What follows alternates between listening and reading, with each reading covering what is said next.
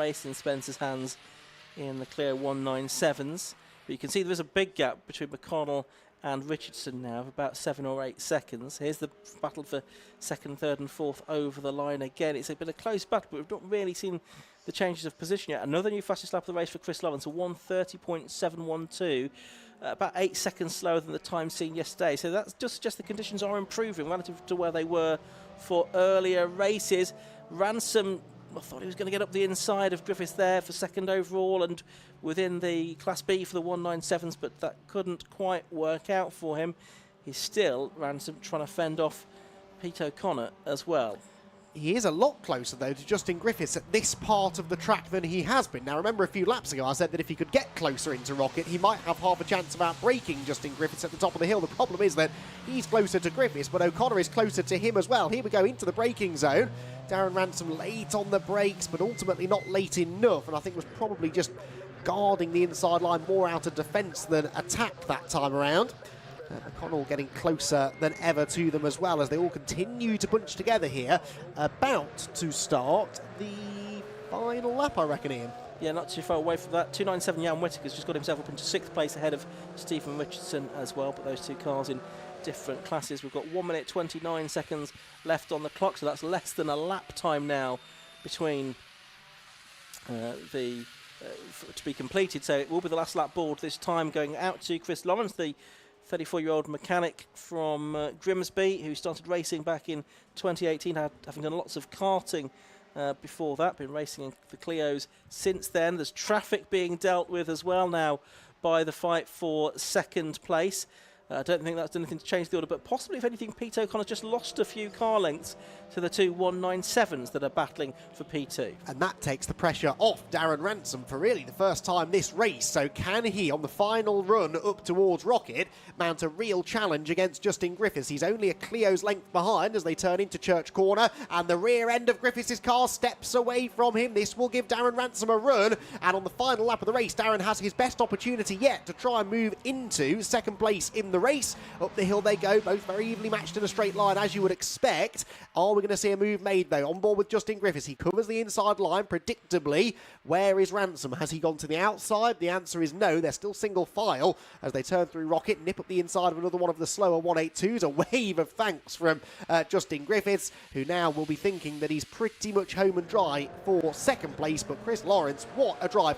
Only the 11 places gained from where he started in this one, Chris Lawrence, and he looks set to win by over 5 seconds. And he did all of that overtaking in the very early stages of the race, didn't he? Through the corkscrew, he comes for the final time. 5 seconds was the lead he'd built up by the start of the final lap. It's going to be possibly even more than that now. But he is quite slow, it would seem, particularly slow coming through the final corner. Nevertheless, he's going to take the checkered flag and win for the first time this season in the 197s. A great drive that from him. Very well-deserved victory. 4.6 seconds, in fact, was the victory margin over Justin Griffiths in second, Darren Ransom in third, Pete O'Connor fourth, Jack McConnell fifth. He was only 7/10 away from O'Connor at the end. Jan Whittaker in the ex-Jack Dwayne car takes 6th place, number 297. Stephen Richardson is across the line in 7th, second of the 182s. Yes, so good race that, and Chris Lawrence, as you said, I think just coasting it home there, but seemed to have things all under control. Across the line goes Witherington to get a class podium. Then this fight for 4th, Enoch still ahead of North, ahead of Max Martin, so same positions for those three as it was for much of the race, but it was still a pretty close battle between the three of them. But Chris Lawrence will be very, very pleased with that race win. What a perfect way to bounce back from yesterday's race. Hopefully they've made the required adjustments to the ride height so that he doesn't end up losing another potential good result. I'm sure they have. And his car will be checked after the race, but hopefully all will be good and he'll be able to keep a very well-deserved win. I think regardless of what's happened through the rest of the weekend, he was the class of the field in that second race and will be looking to continue that form into race 3. Yeah, absolutely right. Final car just coming across the line now is David Redshaw in number 11. The remaining finishers have already completed their races. Matthew Poncia and Chloe Daly 1 and 2 laps down respectively. So let's have a look at the confirmed results of that race before any scrutineering checks. Number 1, Chris Lawrence taking the win. 10 laps completed by him in about 15 minutes and 20 seconds. He was 4.652 seconds clear of number 55, Justin Griffiths, in second place. Completing the top 3 was number 30, Darren Ransom. Fourth overall and first of the 182s was number 72 Peter O'Connor, fifth number 14 Jack McConnell, and sixth 297 Jan Whittaker. Then in seventh place, the second of the 182s, number 7 Stephen Richardson, ahead of number 18 Mark Witherington, with Mark A. 13, and Joshua North number 10 rounding out the top 10, ahead of Max Martin, Matt Hipkins and David Redshaw, with the remaining finishers Matthew Poncia and Chloe Daly having been lapped. And there's one more Clio race to come. It's right at the end of the afternoon, 4:05 is when that is scheduled to start. But we're going to head down to Parc Ferme now. Kieran Mogg is ready to speak to our successful drivers. Well, thank you very much, guys. It has been an absolutely fantastic race, and we're going to jump in with the overall winner and class winner, Chris Lawrence. Chris, what a drive. Firstly, talk us through that move. Which one? The move for the lead. I just had to not do anything stupid. I knew we had a lot more pace than the other two in front. And yeah, I just had to use my head. Bring back the karting years when you have to go wider and then cut back. It brought back some memories. Coming handy at long last. We just threw a load of different setup to the car. We hadn't driven this car in the wet, so it was a bit of a guessing game. Obviously off the back foot from yesterday with a ride out issue, which we did check. We had to change that twice because it wasn't quite right, so it was a bit of a mad panic to the grid. Luckily there was a delay before us, so but yeah, I just want to thank everyone in the team. That was for them. Absolutely. Well, congratulations and a great win. Yeah, thank you. Thank you very much. We'll speak to second place Justin Griffiths. Justin, what a race from you. You had to really defend on that one. Oh my God. Say, if we had new tyres, we'd have put them on, but we've only got what we've got. So, yeah, I'm keeping my fingers crossed that the Welsh gods are bringing some sunshine this afternoon. And hopefully we'll be a bit more competitive. Feel a bit more confident in the dry then? With these tyres, yeah. It's unfortunate Mr. Polly wasn't here, but yeah, I'll be going to see him very shortly. Absolutely. We'll go later on then. Thank you very much. Cheers, thank you. We'll grab Peter O'Connor. Now, Peter, I just want to ask a quick question. Did anybody actually tell you what class you were racing in? Yeah, it's like a hybrid, 182, 197, 200, but that was great fun, right? No flat spots, brand new tyres, car was going well. Darren drove a great race. I think I had the pace to maybe get with Chris, but yeah, good racing, all the cars in one piece. Darren did a great job, so yeah, pleased with that. Absolutely. Well, it was a fantastic race, and obviously not quite, but you won your class by a bit of a margin. That's good, right? I've done a lot of karting and slicks, right? So it kind of helps it out. So yeah, good round all round. DUS car, RSV, did a great job, so really pleased. Absolutely. Well, congratulations. Thanks a lot. Thank you very much. Anyway, the next race is just going out onto the grid, so don't go anywhere.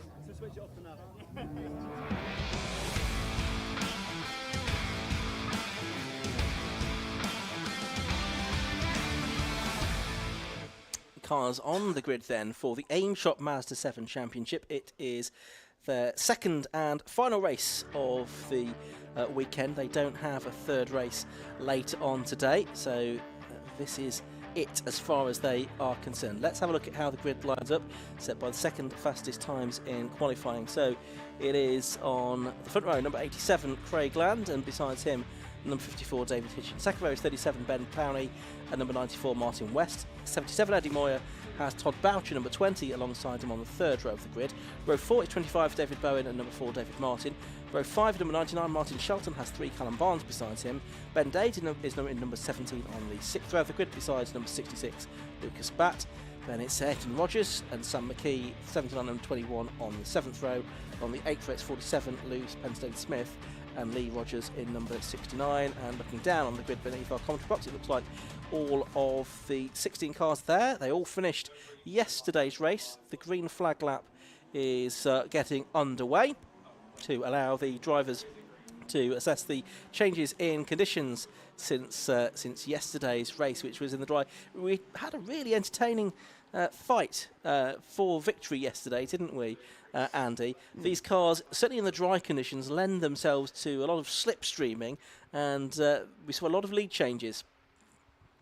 We did, yes, indeed. Lots of side-by-side racing, good overtaking up into Rocket, as you would expect. A bit of a shame that there was that 5-second penalty applied to David Hitchin, because that, if you look at the result of the race, makes it look a lot less exciting than it was. Craig Land officially won by 2.7 seconds nearly, but actually Craig Land was within a second of him and much closer than that, actually, until really the very closing stages of the race. So he picked up the penalty, but David Hitchin will be starting this one from the outside of row 1, back alongside Craig Land again. I expect a resumption of their battle. But yeah, what kind of race will we see here this morning, I wonder, in much, much different conditions? The track is going to continue to dry out, though. I think there is definitely more blue sky heading towards us now, I'd say. Some black clouds off in the distance, which hopefully are going to skirt around us, but if that track does continue to dry, then we should see more of the same close racing. And actually, the racing in the wet in the other categories today has certainly not lacked in entertainment, has it? So I'm sure that this one will be no different. No, I think you're absolutely right. Point situation coming into this race then, David Hitchin has 139, Ben Powney 133, Craig Land 130, Martin West 121. All pretty close among the top 4. And Martin Shelton, who didn't have such a happy race yesterday, has 111. So yesterday was Craig Land's first Mazda 7 victory. I think, by the way, in the previous race that was Chris Lawrence's first overall victory as well in the Clios. But Ben Powney has taken 2 wins this year. Martin West has won 1, Eddie Moyer has won 1, and now Craig Land has won 1 as well, as far as the Mazda 7s are concerned. But Hitchin, who leads the championship, yet to have his first victory of the season. Maybe today is going to be the day. There's a good chance of that happening, I would think. So these are low-cost chassis, but they have Mazda MX-5 running gear. Many of these cars have been converted from low-cost specifications, 1.8-litre VVT engine and gearbox, and the conversion can be done relatively affordably. There's a control parts package as well, and you can build the car yourself if you're so inclined. The red lights go on, they go out now. It's a pretty good start by Craig Land, a sluggish start though from David Hitchin, and he's going to lose places. Maybe today is not going to be the day for that first win. It's Eddie Moyer that's blasted through into second place, and Martin West is third. But Craig Land has got a half-decent advantage as they head into the banking for the first time. He goes very wide, though, does he? And yes, he's all over the grass, so Eddie Moyer moves through to take the lead of the rest. I said it was a half-decent advantage. Well, he's right at the back of the field. Now there's a spinner in the mid-pack. Everyone just about manages to avoid them, and they continue on. But it is Eddie Moyer leading the way then, from Martin West in second place. Ben Powney is third. It's David Hitchin in fourth, and it's Todd Boucher that has spun as well, coming out of Church Corner. But here are the leaders heading up towards Rocket for the first time. There's Boucher stuck on the grass there on the exit of Church Corner. He's trying to find his way back onto the circuit, but there's the first 4. Bit of a gap back to the rest. It's the 4 and the 17 car that are next up. Ben Dade is involved in that, as too is David Martin.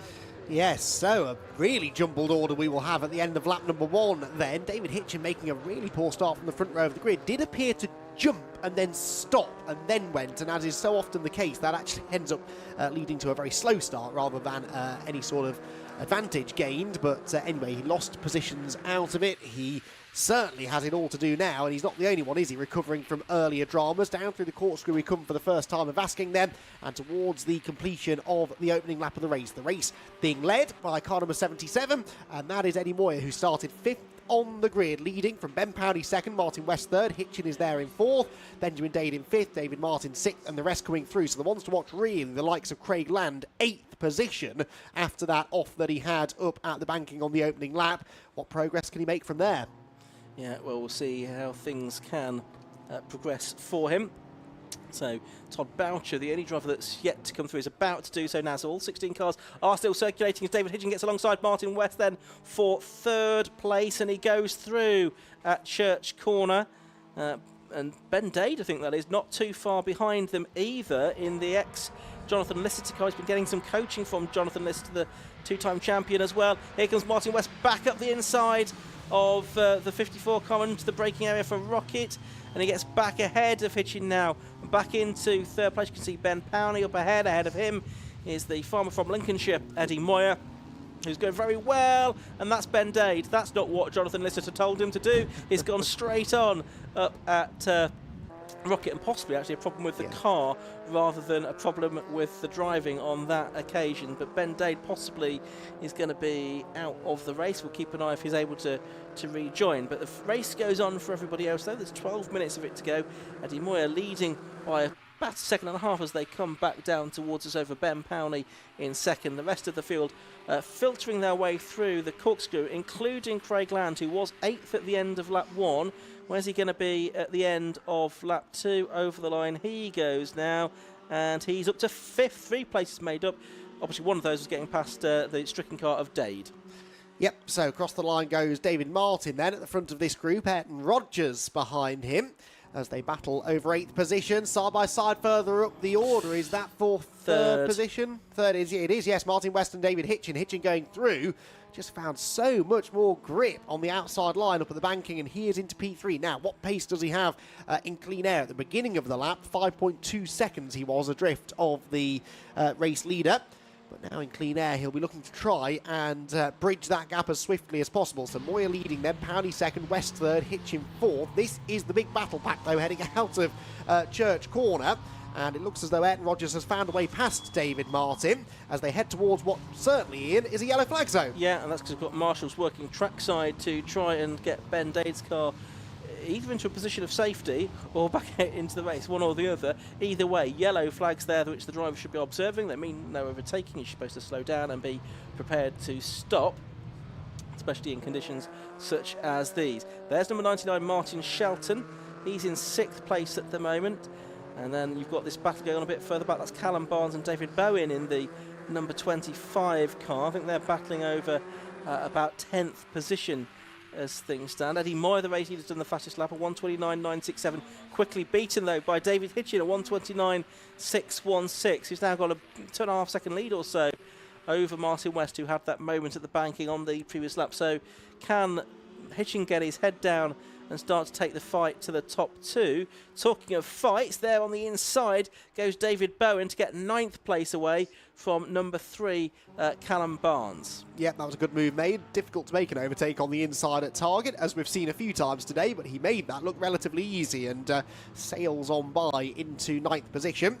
The fastest lap then for Hitchin, that was 0.3 quicker than the race leader, so he's 3.2 seconds behind Powney, who ran an almost identical lap actually to the race leader last time around, but Hitchin 0.3 faster. We'll watch that gap with interest, see whether or not he's able to continue closing in. This meanwhile the fight for 6th position, Martin Shelton versus Lucas Batt heading towards Rocket.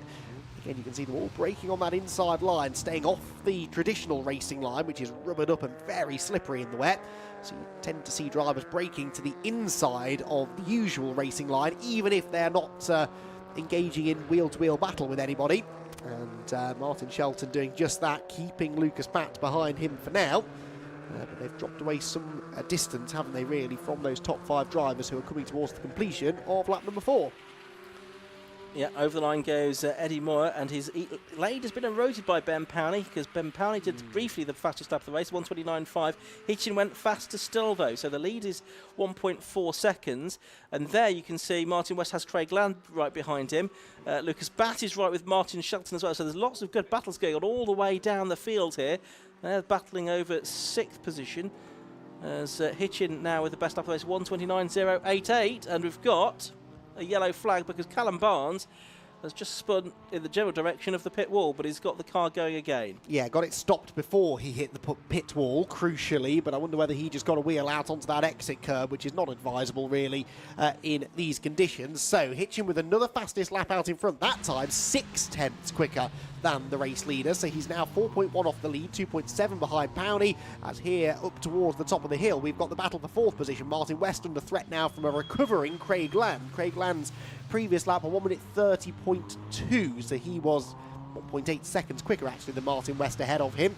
All of them doing personal best laps at the moment as the track conditions quite clearly are starting to improve, but Craig Land on the tail of Martin West. He is not quite running as quickly as the top 3, Craig Land, but quite a bit quicker than Martin ahead of him, so this shouldn't take too long to move into 4th position, but his prospects perhaps of improving upon that looking limited. The lead gap has come down again. It was 1.4 seconds. I can tell you that it's less than that as the leaders go past my commentary box window. It's down to 1.1 seconds. And then there is Hitchin in 3rd, and then it is quite a gap back to Western Land, isn't it, in 4th and 5th positions now. There's 7.5 seconds from 3rd to 4th position. Hitchin a bit slower on that lap, but actually lost a bit of time to the 2 leaders. Here's this fight. Are we going to get the change here at the banking? Craig Land up on the inside of Martin West. And his car started to slide as he turned into the corner, and he wasn't able to get the move completed at the banking. He'll have another go perhaps as they head down towards the right-hander again at Church Corner. But yeah, not quite close enough there to attempt anything, so he'll try and pick up the toe, I would think, and make a move into Rocket possibly, Andy. Yep, I think that's probably the plan. He wasn't quite close enough a lap ago up here, but much, much closer to the back of car number 94. This time he sweeps to the left-hand side of the road, but actually Martin West with the shorter run through the kinks on the school straight keeps him behind once again. So this will be frustrating Craig Land a bit. He's definitely quicker than Martin West, but just can't quite find a way through. This is so often the case in these kind of conditions where to overtake you have to go off that one really quick, slightly grippier line.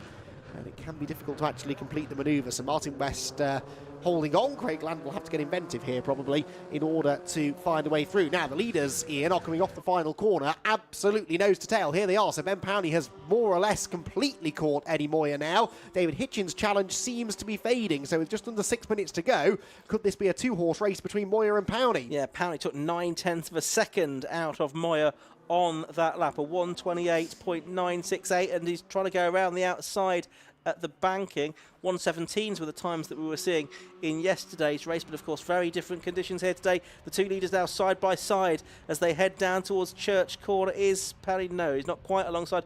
He's going to try and go around the outside, if anything, at Church Corner, and it's going to work as well. An audacious move. He's got his nose ahead. Moyer back with his nose in front on the exit of the corner as they climb up the hill. It nearly worked. Not quite for Ben Powney. Moyer just about hangs on as they run up towards Rocket. But, yeah, Ben Powney has certainly put Eddie Moyer on notice there, that he's in a great position now to challenge for victory with 5 minutes of the race left to go. That was really clever driving that from Eddie Moyer. Not a lot of people seem to talk about side drafting in categories like this, but that's exactly what he did. It looked like Powney had cleared him off Church, and Moyer just packed a bit of air onto that right rear corner of Moyer's car. That slowed, Powney's car, slowed Powney down and allowed Eddie to drag back through into the lead. That was really clever because he had that position made there, did Powney, and Eddie Moyer's quick thinking kept him in front. And now you can see the way that David Hitchin is definitely taking some time out of them. That gap at the start of the lap from second to third was 3.8 seconds. It ain't 3.8 seconds anymore. Moyer leads by 4/10 with Hitchin 1.6 back, having set a new fastest lap at 28.391, 2 seconds quicker than the leaders. Admittedly, they were battling, but there's no doubt about it. David Hitchin, after a couple of poor laps,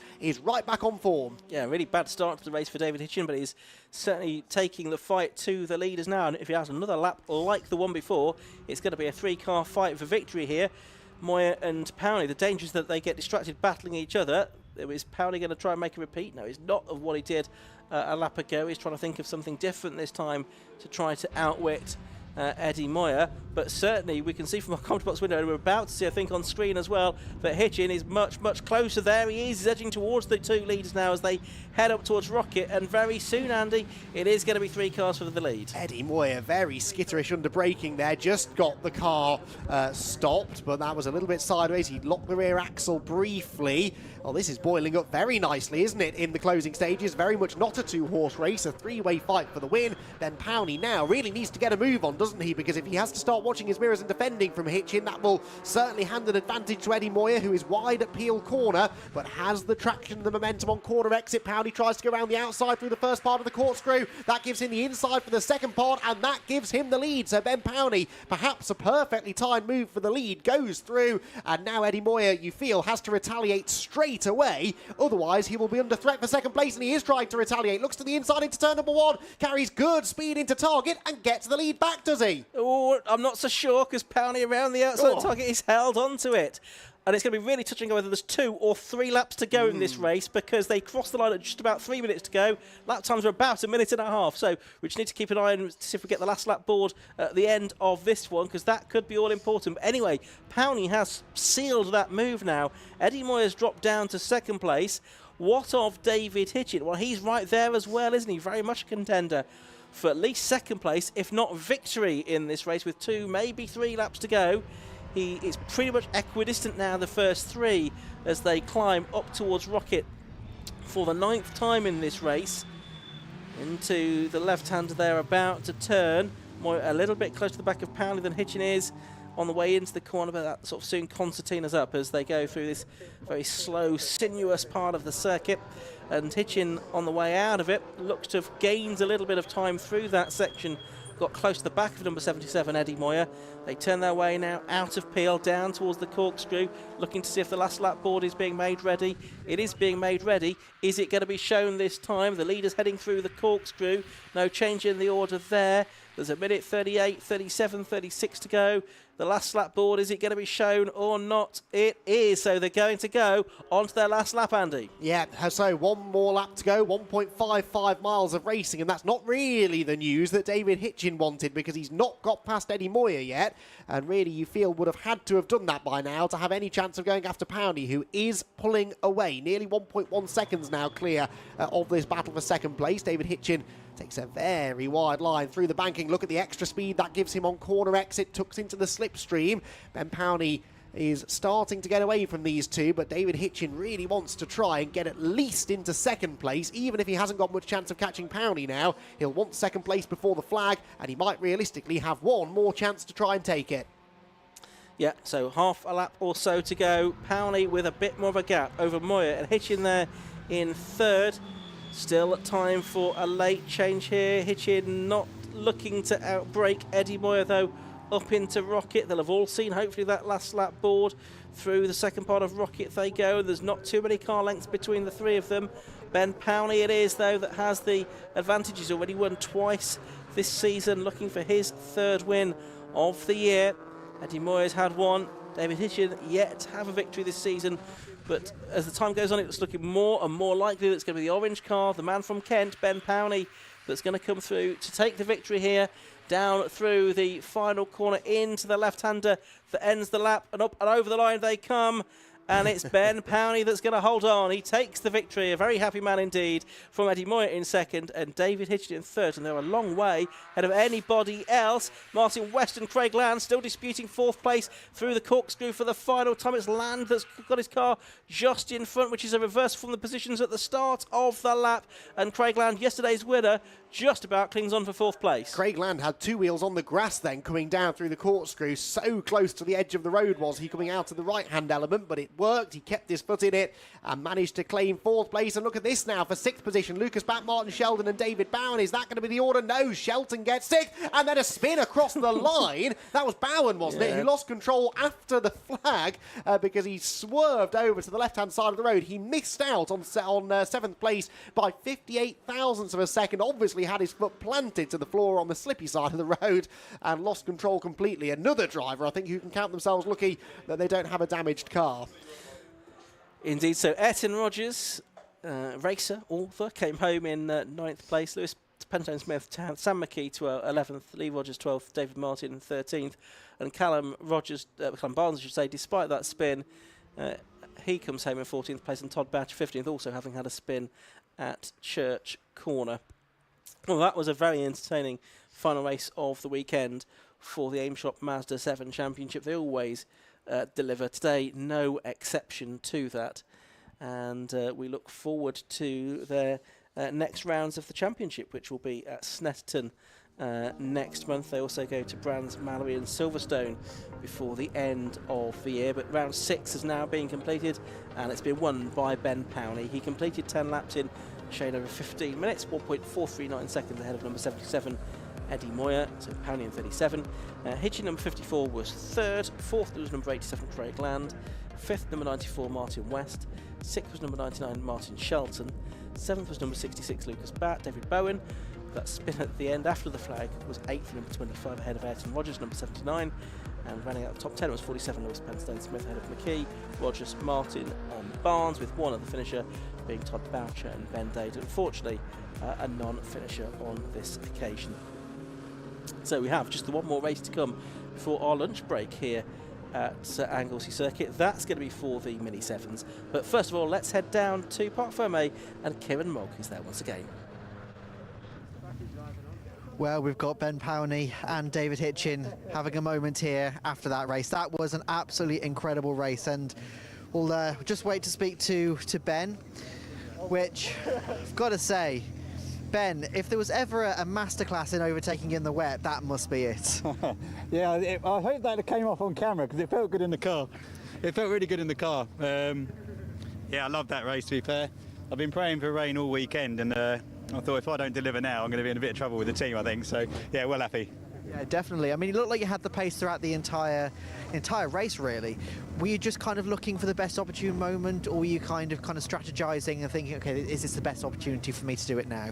Absolutely not. I was literally hanging on for dear life the whole way around. I was very conscious that Dave was probably quicker than us, I think, overall. He was catching us quickly in places. But, yeah, watching what Eddie was doing, learning, there was no strategy at all. Unfortunately, just go for it. And when an opportunity came, we took it. So, all good. Absolutely. Well, congratulations on the win. Thank you, mate. Nice one. Thank you very much. We'll speak with Eddie. Eddie, so close. I mean, you guys were nip and tuck the entire way around. Yeah, I mean, we've obviously got a tyre allocation for this year, and these are sort of older tyres in comparison to what we've got. A few other people running around us, so we're happy with the result that we managed to pull out the bats, considering it's so wet. Yeah, it was just amazing. Good race, and after the anti-roll bar snap yesterday, we were just hoping for some good points today. We definitely got some good points. And do you think you can possibly take the win later? We haven't got a race later. I've got later. Sorry. Yeah, sorry. I can't remember what's the timetable. Next time, I mean. Yeah, I enjoy Snetterton as a track. It's a really technical track like here. Hopefully, we can improve one more and get a win there and some more good points for the championship. So, yeah. Absolutely, look forward to seeing it. Grand, see you there. Thank you very much. We'll just chat with David Hitchin.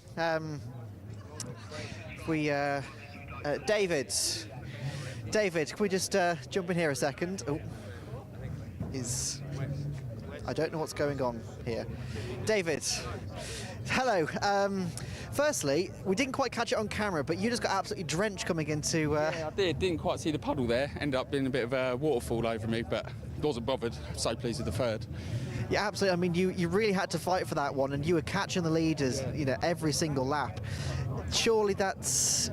For the next race at least, that's obviously at the next round, that's given you the confidence that you can definitely go for it. Yeah, I feel like the speed is there now, and I'm racing better, getting stuck in with these guys and not being quite intimidated.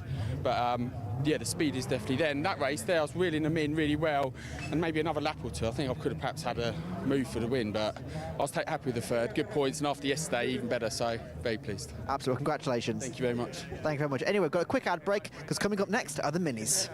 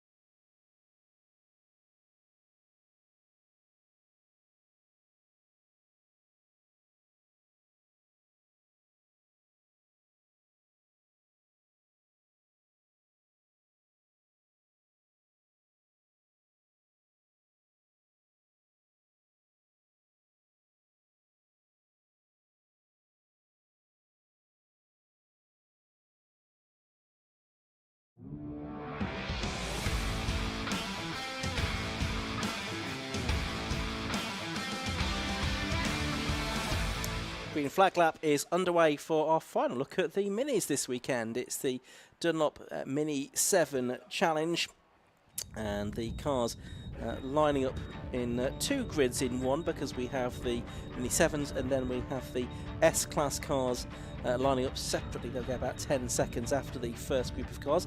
Let's have a look at how they will line up, though, based on fastest lap times from yesterday's race. Pole position, it is the number 29 car of Damien Harrington. Besides him is number 80 Joe Thompson. Second row of the grid, number 3 Ross Billison, and 73 Spencer Wanstall. Row 3 of the grid, 38 Stephen Hopper, and 14 is Jamie Payne.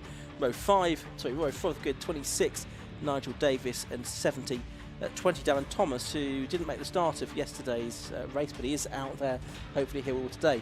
Then a gap. Then the next row of the grid, effectively row 6, is number 700, which is Matt Ayres, and 789, which is Arnold Duncan. Callum Perfect 765 and Bradley Jordan number 771 are on the next row of the grid. Then it's 704 Chris Pryor and 736 Bertie Woolard, 777 Dave Rees and 733 Alex Watson and 785 Tony Ayres to round out the field. So Mini 7s off on their green flag lap. As we say, we have the S-Class as well. If anything, probably the S-Class gave us even more entertainment yesterday than the Mini 7s. It was Matt Ayres that took a fairly comfortable win in that class, but there was good battles for second in particular. Arnold Duncan fending off Callum Perfect. They're going to get 2 green flag laps, by the way. It is Damien Harrington that took the win yesterday quite comfortably by more than 5 seconds from Joe Thompson and Ross Billison. Championship-wise, it was Ross Billison leading the way coming into this weekend from Spencer Wansell, Joe Thompson and Damien Harrington. This is round 10 of 17 in the championship. They've still got one to catch up from, though, at Cadwell Park, where they were rained off. As far as wins this season have been concerned, well, yesterday was Damien Harrington's first win of the season. Ross Billison, Andrew Jordan, Mike Jordan, who are not taking part in this race, have a couple of each, and Joe Thompson has won. In the S-Class, Matt Ayres took his 3rd victory of the season yesterday, going level with Michael Winkworth, who's not here this weekend. Neither is Fraser Hack, and therefore the Dave Addison fan club not here this weekend. And Callum Perfect and Ollie Burkitt, they're sort of the next most successful drivers in the S-Class this season in terms of podium finishes. So, as they go around on their second green flag lap, I think conditions certainly a lot improved compared to what they were, I don't know, an hour or so ago. Yes, it's almost sunny, I would say, although every time I look off in the distance there are some slightly ominous clouds sort of looming, but so far, touch wood, they all seem to be skirting around us, so in fact you can see some of those clouds that have skirted round us over at Church Corner. That's the bit of the sky we want to focus on. That looks almost like a summer's afternoon approaching, doesn't it, here in Anglesey? It's not felt much like summer here, certainly in the north of England and the north of Wales for the last couple of weeks, but a bit of sunshine is just what the doctor ordered and should dry this circuit up quite quickly. There is always that sea breeze coming in as well. That helps to dry the track a little bit more quickly too. So hopefully by the time we reconvene after our lunch break, which comes after this race, we should have a very, very different set of track conditions heading into our afternoon's action. Indeed so. So Mini 7s and the S-Class usually provide some cracking racing. The Mini 7s, they have been around for decades and decades now. Their first championship was contended back in 1966 when Bob Fox took the championship title, and Mini 7 Racing Club really worked closely with 750 Motor Club in the early days. But so it's fitting that we get the Mini 7 Racing Club joining us again as a guest appearance here at Anglesey this weekend. They've been very welcome guests. They've provided some really good racing. I'm sure this 4th and final instalment is going to be no exception to that. The S-Class, that's a more recent invention back in 2006. Recent champions, Jonathan Page last year, Damien Harrington in 2022, Michael Winkworth in 2021, Conor O'Brien, Scotty Kendall, who's raced Mighty Minis, won a couple of S-Class championships as well. And it's a real entry-level class for those that are going into Mini 7 racing, and drivers will often then progress into the Mini 7s themselves, possibly even the Mealy as the top class after that. Green flag waves at the back, 20-minute race ahead of us. The red lights go on, they go out, and the race gets underway. Damien Harrington on pole position then. Can he convert that into the lead, into target for the first time? It's Joe Thompson going around the outside of him. Spencer Wansell also gets a pretty good start as well in the red car. The S-Class cars now leave the grid as well. We'll see what kind of a battle they can have. We'll focus on the 7s though. Spencer Wansell a little bit sideways coming through the banking there, but he holds on to second position. Here come the S-Class cars as well. And they are now turning through the banking. Like Arnold Duncan there was having a bit of a moment through the banking for the first time. But we'll focus for the moment on the 7s. Ross Billison there in the number 3 car. He's under a bit of pressure from number 38, Stephen Hopper, as they come out of Church Corner and head up the hill for the first time, but it's Joe Thompson that has the lead. It is indeed. It's side by side for the lead in the S-Class, though. Arnold Duncan, I think, has just slipstreamed through, easy for me to say, ahead of Matthew Ayres into the lead of that class. So Arnold Duncan, I think, has got himself to the head of the S-Pack, heading towards Rocket. The Mini 7s, though, already accelerating out of that sequence of corners. On your screen, you can see Ross Billison, the white and blue number 3 car. He's got the number 20 right behind him of Thomas, who Darren Thomas, a non-finisher yesterday, of course, looking to try and have a slight upturn in form. Here come the S's. It is Arnold Duncan out in front, but only narrowly in front as they round Peel and head down the hill. I think that is still Matthew Ayres in second place, and we've got a spinner in at the top of the corkscrew. Yeah, and that is the number 14 car, which is Jamie Payne, one of the 7, so he's going to fall into the clutches of the leading S-Class cars. He's right in front of them now. They have turned around, have they, in terms of the order? So it's Ayres that's gone back ahead of Arnold Duncan, and they are now passing Jamie Payne as well as they come up and over the line. I think the S-Class cars had a slightly lower, shorter delay this time before they got stuck, so they're getting well and stuck into the back of the Mini 7s as well.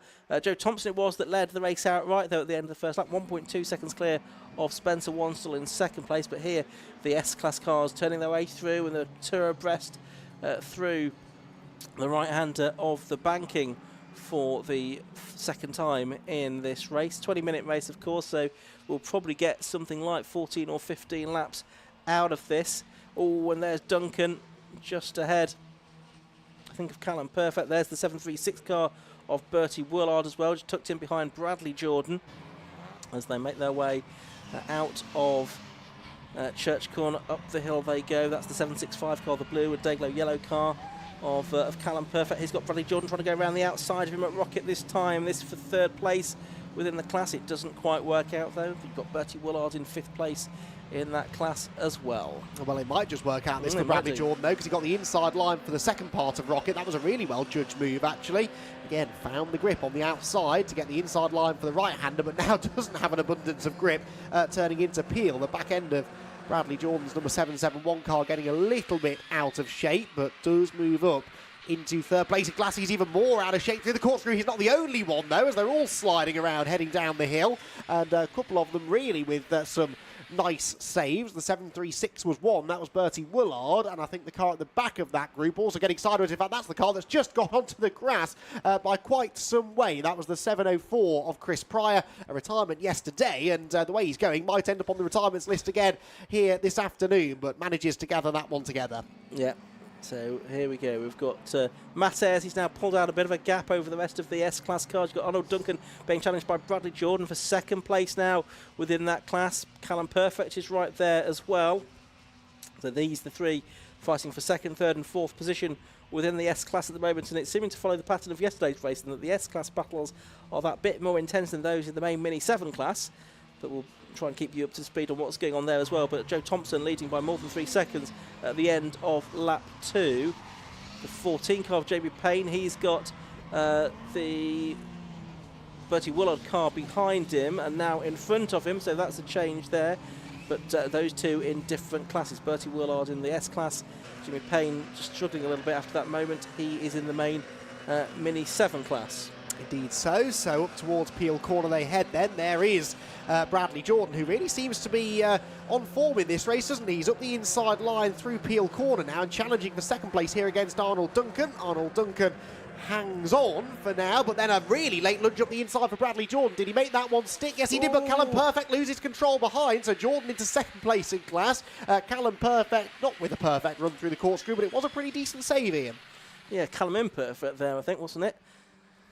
As we watch now Bradley Jordan go off the circuit at the exit of the corkscrew. He manages to hold on to the position, though. He's ahead now of Arnold Duncan then in the brown 789 cars. We're saying yesterday, one of the very few brown cars that you see in racing these days. 15 minutes, just under that of the race left to go.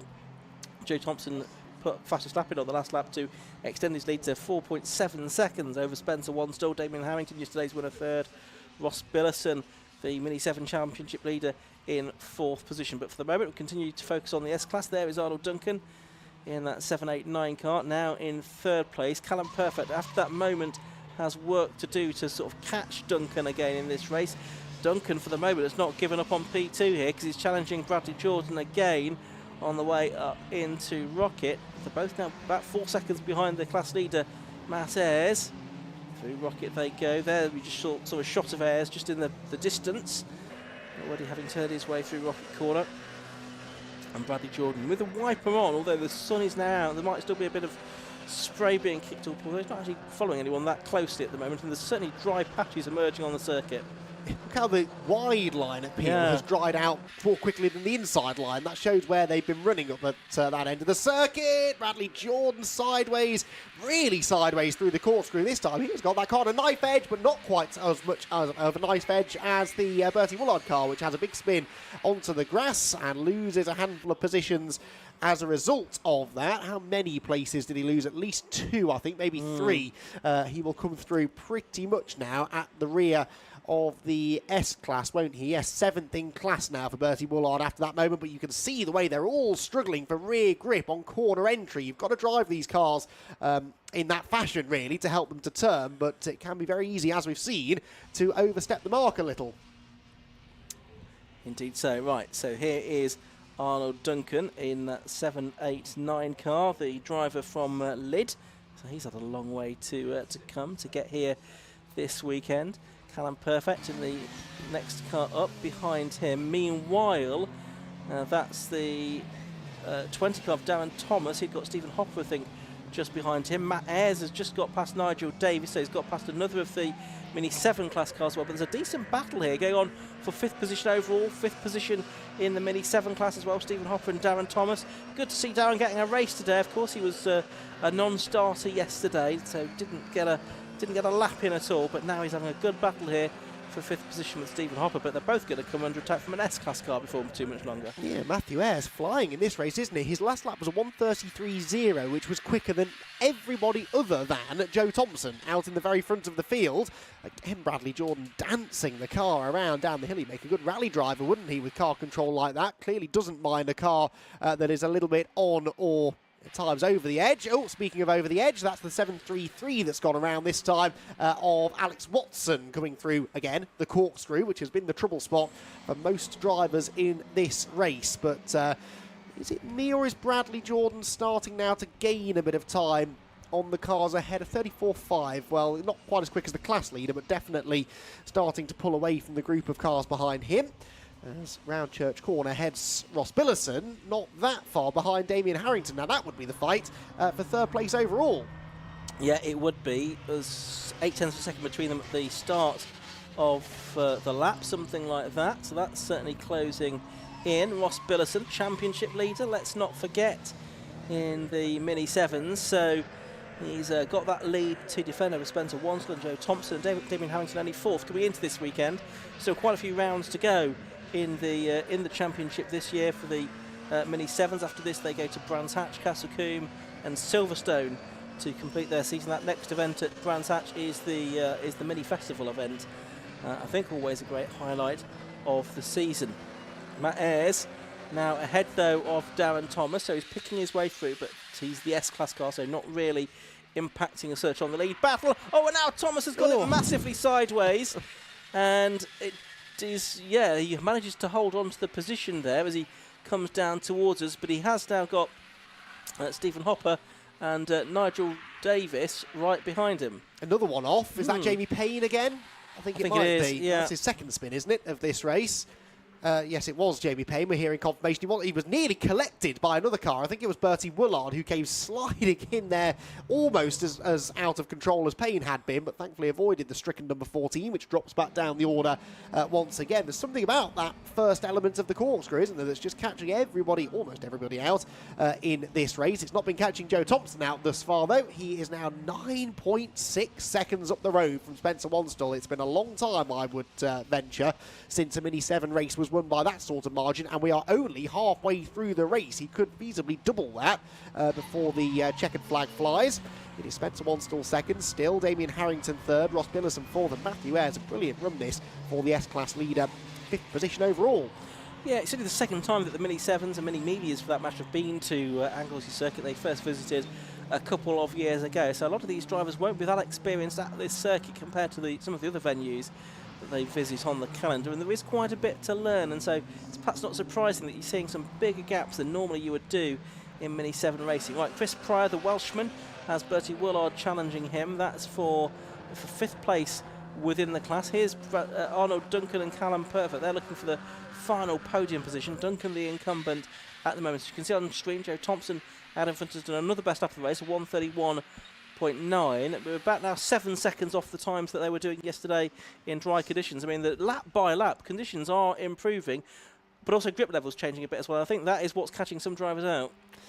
Yes, I think so. They're probably being sort of lulled into a sense that there's a bit more grip than there actually is, and Arnold Duncan demonstrating that point perfectly, as indeed did Callum Perfect right behind, as both of them were a bit sideways through target. This is the fight, remember, for 3rd place in the S-Class, and Arnold Duncan desperately trying to hang on from a recovering Callum Perfect, who had his own dramas up at the corkscrew a number of laps ago. Out of the banking towards Church Corner, and Callum more than within slipstreaming range here, isn't he, of Willard. As again, you can see a drier line now, well off the traditional racing line. Perhaps also catching them out. Maybe some of the drivers are thinking, right, it's drying out, I can go off the wet line now, but actually the wet line is the dry line, if that makes any kind of sense, at least for the time being, until the rest of the track dries. I'm still thinking about that. It made sense in my head, Ian. Okay, right, Duncan. Oh, and Perfect's gone a bit too deep in the corner that time, so he's lost a little bit of time to Arnold Duncan in a battle for 3rd place within the S-Class. Meanwhile, Joe Thompson just passing our commentary box now, comfortably in the lead of the race. Still yet to see Spencer Wansel appear out of the next corner. He's done another best lap of the race, a 1:31.5, now another 4/10 quicker than he went on the previous lap. That's worth picking up the battle for 3rd. As I say that, it appears on screen. Damien Harrington and Ross Billison. They are fighting for 3rd position overall. The gap down to only about half a second between these two cars now. Both did personal best. I mean, there's a lot of green on the timer's screen at the moment, but Billison was about 0.4 of a second faster that time, so he's really the one with the momentum at the moment, and he's only a length or two now behind Damien Harrington, yesterday's race winner, for the final position on the Mini 7 podium here. There's 7 minutes of the race left to go, so still a good few laps in hand for him to try and make a move. Probably not going to catch Spencer Wansel, who's nearly 5 seconds up the road from these two at the moment. But Ross Billison here could be on course for another podium. He'd already had 7 podiums coming into this weekend. He made it 8 yesterday. Can he make it 9 out of 9 today? He needs to get past Damien Harrington to do that. He's late on the brakes up into Rocket. He's squeezed through on the inside. There's just a light touch between them there, but I think Harrington's probably going to come back. Is he? Well, they're still more or less alongside, but I think no, Billison has got it done, and number 3 goes to P3. Yes, but that was not an easy pass, was it? Damien Harrington made sure of that and kept his car alongside the number 3 machine for as long as he could, but Ross Billison slipping through in the end. Now, what pace has he got now? He's released into clean air. He's sideways. He's hit a marker post. He's still sideways down through the corkscrew. Possibly not the fastest way through that part of the circuit. Can we just stay on this camera for the rest of the race? Because this is the action shot, isn't it? As they all arrive, almost every car sideways coming into shot down through the corkscrew, and in Bradley Jordan's case, sideways throughout the rest of the corkscrew as well. That is a brilliant demonstration of car control, isn't it? As the drivers dance the car on the limit, and eventually one of them had to get it wrong, and that's Bertie Willard, I believe, who's pointing the wrong way on the grass. It was the moment it was switched to another shot as well, typically, wasn't it? And that's the 736 car, Bertie Willard pointing in the wrong direction, and he's not yet able to get going once again. Now, there's Billison. He has now pulled out a bit of a gap over Damien Harrington. There was 0.8 between them as they came over the line. He hopefully will try and get away now from Damien Harrington, but he's still got, well, actually more than 6 seconds now to gain on Spencer Wansel, so that's probably a vain hope with only 5 minutes or so of the race remaining. And certainly Joe Thompson, 13 seconds in the lead of this race, is that's a bridge too far, I would suggest. Bertie Willard is out of his car, by the way, so that car is stuck on the grass on the edge of the road. Now, I would say that's quite a dangerous position even in dry conditions, but in these conditions I'd say even more so, and for that reason I suspect we're getting yellow flags and safety car boards held out, because we've seen how many people have lost control down there.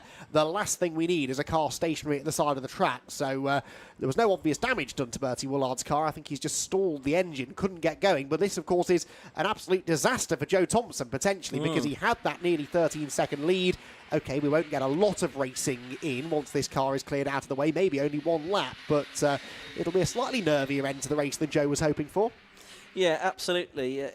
In a way, he won't mind if this safety car's out all the way until the end now, which has to be a slight possibility because there's only 4 minutes to go, and the car quite close to the edge of the circuit is going to need some assistance to get it removed. The recovery truck is just about heading out onto the circuit. Of course, it needs to wait for a clear gap to be able to do so, and yeah, it might. It's just paused now on the exit, and it's going to have to wait for the full train to go through, I think. So I suspect, Andy, we might be very lucky if we even see one more lap of racing in this Mini 7 and S-Class race, which is a great shame, but not if your name is Joe Thompson. Yes, he'll be fairly grateful, I think, to see the checkered flag now at the end of this one. But anyway, even if we get some more racing in, he'll have quite a few lapped cars, I suspect, between himself and Spencer Wanstall. Actually, no, only the one lapped car, isn't it? The number 777 of Dave Rees, who has gone a lap down. The only driver actually to go one lap down in this race so far. Then you've got Wanstall, third car in line, followed by Ross Billison, Damien Harrington. Maybe Spencer Wanstall is the one who really will be hoping to see a checkered flag before a green flag, because the pace that Ross Billison has had, he might have been able to mount a bit of a challenge for second place. The recovery truck has now been released from Parc Fermé, but is not, of course, permitted to go wrong direction up the track. So although the car that's stationary and needs recovering is very close to where the recovery truck was based, it has to go around the whole second half of the lap because it can't go reverse direction up the hill. So for that reason, if nothing else, Ian, I suspect we might well be done with green flag racing. Yeah, it's frustration, isn't it? But as you say, it's just really close to where the recovery truck is based, but alas, half a lap away at least, and the recovery truck has still not been given permission to head out on circuit because there's one more car that needs to go past it, and that's what's delaying us here, and that's why the recovery truck can go no further. So only 2 minutes to go. I'd rather suspect that next time they come through it'll be with a checkered flag being waved at them, unfortunately. And that's going to be a premature end, as far as any racing action is concerned, to this Mini 7 Championship race. Recovery truck is now on its way to pick up the car, but there's no way this all can be completed before the 20 minutes. And now a red flag, race being stopped, which makes sense, I would think, because it means they can bring them straight into the pit lane at the end of this lap, or into Parc Fermé at the end of this lap, rather than have them cross the line and do another lap and prolong the agony for everyone, especially as we are going into our lunch break next. That will be until 1:25 when we'll continue with racing with the Gas Shocks 116 Trophy, the Nankang Tyre Sports 1000 Championship, the Tagiwa Type R Trophy, and the K-Tech Racing Clear Sport Championship. So a 90-minute endurance race followed by 3 15-minute sprint races to round out the weekend here at Anglesey Circuit. The gap in between now and then is going to be largely plugged by Kieran Mogg, who is firstly hopefully going to speak to some mini drivers, and then also do a bit of a pit walk, see who's in and around the pit garages, probably and particularly from the 116 Trophy and the Sports 1000 contingent. So we'll hear from Kieran shortly. Let's have a look at the results of that red flagged Mini 7 Challenge race. Though Joe Thompson it was that took the win in car number 80. The result going back to the end of lap 10. He was 13 and a bit seconds clear ahead of Spencer Wanstall, number 73 at that point in time. Third to number 3, Ross Billison, just made it onto the podium in the nick of time then. Fourth to number 29, Damien Harrington. Fifth, number 700, Matt Ayres. Great drive from him to have another victory in the S-Class ahead of 20, Darren Thomas. 38, Stephen Hopper. 26, Nigel Davis. Then second of the S-Class cars was 771, Bradley Jordan, ahead of Arnold Duncan.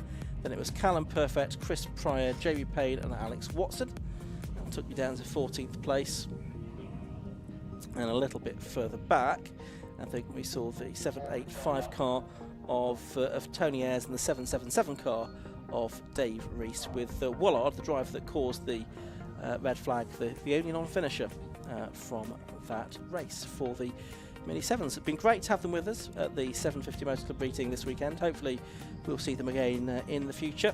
Hopefully they've enjoyed their weekend, their second ever weekend at Anglesey Circuit. And look how fantastic it looks now. Blue skies coming in, and hopefully that's the tone for the rest of the afternoon. here at the North Wales circuit. Certainly that's what the forecasters led us to believe. As I say, 4 more races to come after the lunch break, but for the next, 50 minutes, we'll leave you in the company of Kim and Mog. You can't hate the minis. They are so good. And we have our winner, Joe Thompson, here. We'll just try and grab Joe. He's just having a moment with the team. And if we can just jump in a second. Hold on. Here we go. Joe, fantastic drive out there. Fantastic. How was it? A little bit boring, to be honest. I thought when we get off, with the rain coming down, it was a bit of 50-50, so we didn't quite know what to do, tyres set up.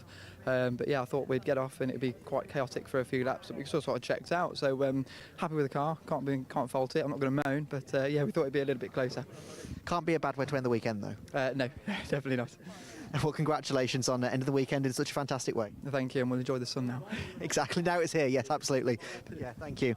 Right, we'll just jump in with Spencer. Spencer, hello. So, second place. Yeah. Good way to end the weekend? Yeah, good way to end the weekend. We put a hell of a lot of effort in before we got here this weekend, thanks to my dad, mainly over here. And yesterday it didn't really pay off. We don't really know what the problem was, but we're not where we want to be. So getting back and getting a second place for my dad, Team CAD and Team Mini Spares is a nice reward to end the weekend on. Hopefully we'll push on now and go to Brands Hatch and get some even better results than that. Absolutely. And in terms of the track, obviously it has stopped raining, the sun's come out. Did you notice that the track was drying out, or was there a line forming? Yeah, it was getting drier as the race went on, lap by lap. It was changing every single corner. But yeah, Joe obviously has got something else in the box which I haven't got, and the pace is a lot higher than mine in Joe's car at the moment. So yeah, work to do before Brands, but we'll get there. Absolutely. Well, congratulations on the second place. Thank you. Thank you very much. Now we'll quickly speak to third place Ross Billison. Ross, hello, third place. How was that race on your end? Okay. Yeah, these conditions aren't really for me, but just got my head down. Obviously, just kept honing in on daming in. I managed to squeeze in third position just before the incident of the corkscrew. So, yeah, happy with the podium, but I need to drive a bit better to beat these two in these conditions. Do you reckon it's driving or the car? Driving. Nothing wrong with the car. That's not what you say. I know, but the team's right behind me, so I've got to be careful with what I say. They're not listening. No, it's been a good weekend, 2/3. I think we're still leading the championship, so yeah, we'll just keep pushing for the rest of the season. So. Absolutely, well, congratulations. Thank you very much. Cheers. Thank you very much. Now, we do want to speak to Matthew Ayres, but same issue that we've been having all weekend is I don't know where any of the drivers are, apart from the ones that are kind of dotted around. So rather than kind of going on a wild goose chase, what we'll do is quickly go to an ad break, and then we've got the pit lane walk coming up in just a minute, so don't go anywhere.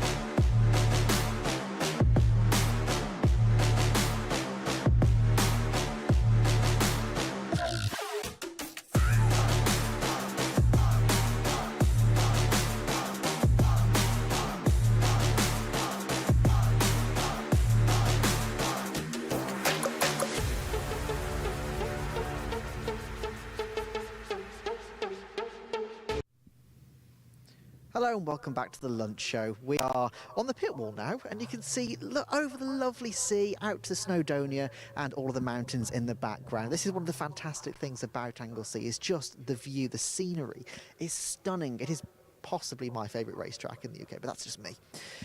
But what we're going to do is, we've got about half an hour, we're going to walk up and down the pit lane, we're going to walk around the grid, walk around the paddock as well, and just see if we can chat with people about the day, about the event, about the weekend, and how they are finding it, and how they are finding this stunning scenery and stunning racetrack. And we can have a look over there as well. You can get the corkscrew, which has seen many, many interesting moments just today. But we're going to have a wander down, and I've already spotted Mac Priestwood, and I'm just going to walk over here and see if I can grab a word with him, because Mac is obviously one of the front runners in the 116 trophy and the sprint races as well. So if we just wander up here and have a word with Mac. Mac, how are you today? I'm good, thanks. You? Yeah, not too bad, thanks. Now, how was qualifying this morning? Wet, very slippery. But obviously now it's very dry, so different conditions this afternoon. Looking forward to it. Now, obviously you don't have Matt alongside you today to have a bit of a sparring partner with, so who are you kind of looking at as your main rival, do you think, for the race? Well, I believe the main rivals are Sam, who's in first, and Harry, and Anthony and Alan. So got 30-second success penalty to deal with as well, but we've managed to do it before, so hoping to do it again. Now, how have you been watching the races going before, about like maybe looking at the lines they've been taking and trying to learn what they're using them for? Yeah, we've been watching from the pit wall a bit, but we've also had a look at his data. With a lot of people in the team this weekend, so a lot to compare with. So that's good. And how do you mentally prepare for a race like this? I mean, we can see that the track is mostly dry, but there are still some wet patches there, so it's going to be a bit changeable conditions still. Is that going to play a part in how you're preparing for it? Yeah, I mean, obviously you always have a plan, but as the race continues, it changes. We've got a pit strategy ready, so we're hoping that'll work in our favour. Definitely, and obviously you're running the entire race yourself. It's going to be quite a difficult 90 minutes. It's not too bad. Too bad. Said professional. Right, if we just move along to you, how are you today? Yeah, pretty good actually. Excellent. Now, where are you starting on the grid? I think we're P7 or 8. And what's your predictions?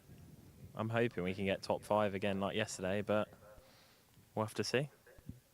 And in terms of the circuit, is this one of your favourite circuits? Is it something that you not particularly enjoy? Never done it before, but we had good results yesterday, and I am enjoying it. So we'll have to see what happens, and it is a good circuit actually. And how have you found the conditions so far? Obviously, you know, it's changeable, like we've just been speaking about. It's going to be not the easiest, perhaps, start well, because we can see some of the grid slots have got some wet patches as well. Is that going to be a thought that you've got going to the race? I think it should be dry by the time it gets to our race, but if there are wet patches, I don't think it will affect the cars too much, and I don't think the rain will have washed off any rubber, so we'll have to see what happens in the race.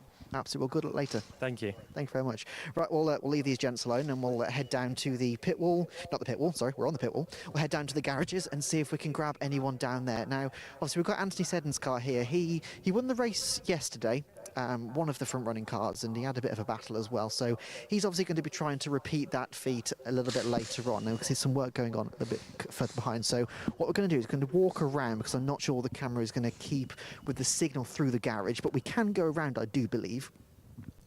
And we'll have a look at the cars from the back, because what we can also look at is Mac Priestwood's car. Now, obviously, as we're speaking about with the changeable conditions, I'm assuming they're going to be changing from a more wet setup to a somewhat dry. As we can see, Mac's car is up as well. And if we just jump in here, we can just have a... Oh, they're checking tyre pressures. Don't want to... Can I interrupt a second? Hello, how are you doing? Yeah, fine, thank you. And making changes. All the cars have been on wet setup, and obviously you've seen how quickly it dries. So all the cars are going dry. We're just working out pressures and stuff. And in terms, obviously, for the viewers at home, the difference between a wet and a dry setup, what are the key points with that? Well, in the wet, the cars are generally softer and more compliant, and that's basically what you do. So Is that in terms of like the camber, the suspension? No, it's on something like this where we're just basically messing around with rear damper settings, softening rear dampers and setting tyre pressures and running better tyres, running newer tyres. That's it. As it will, probably won't show the camera that the notes that have been scribbled down there, because I'm guessing that's got all of your secrets that you don't want to give away to the competition. Not really. They probably all know it anyway. Don't be like that. They might not know. Well, I think everyone does very similar things. No, absolutely. That's why the grids are so close. Absolutely. It is a really tough competition grid this year, and each race, you don't really know what's going to happen either. No, absolutely. Well, there's a lottery. I think anyone in the top 10 can win it. I think that's the reality of it. There's one less with Matt not being here as well, so is that one thing that you kind of like, yes? No, it doesn't really register because, like I say, if you look at the results, it's anyone in the top 10. Some of it is down to pit stops when they, it's down to luck sometimes. Single teams definitely have an advantage, which kind of needs addressing at some point. That's about it, really. And obviously you're starting at the front of the grid on second place. Yeah, so obviously, are you going to think to try and get into the lead straight away, or are you going to hold back and see what happens? That's up to Alan. He's driving, he's starting. That's his decision. You just go with the flow. There's 90 minutes to sort it out. It's plenty of time, absolutely. And how are you finding the circuit, the conditions? Obviously, we've been speaking about... Fantastic circuit. Great place. Do you enjoy the wet conditions? Obviously, it is drying, but it's not completely dry yet. Yeah, I'm as happy in the wet as the dry. The wet was great. Absolutely. Well, good luck later on then. Thank you very much. Thank you. Right, we'll head off. Elsie's putting one of the wheels back on. Watch yourself, Benny. Don't want to trip over the jack. That probably wouldn't... actually, it probably would make very entertaining television, with the camera going flying, but it probably wouldn't be very informative. So we'll move to the next garage and see if there's nobody really in there. But they are, again, everybody is setting the cars up now, because with Anglesey, you never really know what the weather's going to do. Obviously, the 116s are out directly after lunch for their 90-minute race. And it just means that now really is the last chance for them to make these setup changes. And as we can see, the clouds have departed in typical Anglesey fashion. It has happened quite quickly. So, yeah, so they're making the last setup changes just to make sure that what they get is the right setup for them. Now, if I can just have a quick look in here, I do want to see if I can chat with one of the drivers, but we're getting some feedback off the tannoy there. Yeah. Probably stay away from the tannoys. I can't go into that garage, but never mind. We'll move on. We've got the 78 here of James Paul and Paul Rains, and they look like they're just cleaning. I don't think they're doing any setup changes. They must have finished. So we'll just see if we can nip in here and see if we can chat with anybody. There is somebody getting into the car over there in the 232. Ooh. What are we looking at? What have we got? Are you fitting the stickers, are you? Fitting the stickers. Head of Ginger's fitting the stickers. One of the Ginger Lives Matter on the back. It's very important after Rains's incident at Silverstone. We're very concerned for him. And what happened at Silverstone? He span and then got collected by 2 other cars. And this has come back from the dead. Is that what happened with the windscreen there? That was on testing on Friday. Yeah, he won testing. Yeah. Winning testing's always good. So we had a big shunt at Silverstone. That's from testing. Yeah, it's been rejigged. A new rear quarter, 2 new doors, new suspension. It's been out for two races now, so it's his first time back. So hoping it's all going to be good. Has he managed to do a session without crashing it yet? It's normally me that hits things, but he does it in spectacular style. But I like this car, don't you? So it's nice to see it back. Yeah, absolutely. It is a stunning looking car and a stunning prepared car as well. Like, I think at the very first race of the season up at Brands, I was speaking about the really nice livery on this car and the good, obviously, difference between the colours. Was that an intentional choice with the branding, or was it kind of like, oh, that's a nice coincidence? No, it's just our brand. We had the satin black in mind, then it was hood pin. We thought it's a bit dull, so we put the Luminous on it. So I'm now global head of Luminous stuff, hence my gloves.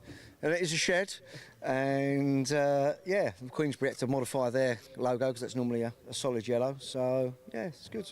Stands out. It definitely stands out. And where on the grid are you starting? Second from last, because we didn't have any wet tyres with us, and it was wet qualifying, and we're slow anyway. So yeah, You blame the car, not yourself. Yeah, it was all the car. We didn't have the right tyres after the accident, and we didn't have any wets, so yeah, we'll be all right. Absolutely. Now, obviously, with the track drying, then, so I'm guessing you're pretty pleased that it's come out this way. Yeah, speed and power all the way. Absolutely. Well, look forward to seeing you fly through the field. Absolutely. Thank you very much. All right, we'll move on from these guys. Again, everybody is getting these cars set up because there is so much that needs changing, and if you think about the amount of cars that's on the grid, they're really all going to be quite busy, barring the people that are just applying stickers, because that's all they've got to do, apparently. So we'll carry on moving on. And let's see if there's anybody in here. I spot a couple of drivers in there, but I don't know if I can go how far into the garage. I'll try and see if I can grab anybody. Can I just jump in here, gents? Can I have a word? Hello, how are you? Not too bad, how are you? Not too bad, thank you. Do you want to just turn around for me? There we go, excellent. Right, so, driving the 82, where on the grid are you starting? Oh, very, very far back, 28th, I believe, yeah. And who's starting the race? That man there. That man there. Yeah. Does he have a name? Yes, Jamie Rolfe. Jamie, and what's your name, sorry? Stefan. Stefan, okay. So you're starting the second stint? Yes. Yeah. And in terms of obviously the race, where are you kind of aiming for, do you think? More than 28th, less than 29th. Anything is... just bring the car back. It was my first time at the track. First season doing the racing as well, so yeah, we'll see. We'll take what we get. It's more for the fun of it. And how are you finding the championship? It's great fun. It's a good bunch. I mean, everyone's supportive. Everyone looks after each other, and it's just chilled out. Really, it's nice that we get a garage. Yeah. Absolutely. And in terms of the track, obviously you said it's your first time here. How are you finding it? Qualifying was sketchy. I mean, it was sopping wet. Lots of slippy patches, lots of ABS kicking in. Hence the result, I guess. But I mean, the good thing is with the amount of wind that we've got here, it just dries out instantly. So hopefully, unless it rains again, we should be all right to stick with the dry setup. Fingers crossed. Absolutely, fingers crossed. Now, the commentator was saying something yesterday, not specific to the 116, just in general. Coming down the corkscrew, you get a fantastic view out over the sea, look at the mountains. Do you ever look at it while you're on track and go, oh crap, I should probably actually focus on what I'm doing? Well, they warned us about that in the first briefing in the morning, and it's like, the first time you're going around it, the view is like, it does, because you've got beautiful mountains in the background, but I think once you get over the first one, you just concentrate on the driving line and you're fine. But yeah, no, it does take you back a little bit. Did the rain this morning help because you couldn't actually see it? Yeah. If it was a nicer view, a nicer day, it might have been even more distracting. But yeah, it was still nice to see. Definitely. And talk us through the car. Obviously, I see the novice sticker on the back. So is that for yourself or for your co-driver? It's for all of us actually. So Jamie's quite an experienced driver. He's done a lot of stuff in Australia a few years ago, but novice to the UK. Tom as well. We're 3 drivers in the car. He's also this is his first season as well. So all novices. The car's a little bit beaten up already, but yeah, it's going well. It's a great place to start. I think the cars aren't particularly fast. They're not rocket ships, but they do carry the speed well, and it does teach you decent etiquette and obviously rear-wheel drive as well. So it's good. It's a good balance. It's a good place to start. Definitely, and obviously the grids are quite massive, especially when you're stuck in the pack. How do you find that traffic management? It's you got to have mirrors. First time I went out, my mirror got knocked off like straight away. So it was like kind of scary, but you kind of. Everyone, even the front runners, are pretty well behaved, and they do. They're not constantly trying to battle and push people out of the way, which is nice. They're decent. So it works. Absolutely. Well, good luck for the race, and look forward to seeing how you get on. Thank you very much. Appreciate it. Cheers, guys. Thank you very much. Right, we'll move on and just see if we can. Actually, what I might do now. For those of you that have watched a few of these, what I do quite like to do is use some useless and random facts that I find quite interesting. And so, facts about Anglesey. Here we go. It first opened, sort of, in 1997. Now, the reason I say sort of is because The facility used to be a British Army and RAF facility. Now, the British Army used it for artillery training, and the RAF used it for radar. It was decommissioned in 1992. Now, in the latter end of 1992, the Wirral 100 Motor Club kind of identified this layout and was like, ooh, can we use that for racing? So initially what they used it for was motorcycle racing and rallycross. That then sort of started developing more regular set-up meetings until 1997, when the track was actually properly gained an MSA license. That then run through until 2006, when they completely revamped the site. Now, they built these pit buildings, they built the magnificent tower that you always see in some of the setting shots by our camera operators out on the circuit. And it officially opened for racing again in 2007. Now, obviously, because it is a former RAF base, you think some of it's flat, and it is, but you obviously have quite a lot of elevation. But the interesting thing about it is we can't see it from here, but way, way over there on the hill, over there, are some of the original Army barracks buildings. And they are a bit sort of dilapidated, they're falling down a little bit, but they are still there. So when we're setting up the cameras in the morning, before we actually go live, we actually drive past all these training area. So it's quite interesting, to be fair. Now, the current setup of this track has 4 different layouts. So we've got the international circuit, which is 3.3 kilometres. We have the coastal circuit, which is what we're using today and this weekend in general, which is 2.4 kilometres. We have the national circuit, which is 1.9 kilometres, and the club circuit, which is 1.2 kilometres. So there's a fair different variety of different tracks and layouts that they can use. And the coastal circuit is fantastic because it's a fast, it's a technical track, and the drivers all really enjoy it. The difference between the coastal track and the international track is there's a big, massive straight, hairpin, and another big, massive straight where the corkscrew is. So instead of coming down the corkscrew, you kind of go up and then down, and that's kind of it. It's very, very, very basic way. It's called the Tom Price Straight, just to be a bit more informative there. And we're going to just jump in here, so I'm done with my useless fact now. Don't worry, you don't have to listen to any more of those. Chaps, if we can just jump in here a second.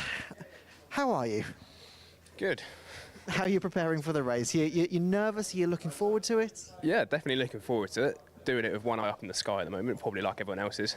But I think we've had the rain now, so it's just a case of all the cars are going back to dry, which should hopefully make it a bit more straightforward now. Because it's all of this morning was it going to rain? Was it not going to rain? And things like that just causes chaos with just trying to get things organised. Absolutely, and obviously we spoke earlier about, we spoke to some of the drivers, I should say, about the difference between a wet and a dry setup. Now, if it does start raining, how does a dry setup feel in the wet? Horrible, basically. Yeah, you'll struggle with turning, you'll struggle with traction on the exit corners and everything. With these, there's not a great deal we can do with them, only the dampers are adjustable. So if in our race, for example, it goes from dry to wet, that's pretty much the only thing that we can do. So from that side of things, it actually keeps it quite simple, and it's the same for everyone. Absolutely. And where on the grid are you starting? 6th. 6th. So you're going to go for podium? We'll give it a go. I think we were stronger in the dry than we were the wet, so that plays into our hands a little bit better. But it's a busy grid, and over the years, the front of it's gotten more and more competitive. So, you know, gone are the days of being able to turn up with a car that's average and you can drag a podium out of it. So from that side of things, it's going to be a lot tougher. Definitely. And how long have you been racing in this championship? I think I started in 2021. Yeah. So I've done sort of odd rounds. I've never done a full season in this yet. But that's the beauty of this series, is it's not a championship, so there's no points up for grabs. It's just, you can just come in, do what you want, go back out again. Absolutely. And talk us through the car as well. It's a very nicely prepared race car. Is it yours, firstly? No, it's not. No, this is Andrew's. So I've got the privilege of driving it as well with him today. To be honest, there's not a huge amount to them. Obviously, you can see they're all stripped out, as much weight of it out as possible. We run the same tyre in the dry and the wet. So that, from that side of things, it keeps the cost sensible. And especially for the new guys coming in, you don't want to start having big disparity between the tyres, because that makes it a lot harder, especially in damp conditions. That can make it a lot tougher. But they're great cars, and the tyres suit the car, because they're not the most powerful, but Especially here with the second gear corners, you've got the rear of the car will give you a bit of stick if you're a bit too trigger happy with it. So it does require a little bit of tentative driving.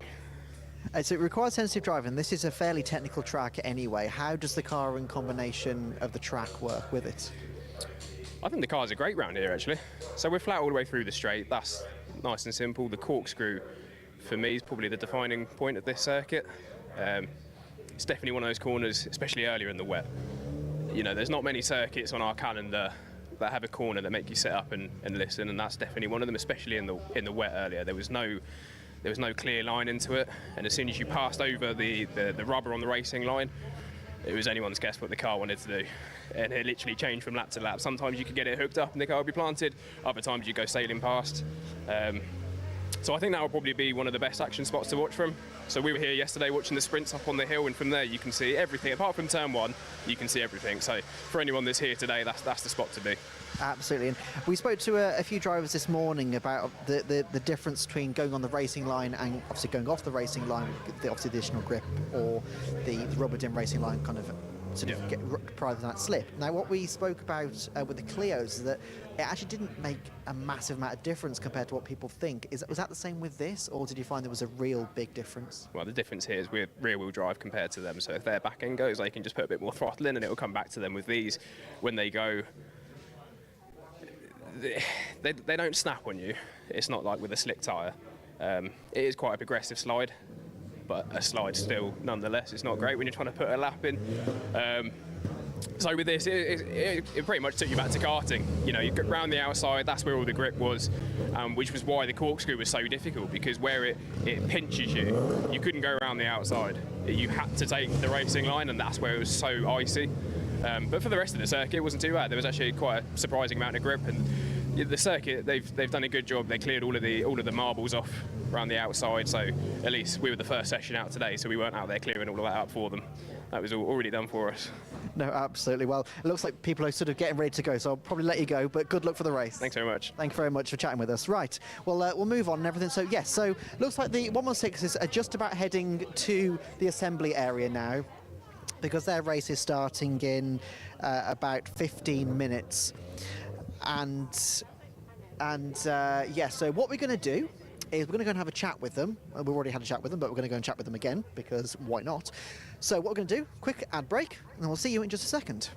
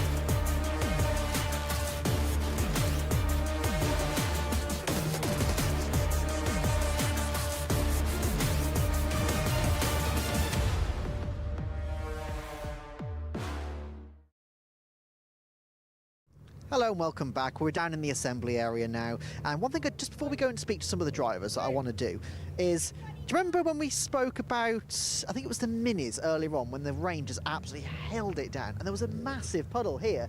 Look what's left. Like, that was only an hour ago or something. With the wind and the sun, it has basically just disappeared. And so these cars are going to have a little bit more of a dry track to negotiate with. I spoke to some of the drivers. We've spoken about the racing, we've spoken about how the cars handle. Let's speak about the cars themselves. So these BMW 116s, obviously the 1 Series, rear-wheel drive, and at the time that they were made, I believe, I don't want to be fact-checked in case I'm wrong, but I believe they were actually the cheapest rear-wheel drive cars you could get. So we've got the 187 coming in now. Now, we've got the 55 just coming in after the 444, which I want to have a bit of a talk about, because the driver that's currently in it, and I can see him, is Lewis Charlton there. Lewis had a phenomenal race yesterday. He went up 19 positions in the 120, and we have his co-driver here, Jakob. Now, firstly, I noticed that you weren't in the 116 yesterday. No, so Mark Bate has kindly let us use a 120 for development. So Lewis has taken on the task of fitting all the development parts, which he spent all week doing while I was away. So yeah, we just let him loose in it yesterday. He's done a good job starting from the back of the grid with issues. Injector issues and stuff, managed to sort it out. Yeah, from the back of the grid to finish 7th in both races, he's done incredible. So absolutely, we were talking about it up in commentary about the fact that he'd gone up 19 positions, which was astonishing. Every time I looked out the window, he was overtaking someone. Yeah. So, have you had a chance to jump in the car yet, or have a chance to speak with him about how he's found, obviously because he's not been driving the 116 too much, have you managed to learn too much about the car and the track and how it's evolving so far this weekend? As a general, we've done testing here back in February on the track, so I'm familiar with the track, done qualifying in R116, and that went as good as it could. Never done any wet conditions. We've done slightly damp, but nothing too serious, so that was all new to me. I've done the best I can. Lewis went out, did the best he can as well. Yeah, in regards to the 116, it's doing well. The 120 is a different kettle of fish. It's a lot more involved, a lot more problematic, but we'll see what the future holds, with them. Could we be seeing you in the 120 at the next race? Oh, I guess we'll have to wait and see. I can't give you any answers, but well, let's just say wait till next season, eh? Yeah, looking forward to seeing it. So I got Lewis here as well. Lewis, if we could just have a quick chat. So we're just talking about. Yeah, you too. How are you? All good. Yeah, really good. Living the dream. We're at sunny Anglesey, the Welsh Monte Carlo, as I like to call it. I have been seeing on your socials, and we kept on saying, "Oh, we've got Welsh Monte Carlo this weekend." Man, it's paradise. You got this racetrack here. You got Ross Niger down the road, where I go on a lot of holidays too. You can't get better, can you? You're literally stone throw away from the sea. I'm racing a car. Crazy. Really. Absolutely. Now, obviously, we're just talking about the 120 that you had yesterday. 19 positions. That's yeah, you're smiling about that. Oh yeah, big smile. Yeah, what a car! It's totally blown me away. Yeah, it's the concept of it. It caught my eye, last year when they started developing the car. It's not come easy to them. There's been a lot of work being put into them behind the scenes, especially from Anthony Seddon Racing. The development on the sump pickup to sort the issues out, and fair dues, well, it proved yesterday. 5 started, 5 finished, all strong. We put on a good show, and the speed, well, you saw, it's like, especially down the back straights, you're hooking 5th, and it's basically just a 116 on steroids, and a bit more aesthetically pleasing. So I think we might have to get one built ourselves now, because luckily I was lucky enough to drive the silver one, which Mark owns. Done a lot of work to it to get it ready. That was literally sat in a barn for 18 months as of last Thursday. I went to Lincoln to go get it. It's been a labour of love. I've got the scars to prove it, but to go out there and finish 2 15-minute races, problem-free, revving off the gauge, oh boy, put a smile on my face. Absolutely, I don't blame you. And obviously, now that you're back in the 116, is it going to feel a bit like a slouch? To be fair, yeah, it was obviously wet in qualifying this morning, but like I say, you hooked 5th in the coupe, so who knows, this might be a bit interesting. You know, you're kind of in 4th down past Church there in these cars, but the way they handle, they're both very similar. You know, they're the same floor pan car, but yeah, it's interesting. It's going to be fun. It's going to be this race.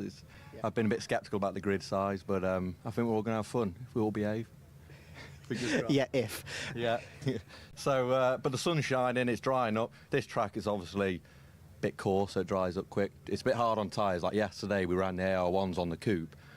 Again, the next level up tyre from these NS2Rs, and I chewed up through a front set, getting a bit squiffy in the last race, getting the back end out. But that's what it's all about, you know. It's just having fun, living the dream, racing cars. Yeah, loving it. Absolutely. Well, good luck for the race, and hopefully you can make up some positions as well. I just want to say, I think watch out 120 Coupe Cup. Interesting, and a pleasure to be a part of it. Yeah. For me to get them involved with it, it's a dream, you know, to put all that hard work in with them and help every single person out. Yeah. No, definitely. Definitely. Well, congratulations on yesterday, and let's see what you can do in the race. Thank you. Yeah. Thanks, Kieran. Yeah. Thank you very much. Good luck. Yeah. You too. Right. See you later. Good luck. Right, we'll have some chat with some other drivers as well. Obviously, got the number 40 here, number 252.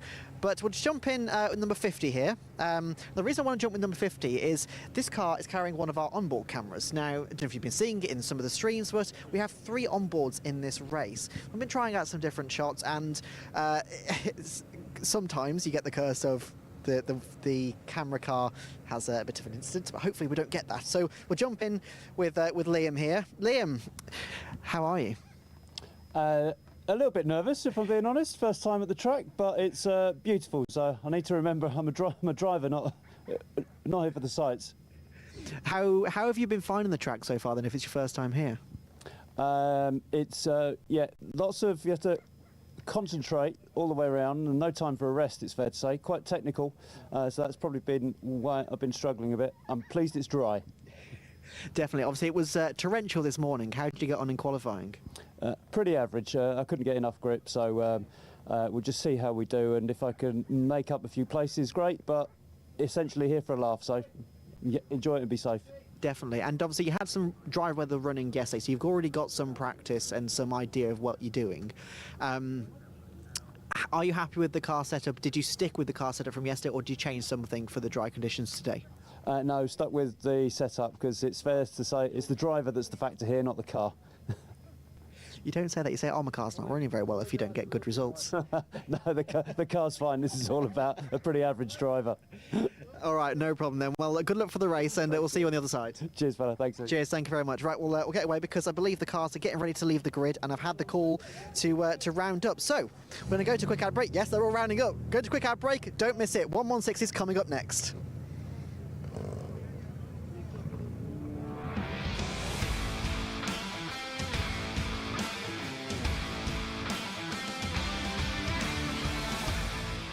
Yeah, and you can see there the marshals on the grid, the safety car on the grid, ready and waiting to receive the 32 cars and drivers for this 90-minute 116 trophy race sponsored by Gas Shocks. This endurance race with pit stops in the middle between 15 and 75 minutes. 2 stops for each team. Let's have a look at how the grid is going to line up. Then we'll tell you about the start drivers as well as they go. So Team 21 on pole position, Sam Carrington-Yates on his return to 116 Trophy is going to start that car. Besides him is number 5, which will be started by Alan Caulfield. On the second row of the grid, it's 173, Matt Priestwood, and Nigel Greensword will start the treble 8 car. Third row of the grid, 151, that's going to be Peter King driving solo, and in number 12 it's Tom Sibley who's starting. On to row 4 of the grid. That's where we find Ethan Hall on his own in 25. Louis Woodward starts in car 87. Row 5 is the Tibbet. It's Theo that starts, number 73. And besides him, number 444, Richard Phillips. George Healer is in number 187 on row 6 of the grid, besides number 34, which is started by Lewis Tyndall. On row 7, it's going to be number 86. Pete Brand will start that car. Freddie Tatham is in 89. Row 8 is the Petters. Daniel Petter starts 186. Number 80 is started by Theo Millward. On the 9th row of the grid, it's number 10. That's Lewis White and Turner starting that car, and Ayrton Redford in number 47.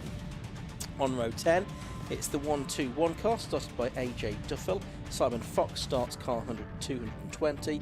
Row 11 is 48 Daniel Scott alongside number 22 Ryan Kefferty. On row 12 of the grid is number 50, who we're just hearing from, Liam Bressitz, besides Jonathan Baker in 232.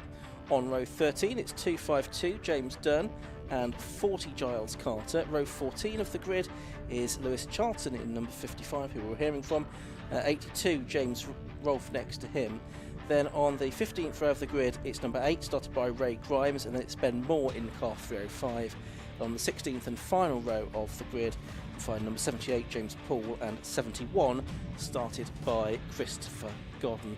So the vast majority of the cars have 2 drivers, and there's just one with 3, and a good number of solo drivers as well. And there they all lined up in 2 ranks, because it's a rolling start for the 116 trophy. As I've mentioned, there is a pit stop, or 2 pit stops actually, that take place in between 15 and 75 minutes into the race, where the drivers have to be stationary for at least 60 seconds. There are a couple of drivers that will be a bit stationary for a bit longer than that, and that's because of success that they'd had in previous races. The number 30 car of Mac Priestwood, number 173, who starts 3rd on the grid because he was successful last time out at Alton Park, and besides him, the number 151 car of Peter Keane, he has a 10-second longer stop to serve, and he starts 5th on the grid. Matthew Highcock, who was the other driver on the podium at Alton Park, not taking part today. We did see him out yesterday in the sprint races for the 116s. Cars off then on their green flag lap. It is just the one green flag lap that they will have now, because the conditions have improved from when they qualified this morning, when it was quite wet, and the track has dried out remarkably quickly here at Anglesey.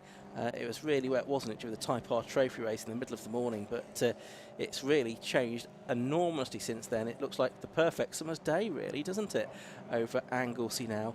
32 cars, evenly matched, these 116 Trophy cars. Best lap time in qualifying was a 1:33.874 for Sam Carrington-Yates. Bear in mind, though, conditions have changed quite a bit since then, but the whole field's covered by only about 7.5 seconds in this field. In terms of the results that we've had already this season, of course, there's not a championship, just a series of races. Matt Highcock won at Brands Hatch. Mac Priestwood won the races at Silverstone and Alton Park. Other podium finishers have been Peter Keane, Anthony Seddon, and Antonio Souza, who's not here this weekend. And so there's a good chance that we could get a different winner. Sam Carrington-Yates making his return to the category this weekend. Lots of 116 Trophy wins under his belt a few years ago. He's sharing the driving with Harry Ormerod today, so we will see what he can do here. Andy McEwen it is that's alongside me still here in the commentary box. Andy, I know you've enjoyed the 116 Trophy races that you've seen over the years. I'm sure this one's going to be no exception. Yeah, absolutely. What I really enjoy the most about it is the strategic freedom, relatively, that you have. You can make those 2 pit stops whenever you want. And there was a bit of discussion over the lunch break with some of the drivers and Kieran Mogg about whether or not the solo drivers have an advantage. The one advantage maybe they do have is they are completely free to pit whenever they like. If there's a safety car, if they're stuck in traffic, if they just want to get those pit stops out of the way, they are free to do so. But not behind the safety car. They can't stop behind the safety car. But they can stop at any point in green flag running, providing it's between 15 and 75 minutes into the race. But they can do 2 stops back-to-back successive laps if they so wish. And of course, the other advantage they have is they have the consistency of seeing the conditions all the way through the race. They've got that eye in, effectively. That's always going to be a factor when you have 1 or 2 drivers. So the 2 front cars then, Sam Carrington-Yates and Alan Caulfield alongside one another. These 2 very neat lines of cars snaking their way down through the corkscrew. The red lights are on the lighting gantry. Those should go out momentarily, though, for 90 minutes of racing around this 1.55 mile Anglesey Coastal Circuit. They're taking it nice and steadily, aren't they? On the way up to the line, trying to keep this in as neat an order as possible. But the red lights now go out and the cars accelerate up towards target for the first time, and it's Sam Carrington-Yates that moves into the lead of the race. Matt Priestwood trying to get up on the inside of Alan Caulfield there for second. Alan in the number 5 car, the grey car with the orange trim. Priestwood in the slightly brighter pink car. He's now on the outside line going into turn number 2. It looks like he might lose out to Nigel Greensall, in actual fact, in the car that he shares with David Hudson, the number 888 car. Nigel, very experienced racer in all kinds of different cars, of course, and he is indeed up there into 3rd position ahead of Matt Priestwood. Peter Keane is 4th, and it looks like in 5th place at the moment it's the car started by number 12, which is Tom Sibley. One or two of them bouncing down the grass on the exit of Church Corner, but the ball got it pointing vaguely back in the right direction as the leaders descend, or indeed climb towards Rocket, where Nigel Greensall is on the attack again, slipping up the inside of Anthony Seddon, Alan Caulfield, that is, in the Anthony Seddon car into 2nd position. He brings Matt Priestwood with him, does he? Priestwood looking round the outside of Alan Caulfield through the second part of Rocket. There's a car off the top of the hill, that's the number 40, which was started by Giles Carter, the car he shares with Andrew Partridge, but still it is side by side for 3rd position. Matt Priestwood is doing his very best here to find a way through, and does find a way through past Anthony Seddon. So the order will be at the end of lap 1, Carrington-Yates the leader, Greensall 2nd, and Matt Priestwood back to 3rd. Yep, so over the line they are about to come then. It's a decent lead of about 6 car lengths for Carrington-Yates over Greensall. Then it's the 173 car of Priestwood. Caulfield's having slipped back to 4th place. 5th, Peter Keane, and 6th, Tom Sibley, as they make their way onto the 2nd lap of this race. Of course, the circuit is dry. The grass is probably still going to be a bit wet and slippery in places, although it does now have the sun beating down on it. So hopefully the off-track conditions will improve as well as the race goes on, should anyone go off during the course of this race. So there's Greensall in 2nd place. Priestwood not letting him get away. Of course, Priestwood does have that extra long pit stop to serve. Now, he overcame that extra long pit stop at Alton Park last time out. Can he do it again here? If he's going to do that, he needs to find his way to the front of the field. Well, he's got past Nigel Greensall now. Can Greensall fight back, though, on the way into Rocket? No, it looks like he's going to just tuck him behind Matt Priestwood now. So Priestwood in the 173 car moves up into 2nd. Yeah, so Matt Priestwood didn't really get the rub of the green on the first half of that opening lap, but ever since then has been clawing his way back forward. I think it's been a drama, by the way, for the number 73 car of Theo Tibbets on that opening lap. Started 9th, crossed the line all the way down in 28th place. I wonder whether he was tangled up with the number 40 up at the top of the hill, although they started at opposite ends of the grid. Anyway, the leaders at the front end of the grid are working their way through the cascading downhill run through the corkscrew, and Matt Priestwood up into 2nd position now, sets his sights on Sam Carrington-Yates, a very experienced BMW racer, as Ian was saying. A big moment over the curbs there for Peter Keane in the 151 car, but that lead gap, 1.3 seconds, came down slightly on that first flying lap of the race. The fastest lap goes to Priestwood, and that was about 3.5 tenths quicker than the leader. Yeah, and it looks like he is taking a bit of time out of him, so we'll see if he can narrow that gap on the course of this 3rd lap of the race. There's one car for the pit lane, and that is the car that you mentioned, the Theo Tibbets car, number 73. So that's making an early stop, and this is not going to count for its mandatory stop because it's outside of the pit window. That opens 15 minutes into the race. Now there's a fight going on here for 6th position. This is Tom Sibley in the number 12 car on the right-hand side of the shot. Alongside him is number 87, which is Louis Woodward. Ethan Hall just tucked in behind both of them as well, and it's Woodward. Is he going to pick up 6th position? Right across the front of the number 12 car he goes up at Rocket Corner, but he has squeezed through into 6th place. Louis Woodward, who won one of the Armed Forces Race Challenge events yesterday, very nearly won the 2nd until he spun out of the lead into the pit wall, throwing away a 6-second lead to lose the race by half a second. I wasn't going to mention that. Were you not? Ian. No. But it's very unkind of me. Yes. I'm sure he will be happy that we brought that up again. Not his finest moment, but hey, he may be able to make up for that today. He looks pretty rapid, doesn't he, in the early stages. So across the line come the race leaders. Again, the lead gap comes down, this time by 4 tenths of a second. So Priestwood remains the fastest man on the track right now, chasing after Sam Carrington-Yates. 9/10 tenths the gap between them. Then it is in third position Nigel Greensall, fourth for Alan Caulfield, fifth Peter Keane, up into sixth position as we saw Louis Woodward, ahead of Sibley, Hall, and then the number 80 machine towards the back of the top 10. Now that was started by Theo Millward and started 16th on the grid. We've got yellow flags at target, so has someone gone off on the exit or maybe up towards the banking? We'll try and pick that up in a moment. But yeah, that was a good start for Theo Millward, up 7 places from his 8th row starting position up into P9. Keep an eye on where he is now. At the moment, though, we're looking at the car of Alan Caulfield, number 5, who has behind him the number 151 car of Peter Keane, one of the solo drivers. Priestwood, Keane, Ethan Hall, the top 3 solo drivers as things stand at this point in the race. But you can see that that Caulfield has dropped quite a long way back from the top 3 now. There's Greensall in 3rd place, just going through shot. He in turn has lost quite a bit of time now to Matt Priestwood, who did the best lap of the race on the previous lap and is certainly closing on race leader Sam Carrington-Yates. Yeah, nose to tail, those two run now down through the corkscrew. Look at that big pack of cars further back, led by Alan Caulfield, that stretches all the way down basically to the tail end of the top 10. But the leaders closer than ever. 25-1 again for Matt Priestwood, so he's very consistent. Both of the last 2 laps have been in the 25-1s. He slides his way out of target where there is now not a yellow flag, so whoever had the drama has continued. As they run through the banking towards Church Corner, are we about to see a challenge for the lead then? I wonder. Mac Priestwood on the tail of Sam Carrington-Yates. I'd say close enough to get a whiff of a slipstream up the hill and maybe to have a go on the brakes into Rocket Corner. Is he going to be close enough, though, through the first of the 2 kinks to the right on the school straight? The second is slightly the sharper of the 2, and that sets you up then onto the brakes into Rocket, but no, not quite close enough this time. The car that had a problem, I think, on the previous lap was the 220 car of Simon Fox. That car lost 10 places on the last lap, so may well have been the cause of the yellow flag. Now that's is that Louis Woodward careering across the grass at Rocket. That's Alan Caulfield, number 5, who has come to a stop there on the grass, and the body language is that car going to get back into the race, or has something broken? Was there some contact there on the way, and I wonder? Yeah, Woodward outbraked himself. I think he was battling with the group of cars behind. I think he'd just overtaken Peter Keane and then couldn't get the car stopped, and unfortunately has tagged Alan Caulfield as he shot across the grass. So we saw Woodward rejoining. Caulfield, I believe, has got his way back onto the circuit, but undoubtedly a lot further down the order than he should be in, perhaps with damage.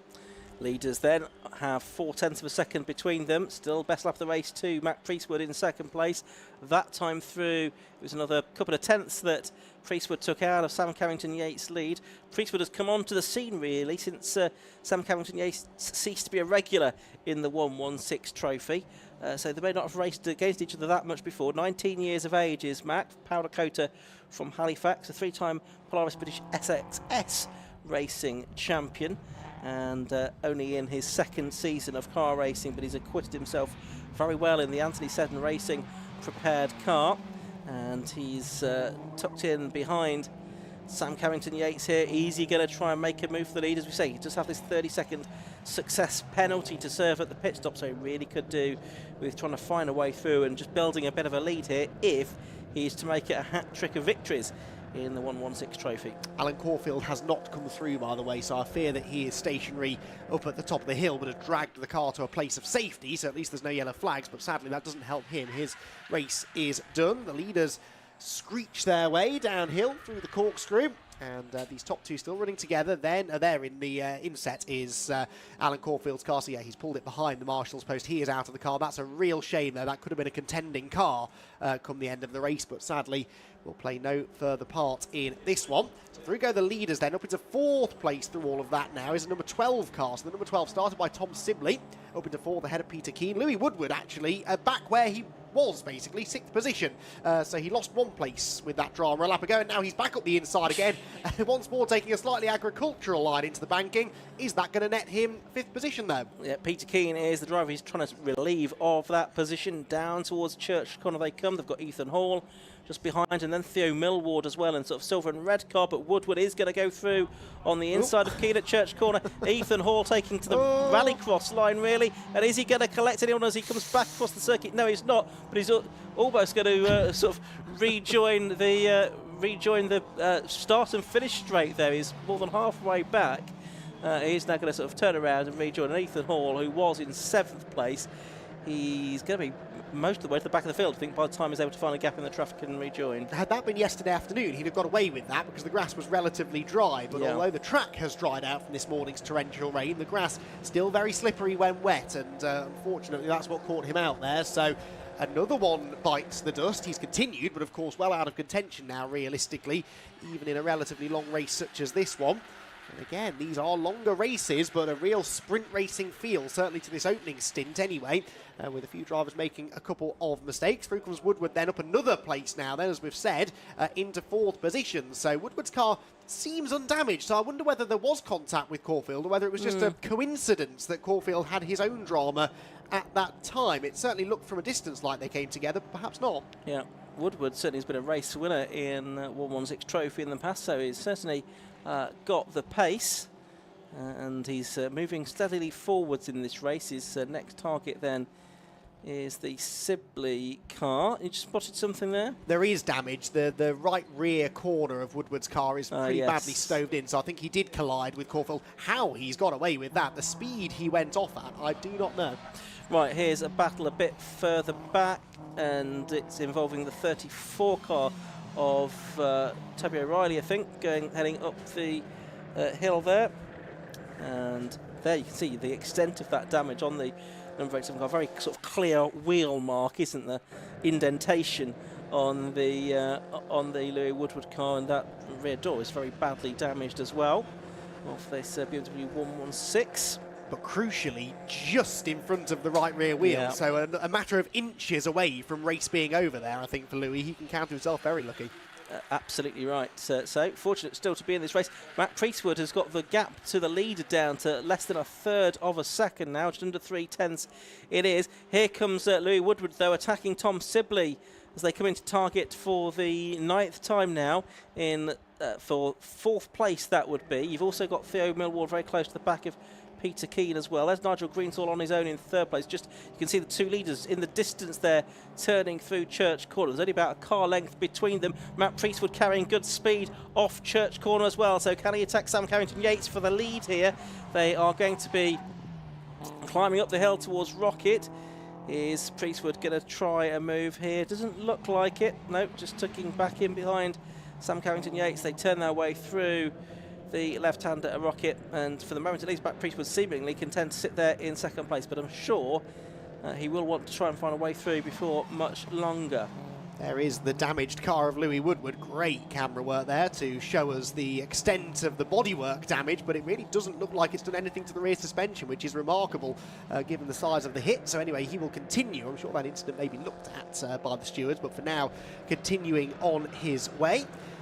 And as they make their way up to the top of the hill, there is another drama now, the number 50 car. That's Liam Bressett's going round, and Liam pointing in the wrong direction. Thankfully hasn't stalled the car, finds a gap in the traffic, and rejoins, I think just ahead actually, of one of the cars that had a spin earlier on in the race as well. There he goes, as across the line comes what is an ever-increasingly frenetic group of cars. This is the fight for 4th position, so it's the Tom Sibley number 12 car ahead of Louis Woodward number 87, then Peter Keane number 151, and then the number 80 car of Theo Millward, which, as we said, started 16th, up into 7th already, and now on the back of that trio.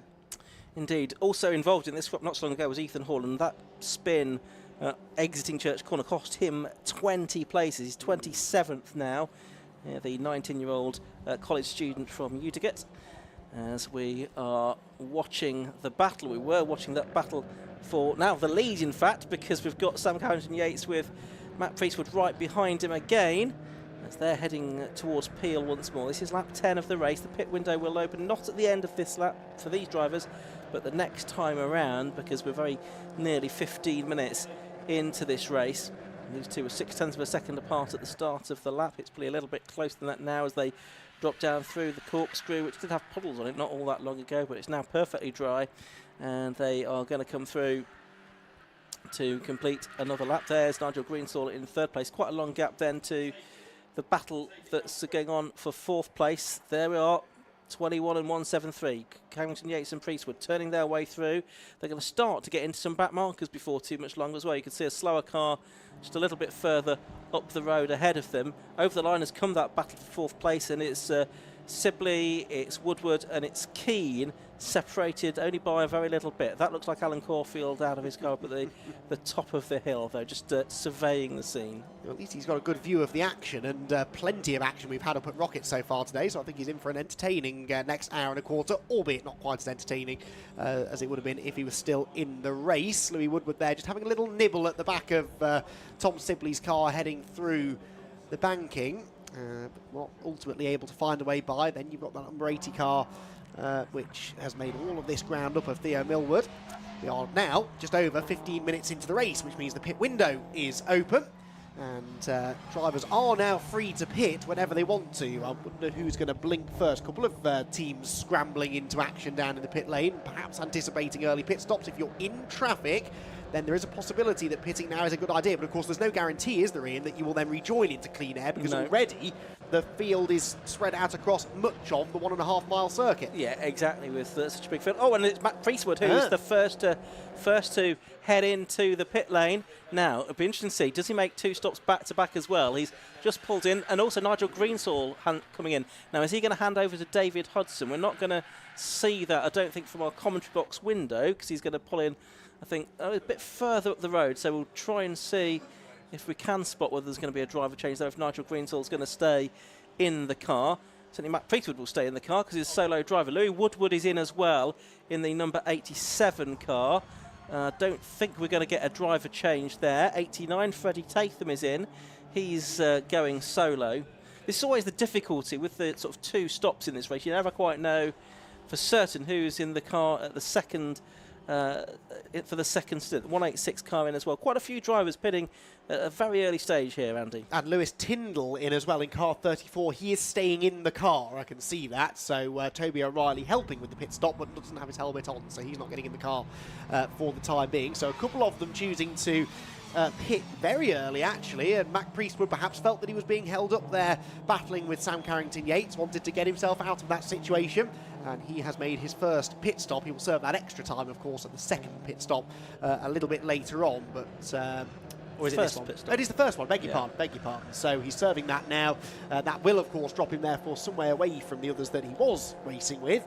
And we might not really talk about him much now until perhaps the last 15 minutes of the race, but we've seen this from him before. Right, the Treble 8 car's gone back out into the race, which that's the first car that's going back out. It was the second car in, but had a 30-second short stop, so we couldn't see whether there was a driver change there. Number 12 now coming in, that's the Tom Sibley car. That was from 4th position, and Theo Millward is as well. 87 Louis Woodward now has also headed out into the race as well. So the timing tower is going to be a bit of a jumble. There's 173, Matt Priestwood. Now let's keep an eye on him, see if he goes for just a one-lap stint here and he's straight back in at the end of this one to make 2 stops back-to-back and then hope for just a clear run from here on in. 55 car is in as well. That's the car started by Lewis Charlton, shared with Jakob Novak. On this occasion, there's Priestwood, as you can see, back out into the race. He has gone in that 173 car. Beautifully presented machine. There's 252 also into the pits. That's James Dunn, another solo driver in the Clodhopper Racing car. So he will stay in. 2 mandatory 60-second stops to be served during the course of the race. Tom Sibley has just left the pit lane, still aboard car number 12, so no driver change there. Watching for Mac Priestwood then, wait to see whether or not he dives for the pit lane again. Through comes the, Triple 8 car off the final corner. So that car, of course, came out significantly ahead of Priestwood, who is one of the next to come down through the corkscrew. And no, stays out. So Mac Priestwood is not going to do directly back-to-back pit stops, choosing instead to stay out on the circuit, crosses the line, And yeah, it'll be very interesting to see how all of this shakes out. 444 is in. That car had been running in third place after a few others had stopped. Richard Phillips, a solo driver, and so he will, of course, stay in the car after this first of 2 visits to the pit lane. Sam Carrington-Yates still leading, yet to have made a stop. Of course, he's now 19 seconds to the good. 151. Philip Keane is in second place. He's having headed into the pits, number 444, Richard Phillips. The number 10 car, though, is effectively up into third place. Lewis White and Turner, it is, that has started that. The 24-year-old HDG driver and mechanic from Oldham, local to Alton Park, of course, in a car built and prepared by himself and his father, Paul Whiting, who will take over the car for the second part of the race. There's Matt Priestwood, though. How long is he going to stay out? Yes, well, you'd think having stayed out one lap, perhaps he feels he'll stay out a few laps now. If you're going to do back-to-back pit stops, you'd do it straight away, you would imagine, but we'll wait and see. Through up towards Peel Corner he goes. So Carrington-Yates then, as you said, continues to lead the way. He's already gone through to begin another lap. Matt Priestwood, of course, now having to work his way past cars, some of them for position, many of them for position actually, because these will, for the most part anyway, be cars that have not yet made a pit stop, or that have made a pit stop but had a shorter pit stop than his. So out of the final turn he goes there, and Matt Priestwood is in 19th position officially. 252 back in. I'm sure they were in a couple of laps ago, so 252 making their second pit stop. And again, there is a solo driver, so they do have this freedom to sort of be flexible with the strategy. James Dunn staying on board that car, and he's just pulled into the pit lane. As out onto the back part of the circuit goes Mac Priestwood, and so far this is working quite well. He's had relatively clean air, not really getting held up by anybody right now. And his lap times, or his last lap was 126.3, which is about as quick as anybody's going, apart from really the race leader Carrington-Yates. Yeah, we've had about 2/3 of the drivers that have made their pit stops so far. The only one that's made 2 is, as you say, the 252 car of James Dunn. He's the driver that's driving solo, so has flexibility to do that. Track limits, warning flag for the race leader, Sam Carrington-Yates, number 21. Now, this is only 21 minutes into a 90-minute race, so he cannot really afford to have any more track limits infringements here, because that car will then start to pick up penalties. Now, this is not something that would have been a consideration probably a couple of hours ago when the circuit was so wet. You wouldn't want to be driving on the curb, but now that you can trust them a little bit more, it's certainly something that could well come into play and be a potentially decisive factor during the course of this race. Yeah, indeed so. He'll have to be very careful, won't he? He's just been shown that board. Mac Priestwood, by the way, is in. So Mac Priestwood into the pit lane, so too Peter Keane. So for Peter Keane in the 151, this is a first pit stop of the race. For Mac Priestwood, of course, it is his second. And interestingly, making some more front tyre pressure adjustments. There is the 173 car. So they might as well use this time to do something productive, I suppose. They're going to just drop the tyre pressures a little bit, which will have built back up slightly over the handful of laps that he's been out there. Mac Priestwood then doing this strategy that has worked so well for him in the past. And of course, it's really the fact that you're not allowed to pit behind the safety cars that allows you to do this, because ordinarily you wouldn't want to risk dropping 1 or 2 or 3 laps off the lead. But now they know that it should all sort itself out, even if we do get some later safety cars. So Priestwood in, and very shortly we'll be back into the race with no more pit stops to do in the remaining hour and 7 minutes. That's right. So, and yet you can hear them counting down, 10 seconds there. This is a 60-second stop for him this time. They'll be very careful, I'm sure, to time it to absolute perfection, just to make sure. You can hear the alarm going off in the background there, just to make sure that he's not deemed to have made a stop that is too short, because that in turn will incur a penalty, which could be quite draconian. It's just not worth. Better to be a second too long on your pit stop than a second too short, because that really would cost you. Anyway, 173 Mac Priestwood back out into the race, the first and leading of the cars that have made 2 stops. And interestingly, rejoins not that far behind. I believe that is the Louis Woodward car, which has made a pit stop, of course, but whether they did a driver change, I don't think they did they? I think Louis Woodward stayed on board that car. In fact, he's sort of surrounded by quite quick cars. That's the number 12 machine, isn't it? Right in front of him, which was still driven by Tom Sibley last time we checked. So he's around quick cars. He was, of course, slightly quicker than them in the opening part of the race. And he wants to try and get past Tom Sibley if he can. He's up alongside him heading up the hill. This is not for position, but could well be in another hour or so's time. Around the outside into Rocket. He's having to take a few risks here, Mac Priestwood, but does not want to be held up battling with drivers that ideally he should be ahead of anyway. He does complete the manoeuvre and moves ahead of the number 12 machine to essentially unlap himself, but that could still prove to be a significant pass later on. And that looks like Jack Godden waiting to get into the number 71 car that's been started by his father, Christopher Godden. Jack, who struggled a little bit in the sprint race yesterday, and the car started well back down the order as well. It's up into 6th place, of course, but having only just made its pit stop, it's there's only about a handful of cars now that have yet to make a pit stop. I think about 6 or 7 of them, but we can see Jack taking over from his father now, and he'll be back out into the race in just under a minute. There's Priestwood on screen now for those of you watching on the live stream. In terms of his current position in the race, it is let's have a look. Where's he gone? 173. 29th. 29th, yes. Of 32. Of 32. Yeah, I was looking a little bit further up the screen than that, but of course he has sort of effectively lost probably about another lap's worth of time, isn't it? Another 60-second stop in here in these cars, something like that. But he continues on. Jack Godden in the inset is about to get back into the race from 6th position. Watching number 40 and number 55 on screen now.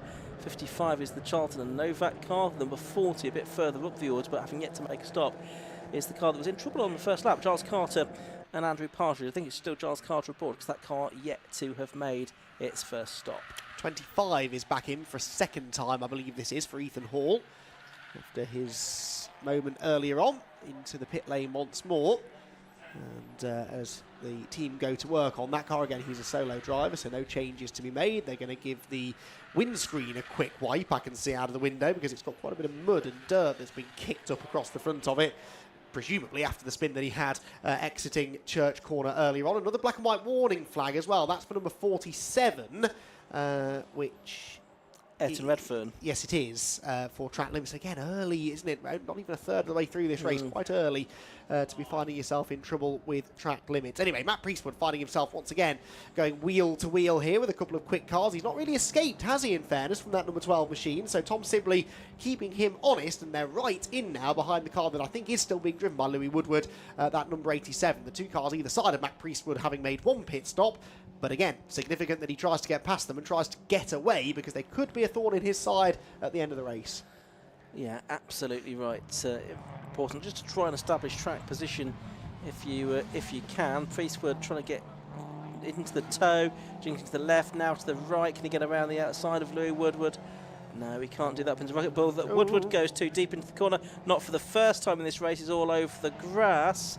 And he rejoins the circuit, still pretty much alongside Priestwood. And now up on the inside has come the number 12 car, which is Tom Sibley. And he's possibly going to get the place back from Priestwood as a result of all of this. Is he? No, Priestwood all the way around the outside at Peel Corner is going to be on the inside line for the next turn, the left-hand part of the corkscrew. And yeah, he just turn in ahead, Matt Priestwood. But that a bit of a hairy moment all round.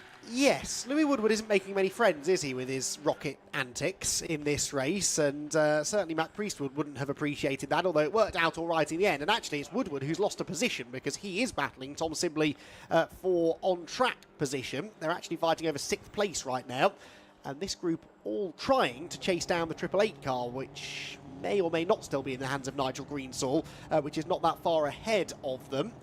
Still have, I believe, just 3 cars yet to make their first stop. One being the race leader, Sam Carrington-Yates, number 21, in 2nd place on the road now. Should be the number 82 car, which I think is the only car being shared by 3 drivers. Jamie Rolfe at the wheel still in the opening stint, and then the 3rd place car, number 40, also yet to make a first stop of the day, is Giles Carter in that number 40 machine. So those are the top 3 cars. Everyone behind, though, has made at least 1 pit stop. And it should be that 888 car, I think the highest placed of those that has done. Yeah, that looks like it, yes, because that car 5th position overall. On the time screen there's 1 car ahead, but that's the Ray Grimes John Turner car, which has literally just made its way out of the pit lane. So we're coming up towards the half-hour mark. For what it's worth, Sam Carrington-Yates is leading. Yeah, there he is in the number 21 car, a long way clear of the 2nd place car, which is the 3-way driven car, number 82. 3rd is the 840 car now of Carter and Parsonage. 4th, number 8 Grimes and Turner, but we think they're now going ahead of them on the timing grid is that Nigel Greensall, Dave Hudson treble 8 car. So that is the de facto leader of the race among the one-stoppers. Car 47, 5-second track limits penalty. So we've got our first track limits penalty, and that is for number 47, Connor Anderson and Ed Redfern. So they've only just been warned about that, haven't they? And now immediately, only a lap or so later, being given a 5-second penalty. So that will be slightly concerning, I would have thought, for Sam Carrington-Yates, who of course was shown that warning flag much sooner than they were. And well, we haven't seen any evidence of him exceeding track limits since then. His lap times have dropped off, in fairness. He's about a second away from what he was doing earlier in the race, so perhaps just reining it in ever so slightly. Yeah, just being a bit more cautious about not going over the edge of the curves. Of course, if you get any part of any wheel over a white line, or if there's a curve there, over the outside edge of the curb, then that is a breach of track limits. And there are a few places where that can and does happen here at Anglesey Circuit, and so Carrington-Yates possibly just having modified his driving style a little bit to avoid picking up a penalty, because yeah, the penalties can start to rack up quite quickly and hopefully outweigh any benefit that you get from cutting the corner a little bit. 82 and 40 have both pitted now, meaning that Sam Carrington-Yates is the only driver not to have been in the pit lane so far. That car, the only car yet to have been in the pit lane, as Louis Woodward comes in for a second stop. So this is significant. So the 87 car in for a second time, and this time we do anticipate there'll be a driver change with Sam Copeland set to take the wheel. I can see Sam waiting with his helmet on. Our roaming camera is there, ready and waiting to capture the driver change, and there it is, right on cue. And we can get a proper look, can't we, at the state of the right-hand side of that car. It has knocked the wheel. You can see the rim has been damaged slightly on the right rear corner, but like I said, the car doesn't seem to have lost any pace as a result. No, it's actually not affected the handling of the car too much or anything like that, but yes, it has taken a bit of a beating, to say the least. Not sure that's just going to polish out, is it? But anyway, we've got the change of driver, so it's Louis Woodward that's got out of the number 87 car, getting into it Sam Copeland for the second part of the race. As I say, got an hour gone in this race now. We're just waiting for one more car to make its pit stop. That is the race leader, number 21, Sam Carrington-Yates. Best lap of the race, I think that is still with Matt Priestwood. Yes, it is the 1:25.095 from a little bit earlier on in the day, which is underneath Sam Carrington-Yates' lap record, which was set 3 years ago, 1:25.88. There's the 87 car now with Sam Copeland aboard, about to get back out into the race. Was 6th, when it showing on the time screen at the moment. That will sort itself out as other cars go through. But who we're watching now, there's Liam Brezitz again in number 50, and that's the number 8 car. Another penalty for car 47 now, so they've had a 5-second penalty, now another 10 seconds, that makes 15. It's starting to get pretty serious now, because beyond that there's 30 seconds and drive-throughs and potentially disqualification from the race if those track limits exceeded too much more often. But yes, this is the battle between John Turner now and number 50 Liam Brezitz. And where are these in the running order? Well, it is a battle for 19th position. It is, yes, and I think they both made the same number of pit stops. Yep. Yes, they have, so it's a genuine fight for 19th position. There, meanwhile, is Matt Priestwood. How's he getting on now, as a few others have started to pit? Still only 26th, but comfortably the highest placed of those to have made 2 pit stops. So the significant thing to see then, I guess, is where did that 87 car come out in relation to Matt Priestwood, because actually he may not be the highest placed car to have made 2 stops, because he had that extra time to serve at the first of them. And I think... Yeah, Woodward is just ahead. There's 3 cars between them as they come down through the country. There's Priestwood, 3 cars ahead of him is Louis Woodward. One of them is hopefully pulling off into the pits. That's the 73 car. The other car that's between them actually is the leading one-stopper, which is the 888 car of Greensall and Hutton. We're not quite sure who's at the wheel of that at the moment, but let's head down to the pit lane. Kieran Mogg is going to speak to Louis Woodward after his stint. I'm down here with Louis Woodward, and well, we just saw the car obviously come in for its pit stop. Bit of damage on the side, but firstly, how was the stint out there? Yeah, the car was really good. Obviously different to qualifying. We're now in dry conditions, so yeah, it suits everyone. just handed over to my teammate Sam Copeland. It's his first race weekend. He's mechanicked with the car for a couple of years, so he's done his odds, and he's going to do an hour in the car now. So hopefully he can bring it home in one piece. Do a bit better job than I did. A bit of damage, but yeah. Definitely. And you've completed your 2 pit stops now, haven't you? Yes, we have. So hopefully he'll get his head down, race the clock, and then it'll come to him at the last 50 minutes. That's where it's won or lost in this race. Absolutely. And obviously we saw the damage on the side. Could you just briefly talk through what happened? I had a car on the inside of me going into Rocket, and I just couldn't turn in, and there was a car ahead, and he had already started the turn, and I ended up going between the two of them. Unfortunately, he just caught the door, but I radioed to the team, and they've gone and spoke with the team and apologised, but couldn't really do much more than that. But everything's so close. It's such a tight field. The regulations of the car mean that the racing is super close, which is why we picked it. So absolutely. Well, obviously you've got a top race come up. Where do you think you're going to end up? We'd be happy with a top 10 finish. Sam's first trophy race, but we'll see how we get on. I'm not even too sure where we were in with the pit stops and everything. So fingers crossed, car stays in one piece. We've been sort of chasing a few brake issues and stuff like that for the last couple of rounds, but I think we're on top of it now. Absolutely. Well, good luck for the rest of the race. Thank you. Cheers. Thank you very much. Right, back to you guys in comms.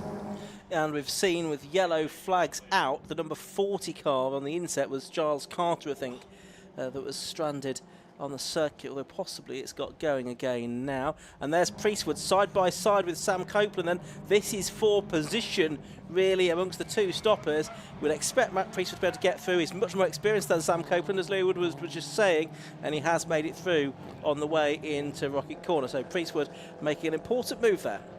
Very, and a brave one as well, around the outside of Church Corner. That's a tough move to make anyway, especially against a relatively inexperienced driver. Nothing against Sam Copeland, but Matt Priestwood won't have raced against him before, and to have that amount of trust in Sam that he wasn't going to wash out wide and force Mac onto that very wet grass, that was pretty impressive. So Priestwood rewarded for his bravery, has managed to slip through, but significantly, having made that second pit stop, he lost almost exactly a lap, which is about what we thought would be the case. Well, look who's just ahead of them, that 888 car that you mentioned. That car has a pit stop still to make and could yet filter right into this battle as and when they make the stop. Yeah, absolutely right. It's bubbling up in a very interesting way, isn't it? I mean, what we've not had yet is the safety car. Now, I said you can't make pit stops behind the safety car, but of course that still has the effect of bunching the field up and sort of changing the dynamic of the race if it happens. And you also might just about anticipate when there might be a safety car. You can do that, and if you get in before the safety car comes in, you might still be able to gain some kind of advantage there as well. Equally, you might lose out if you get stuck in the pit lane as the safety car train goes by, so it can go either way. Car 47 has now been given a drive-through penalty for exceeding track limits, so they're not really getting the message, are they? No. I mean, I don't... yeah, there you can see black flag now being shown. It's the car coming in, I think. Has driven through, yes, I think, which is what it was supposed to do, and has gone back out into the race. But yes, that's not really the point, is it? The point is you're supposed to modify your behaviour and not exceed the track limits from the time you start seeing the warnings. Yes, but I suppose a drive-through penalty is a fairly immediate penalty. Maybe that will get the message across more so than a time penalty that was being added on. But they've still got the best part of an hour to go, which would slightly concern me. There is the offending number 47 car, which was running in 9th position, having made one pit stop, I suppose. That's now a second visit to the pit lane, but obviously won't count as a scheduled stop, but getting stuck in immediately to some of the battling going on back in the mid-teens now. Who's he scrapping with? The number 50 of Liam Brezitz is at the front of that little queue, making its way up through Rocket Corner as a few others make some interesting racing lines through Rocket, which is a great place to go side by side, or indeed 3 abreast if you're feeling brave. And the number 71 car is the one that could benefit the most from this, slipping up the inside line. That's the car that started right at the back of the grid. Christopher Godden and Jack Godden sharing that car. Not sure who's in it now, but it looks to be going a lot more quickly than it was in qualifying. Yeah, Jack Godden now at the wheel of that car. We saw that in the driver change there. Car once driven by Martin Donnelly as a guest driver in the 116 Trophy a few years ago. Also autosport journalist Stephen Mackley as well, rather less illustriously.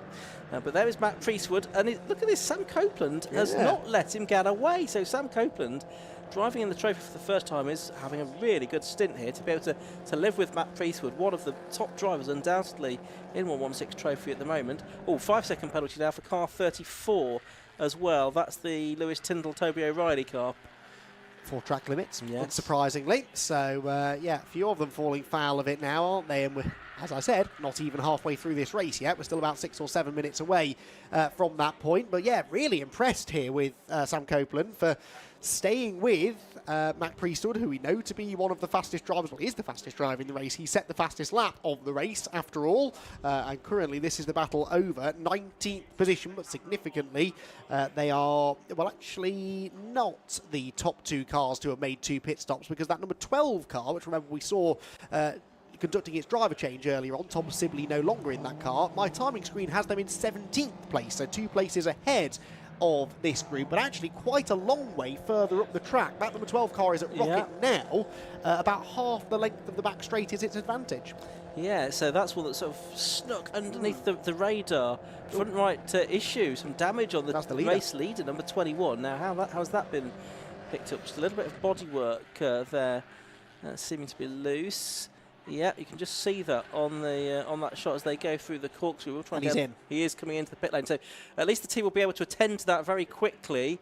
Either just rip a bit of bodywork off or apply a bit of the infamous gaffer tape and get that car back out into the race. Now, Sam Carrington Yates is that started the car. Now, is he going to stand it? It looks like Harry Ormerod has got his helmet on as if he's ready to take over, and we are pretty much getting up towards the halfway mark in the race. So yeah, Sam Carrington Yates is climbing out, Harry Ormerod is getting in, and the team are having a look at that damage, and our camera crew down there as well. What's the solution, do we reckon? Well, I thought that mechanic had some tape in his hand. It was actually a cloth. I think it will more than a polish, that, won't it? And that's one of the scrutineers having a look, and he's pointing at it, saying, you need to sort that out, chaps. If it had stayed out, I think that would have been a black and orange flag, wouldn't it? Possibly. But as it is, fortuitously, they've been able to get the car was coming in anyway, and they could do something about it. And there goes the tank tape, but also looking in the background, 888. That's significant because that car, remember, we think is going to be somewhere in the mix. Now, that's Nigel Greensill with his helmet on. Has he just got out of the car, or is he getting in? Looks like he's taking his gloves off rather than putting them on. So I would suggest he's been in for a double stint, and now David Hudson, who is the sort of owner of the car, getting the coaching of Nigel Greensill, is going to be in the car for the remaining half of the race. So where does that car come out in relation to Priestwood and Copeland? That's the question. They've not yet appeared up at the top of the corkscrew. Back out goes the number 21 car, still with Sam Carrington Yates at the wheel. They did change. Harry Ormerod just got in. Okay, here comes Priestwood over the hill, and the 888 being reversed out. This could be quite close here. It's going to be, so they are going to head out into the race. Well in front. Well in front, but Matt Priestwood probably a quicker driver. Let's have a look. The 12 car, though, that is significant. That's just coming out of the pit lane, or going past the pit lane exit, and is ahead now of the 888 car of Dave Hudson. Yes, I keep forgetting about that number 12 car because it was so far ahead of Matt Priestwood. But yes, that's effectively the leader, I think. It is basically the race leader. You're absolutely right. So now, finally, as we approach half race distance, we've got a good idea, I think, of what that lead battle is going to look like. But of course, the one missing piece of the jigsaw still is that number 21 car, which will, for the final part of the race, have Sam Carrington Yates back at the wheel. Where will he filter into all of this when that car makes its second stop? And Matt Priestwood is about 6.6 seconds behind the number 12 car as things stand, and lapping a little bit quicker, about 9/10 of a second quicker on the last lap. So Matt Priestwood is going to be chasing after the number 12 car, we think, which is the de facto leader. So there's the leader. That's the second place car effectively at the moment, treble eight of the cars that have made 2 stops. There is the 12 car in front, Tom Sibley car and Andrew Woodbine sharing that one.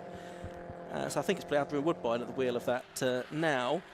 And then it's going to be not too far behind this car. Matt Priestwood should be coming into view very shortly. There he is. And at speed, it would seem. So carrying a lot of speed into the corkscrew that time. So it's building up very nicely. As Andy McEwen says, the one to watch here is the Harry Ormerod car. We'll pick that up in a moment, but we're going to head down to hear from Nigel Greensill now. He's with Kim and Mogg. I'm down here with Nigel Greensall from the Triple Eight car, and obviously you've just come out of your stint. Quite a hot workout there. How was it? It was fantastic. Loving it. It's really good fun. It's my first time in one of these this year, and David Hudson, who owns the car, and I race with. I've been coaching and helping him all the way through his journey of like 18 months now into the sport, and he's loving it. And we just had a really good stint. We've got a bit too much understeer on the car at the moment, but apart from that, yeah, it's fantastic. Will and the Jeff Steele boys are doing a great job. So yeah, having a lot of fun out there. Absolutely. Now, obviously, you went out in the wet this morning. How's the track changed since then? Yeah, in the wet it was brilliant. You know, it's how I always think race cars should be. You know, all race cars should have like half the amount of grip they've really got, because then you really sort of get to explore the limits and have a lot of fun. And obviously now, you know, the sun's come out, the weather's glorious, the views are fantastic. When you drive around the track, you know, the views of the ocean and the mountains of it, it's just spectacular, isn't it? It really is. We were talking to a couple of drivers earlier about trying not to get distracted by the view, which this morning wasn't so much of a problem. Yeah. Have you had a look over there this afternoon? Sorry. Oh yeah. I mean, it's important when I'm coaching drivers. I always say it's very important to be aware of all of your surroundings, because as you come around a corner, if all the spectators are looking in a particular direction, there's obviously something going on. So there's a bit of information you can gather. So it's really important to have your eyes wide open and appreciate where you are and what you're doing. Absolutely. And obviously, you're one of the leading cars. You're fighting for the lead battle. How have you found the traffic management and the competition so far? Yeah, it's been fantastic. Driving standards so far in the race have been really excellent. You know, it's a real pleasure being part of the series where the driving standards are really good and people have awareness and respect for each other on the track. You know, that's really important in racing. Definitely. Well, good luck for the rest of the race and hopefully see you up there. Thank you very much. Thank you very much. Right, back to you guys in comms. But side by side between Matt Priestwood and the car that Nigel Greensall has just got out of, because David Hudson, is he going to lose the position here to Matt Priestwood at Rocket Corner? Yes, he is. Matt Priestwood does go through ahead of the South African, the man from Johannesburg, now based in Surrey. And in only his second season of racing, David Hudson has lost out to Matt Priestwood, who now is not too far behind, and I think directly behind on track, the car that is the first of the two stoppers, the number 12 car of Tom Sibley and Andrew Woodbine. I'm glad you mentioned that David Hudson's from South Africa. I never would have got. I would never have got that just by looking at the car. That's twice now that we've had an interview from Kieran Mogg and immediately cut back to that driver's car being overtaken by Matt Priestwood. So as if drivers weren't already running away from Kieran in the pit lane, they're probably going to be doing more so now. Anyway, there goes the number 12 car, the net race leader, we believe, pending this second pit stop for Sam Carrington-Yates and Harry Ormerod. With Sam Carrington-Yates to get in, of course, for the final stint. But let's take a look at the lap times of some of these leaders. The number 12 car of Woodbine, last lap, a 1:27.4. Mac Priestwood, even with an overtake, a 26.4. So a full second quicker than Woodbine. He is 4.4 seconds back, lapping a second a lap quicker. So give him another 6 or 7 minutes, and I think he's going to be right on the tail of that number 12 machine, and that could be a really significant battle indeed.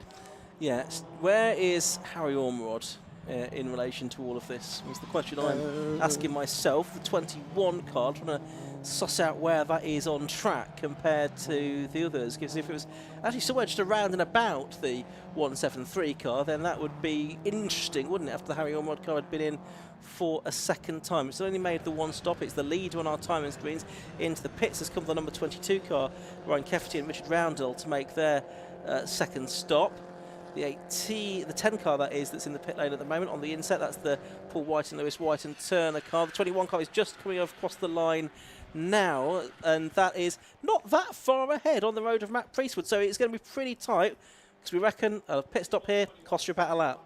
Indeed so. Well, remember when I said the Triple Eight car was just under a lap ahead of Mac Priestwood and came out just under a lap ahead. So I think it's almost exactly a lap that you're losing round here with these pit stops. So that could be very close indeed, and may well be that Sam Carrington-Yates is still set to come out as the race leader from all of this. But it does mean that if anyone else that is in this lead group, Woodbine, for example, or Priestwood, could catch that number 21 car before the pit stop, they would reasonably, I think, then expect to come out ahead after the pit stops are complete. There is Harry Ormerod then, heading up the hill.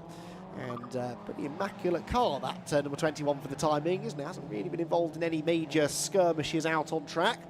Difficult this, really, for the drivers to know exactly how hard they need to push, because to an extent you have to pace yourself, it being a reasonably long race, but you don't really know who it is you're racing. He will know vaguely that, you know, he's going to, his car's going to be battling with Matt Priestwood at the end of the race, but he can't see Mac. He doesn't know where he is. He doesn't know whether he's gaining or losing time.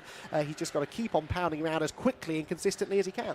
Interestingly, we've got nearly all of the drivers now having made their second stops. The second of the one stoppers is the Goddens, Jack and Christopher Godden, they're 5th overall now, and then the Ray Grimes John Turner car, that's 3rd of the one stoppers at the moment. Everyone else in the top 6 have made 2 stops. There's the 232 car in once again. That is the car of Jonathan Baker. There, though, is Matt Priestwood, number 173, and he's still got the best lap of it. Except much earlier on, a 125.095 in traffic.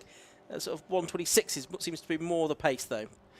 Does, doesn't it? So through the banking goes Mac Priestwood, and definitely getting away now, isn't he, from the David Hudson 888 car, who is being caught, no, not being caught actually, by Sam Copeland. So the 87 car sort of fading out of contention a little bit now as we move into the second half of the race. Here comes car number 12, very much still in contention then, this car. That started the race 6th on the grid, didn't it, in the hands of Tom Sibley. Andrew Woodbine at the wheel now, running actually only one place below that right now, but we know they will gain a little bit more as others come in to stop. But there is Harry Ormerod, the race leader. How long does he leave it now? That's the question, isn't it? How long does he leave it to make a pit stop? There's no major rush. He's running reasonably quickly. He's doing 27.5s. Priestwood 26.4s. So they are losing just over a second a lap, but to the point we were making earlier on, these 2 driver teams, there is a certain obligation to let both drivers have a certain amount of time in the car, whether or not that is detrimental to your chances ultimately of winning the race. Absolutely right. So there is car 12 making its way across the line. Priestwood up and over the line again. And what's the gap between them now? Just over 2 seconds between them. That time through, Priestwood took about 7/10 of a second out of the number 12 driver Andrew Woodbine. There's 21, Harry Ormerod then. He's on his own right, been a race winner, or part of a race winning team in 116 Trophy in the past, making a return here after a little while out. He's locally based in Conwy, just over the Menai Strait, and so racing here at his local track. And sharing with Sam Carrington-Yates, who did the first sort of half hour or so of the race here. A bit sideways there, he's pushing, and he knows he needs to as well, if to stand a chance of getting the overall win at the end of this race. He can't afford to pause for a moment, and it is so difficult, isn't it, when you can't necessarily see the person that you're racing against. It's more a race against yourself, really, just to go as quickly as you can, all the while trying to navigate your way around some much slower cars. 38.5 minutes to go in this race. On the timing screens, it's 21 Sam Carrington-Yates and Harry Ormerod leading, 71 Jack and Christopher Godden now second, 8 John Turner and Ray Grimes third, 12 Sibley and Woodbine fourth, but they're the first of the 2 stoppers. Then fifth 173 Matt Priestwood, second of the 2 stoppers, and third 888 David Hudson, Nigel Greensall, and they're the third of the 2 stoppers, 6th overall. Yes, they are. So Harry Ormerod then heads towards the banking. Just did a 27.2. His lap before, though, was a 26.6, which was only about 6/10 slower than Matt Priestwood. And, of course, essentially, they had 30 seconds to play with, didn't they? Because they were together when Priestwood made his first pit stop. But we know that pit stop was 30 seconds longer than the 21 car's stops will be. So Mac, if he's going to win this, has to overcome an entire 30-second deficit. He did do it at Alton, as Ian quite rightly said earlier on, but it's not easy to do. So black and white warning flag going out for car 186 now, which is the Petters, isn't it? Yeah, Daniel and Jamie Petters. So they're being warned about track limits, only a warning for the time being. So 25 car go through as well. How are they getting on now after their issues earlier on? Ethan Hall, 19th now, having made both his pit stops. So he's gained a good dozen or so places, I think, since the spin, the spectacular spin that he had exiting Church Corner. Yeah, just got his head down, I think, now, and put in some consistent and reliable lap times. Excuse me, as over the line goes the 71 car that's in second place of Jack Godden at the moment, but yet to make the second stop. Here is the effectively battle for the lead coming through the corkscrew now. Number 12 Andrew Woodbine, number 173 Matt Priestwood. The gap a couple of laps ago was 2 seconds. It's down to around about 1 second now, I suggest, as they go over the line. Just having a look, yeah, 0.901 seconds, the gap between them. They turn their way through target now. They are making their way on to their 36th lap of the race, heading up towards the banking now. Matt Priestwood almost in striking distance of what is effectively, or could effectively be, the lead of the race. The unknown there is what's going on with car 21, Harry Ormerod. He, as you can see, is not too far ahead of that battle, but he still has an extra pit stop to serve ahead of the what is the battle between cars 12 and 173. Here's another battle a bit further back. That's Pete Brand. No, that's Freddie Tatham, I think, in the number 89 car. Here is the battle for the de facto lead of the two stoppers. They turn their way into Rocket Corner, and Matt Priestwood now almost overlapping with Andy Woodbine. Yep, so Mac Priestwood has caught the number 12 car, needs to get through as quickly as possible, and he might waste no time in this. He's got an overlap, I think, to the inside line, heading for Peel Corner. Yes, he does, and Priestwood will be late on the brakes, sails up the inside line, and that was a textbook manoeuvre. Can Woodbine come back at him? I don't think the answer is going to be yes, and so Mac Priestwood, crucially, not only got through, but wasted very, very little time in doing so. And he now heads down through the corkscrew and will, off in the distance, just about be able to see that Harry Ormerod number 21 car. But exactly where that car will filter into this after its final stop, we don't know. But anyway, Priestwood did not want to waste any time battling there with Andrew Woodbine, and he didn't, because that was a very swift move, and that lap was still in the 26s. So even by making that overtake, he was still about 4/10 quicker than the race leader, which is really now the only driver that he has still to chase.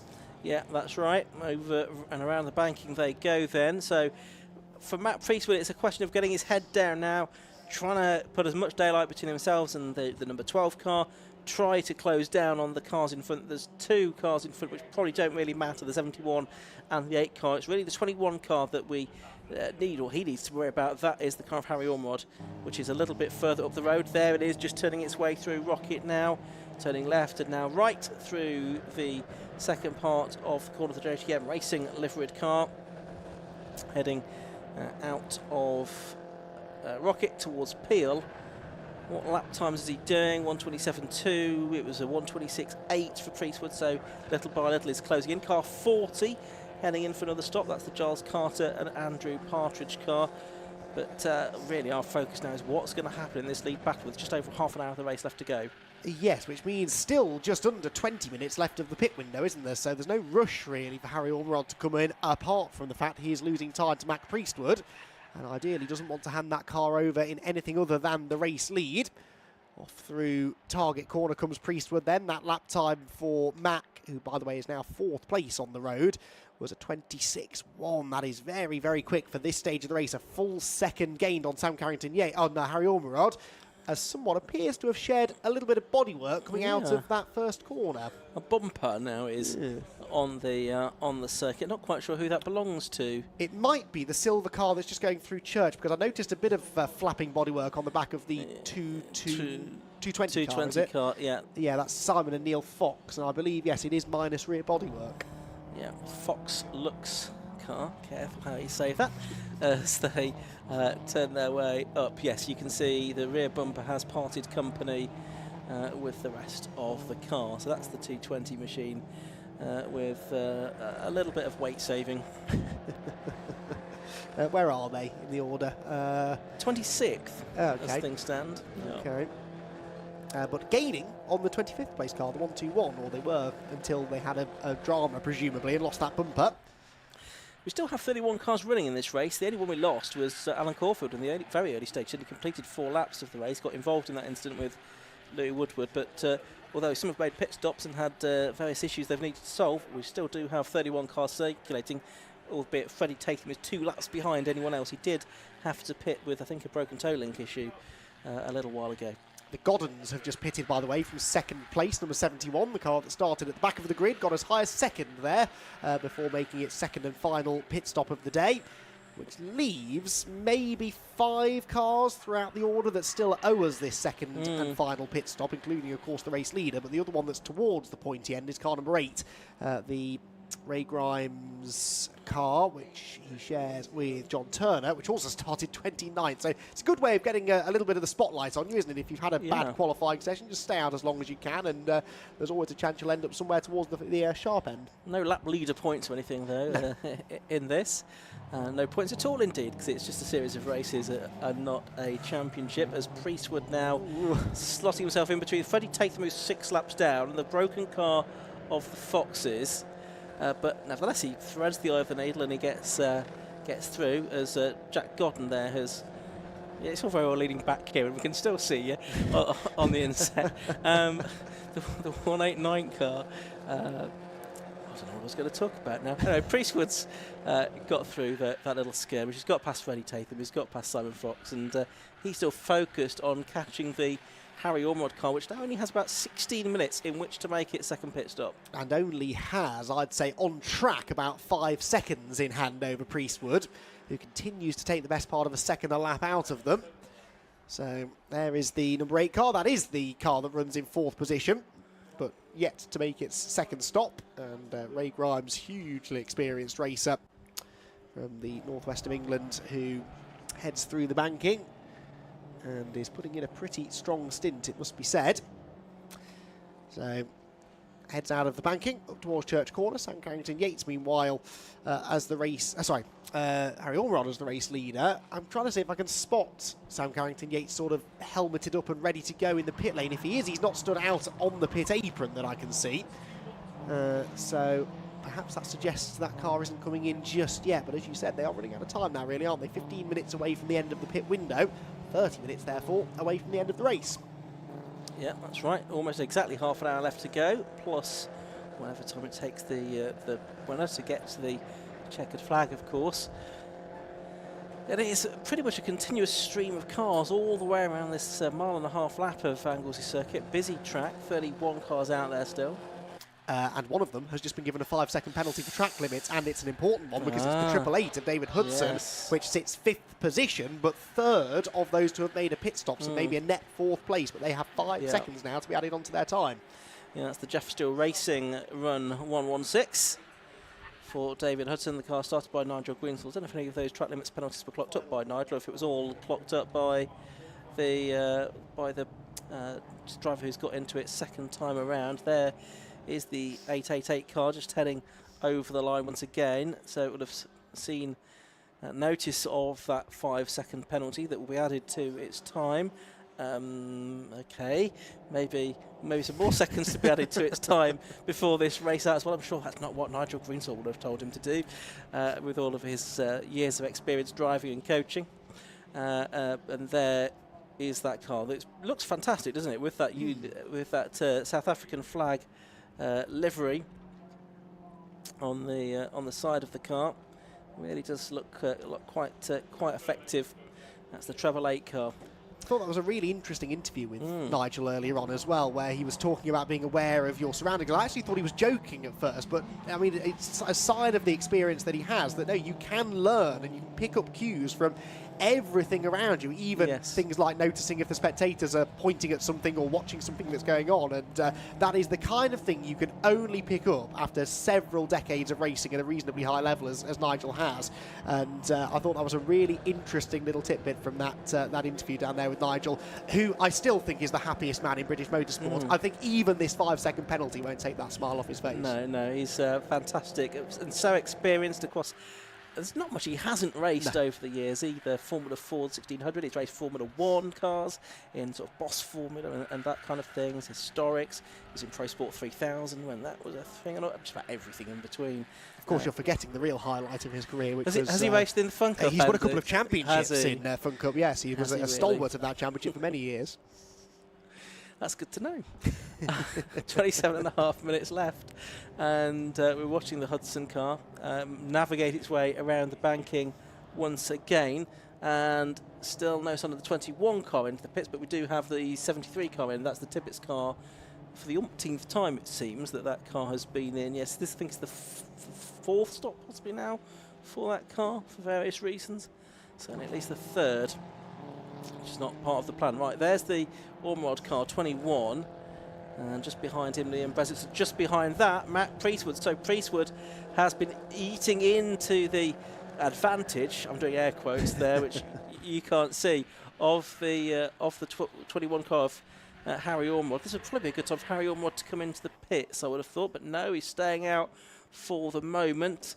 But this gives a chance for Priestwood to gain track position and effectively unlap himself here, doesn't it, Andy? Which I think should give him the lead, more or less. He might need to gain another couple of seconds, but this has been very impressive indeed, hasn't it? Perhaps Anthony Seddon did have a point when he gave that interview earlier on. Sam Carrington-Yates is helmeted up down in the pit lane now. Yes, he so is. I think he is waiting for Harry Ormerod to come in probably at the end of this lap, and Sam Carrington-Yates will try and take over the man who did hold the lap record here up against the driver that now holds the lap record here. This could be a fascinating second half of the race. Of course, there's no guarantee that if Matt Priestwood does come out of all of this with the lead, that he will keep it, because Sam Carrington-Yates is more than capable of taking the fight to Mac, but it would be a lot easier, of course, for Sam if he were to take the car over as the race leader. So up towards Rocket, perhaps for the final time in this race, goes Harry Ormerod. We suspect he will be in this time to hand the car over to his very experienced teammate, but will he be able to keep Mac Priestwood behind him up until that point? So far, so good. Mac hasn't been able to find a way through up at the top end of the circuit. Mac, of course, might not know who's in this car and whether or not it's even on the same lap as him, but he'll figure it out very shortly, because I fully expect this 21 car to peel left into the pit lane in a few I'm not seconds. sure it will, because I can see Sam Carrington-Yates is back on the pit wall now, so perhaps they're going to give it another lap, and indeed they are. And is Sam Carrington-Yates going to make some kind of signal to his teammate? Yeah, there we are. A thumbs up. A thumbs up. Which What was, does that mean? Carry on, mate. Not quite what I was expecting to see there, but there you go. Yeah, but anyway, they have gone on to their respectively 45th and 44th laps. Priestwood now, is he going to try and unlap himself here? They're nose to tail through the banking. About to head off to Church Corner. Just under 25 minutes of the race left to go. And this race wide open still here at Anglesey. How far away from the rest is he? He's now 5 seconds clear of the Sibley and Woodbine car. And the next one is the Woodwood and Copeland car, another 5 seconds behind that. Woodbine and Woodwood. It's all very complicated. Anyway, still watching Ormerod and Priestwood. There's another Wood. And he's turning his way through Rocket. They've got a slower car just ahead of them as well. Is that going to come into play? Carrington-Yates is back in the sort of pit lane now rather than on the pit wall, which suggests that he might be ready to receive the car this time of Harry Ormerod. It's the 22 car of Ryan Kefferty and Richard Roundle that they are trying to pass. Does this give the opportunity for Matt Priestwood to capitalise and go through?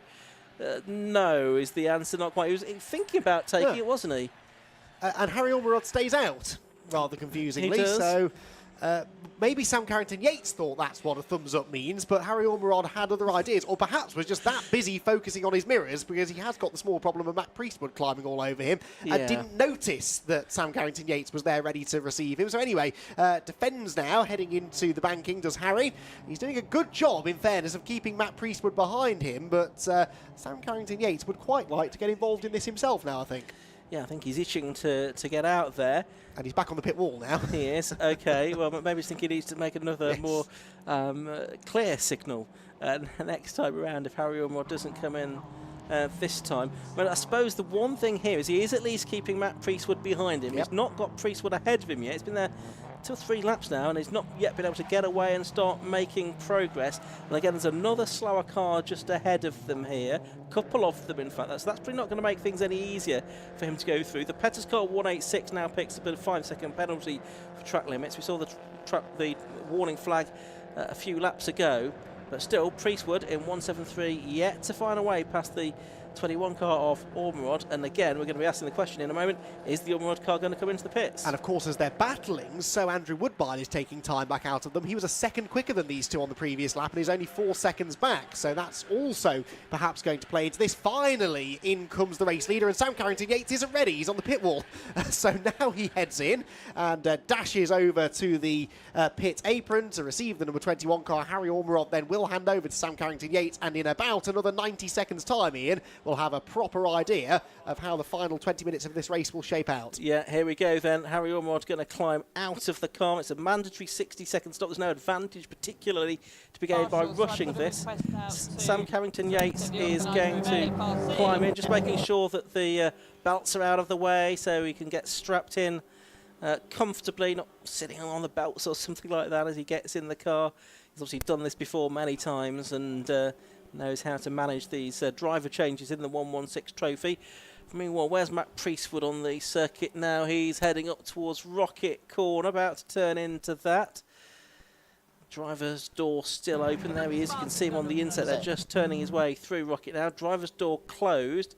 We've got to wait for the 60-second stationary to be counted down. You can see the car parked at this 45-degree angle. They'll push it back out into pit lane once the 60 seconds are up, and then it's going to be Sam Carrington-Yates getting back out into the race. He's just out of Peel now is Matt Priestwood heading down into the corkscrew. The 60 seconds are up. They're starting to push the 21 car out into the race. Got to be mindful of the pit lane speed limit here, Sam Carrington-Yates, but I think he's going to get out in front here of Matt Priestwood. He's at the pit lane exit now, still at pit lane speed limit, but now gets back out into the race, and he is going to have the lead, but not by very much, Andy. This, by the time he's up to speed, will be only a second or so, because look, there is Matt Priestwood. So Matt Priestwood at full speed is going to be right on the tail of Carrington-Yates before much longer, I suspect. So that was judged to perfection. And how significant was it that Harry Ormerod kept Priestwood behind him for that last 4 or 5 laps of his stint? If Priestwood had gone through and then continued to lap a second lap quicker than Ormerod, then he would have had the lead right now. So that was a brilliant stint, actually, from Harry Ormerod. Wasn't as quick as Priestwood, but defended the position well. Only 5 minutes or so of the pit lane window left remaining as well. They'd only got about another probably 4 or 5 laps at which they could have made that pit stop legitimately before they started to pick up penalties, but they're a very good visual idea of the gap between them then. And although a few minutes ago when these two cars were together on track there was a lap between them, now there's not a lap between them. This is very much for position, and basically we're faced with a 20-minute sprint race now. We are, aren't we? This is pretty much exactly, actually, what Louis Woodward said earlier on, wasn't it? That it all boils down to the final 15 minutes or so. So that is going to be the case again today. So before this all kicks off, which I think it very much will do in the next few minutes, let's head one more time down to the pit lane and catch up with Kieran Mogg. So I'm down here with Ben and Sean. Now, Ben, you've just come out of car 305. Firstly, how was your stint? So the stint was okay. Actually, the balance of the car was really nice at the moment. So a nice amount of understeer. So I'm controlling the understeer, and then I'm getting back on the power, and it's getting quite neutral, and then sort of swirling out of the corner. So I'm finding the balance quite predictable. Qualifying this morning in the wet was nice. You get to feel the car out and feel the balance of the car in the wet, which is really nice. Unfortunately, it's not as fast as we'd like it to be. So going round turn 3 over there, we're losing quite a lot of speed up into Rocket Inn, and we seem to be going backwards at the moment. But other than that, the car feels nice. It's still in one piece. It had a little bit of contact yesterday when we put it into the Armed Forces Race Challenge with one of our drivers, and we're just happy that today that we're able to push it out here in 116 Trophy. But yeah, we're not gaining places. Unfortunately, we're losing them. But it's all about sort of driver development for us. Yeah, absolutely. And how are you finding the circuit as a whole as well? So I love the circuit. So basically, the first time I came here was for Race of Remembrance 2 years ago, which was a fantastic race, 12 hours, a very unique remembrance event with Mission Motorsport. That was the first time we came here, and a real interesting, night race as well. So a really different dynamic. Genuinely loved the circuit. Went round here and did a few supercar laps, sort of driving my own personal car. So really nice going into the hairpin at the top, really a real heavy braking zone, and then sort of coming out quite squirrely and crossed up, sort of coming straight and showboating a bit. So nice circuit, really do love it here. Hence, when this was on our calendar, absolutely let's check in and race here. Fantastic. And also, you guys were marshalling yesterday, so can you tell us about the experience of that? We'll start with you. Yeah, so 750 messaged us, obviously, Formula 1 weekend. They're struggling to get marshals to come here and race, and obviously there's lots of other national events going on. So they came to us and said, they came to everybody and said, hey, can anyone support marshalling? We take a pretty significant support crew with us, so there was quite a few people, guys and girls, who unfortunately we all can't afford to race. So there's lots of us up there supporting the AFR ARC, Armed Forces Race Challenge yesterday, and we had plenty of spare support people. So, yeah, okay, we'll give marshalling a go and help out and give something back. So, a really nice, unique experience to sit the other side of the racing line, get really close to the action. I was up at Rocket Inn, so Turn 7 Rocket Inn. I spent the whole day there, so watched every series that 750 had to offer for that day. Trophies had quite a lot of contact, so Civic Type-R trophy had quite a lot of contact. Surprisingly, 116 was fairly clean, and pretty much a real showcase of how good driving was. And then I got to be trackside watching all the overtakes. What I sort of noted from a driver perspective was that the marshals generally not drivers, so they didn't really sort of see the racing lines and see what's going on. They're just in the flags and that sort of space, which is a learning point for me. But equally, I got a preview of what the circuit's going to be like today. So every overtake that was tried to go on the inside of Turn 7 was absolutely a non-starter, and either they lost a place, lost 2 places, or it ended in catastrophe and quite a lot of panel damage and some upset people. So coming here today, there was absolutely no way I was going up the inside of Turn 7 up at Rocket Inn. Stick it on the outside. Unfortunately, if someone gets the outside of you, it's checkmate, but because of the nature of the corner, if you're up the inside there, you're on the outside for the next corner. So it was really nice perspective and interesting to see the other side of racing and be really close to some of the accidents and the aftermath of it and helping out. So really enjoyed it. A good different insight to have as well. Yeah, absolutely, yeah. Now all I now need to do is go and do it on every other circuit at all corners, and then I'll pretty much get the circuit figured out for free.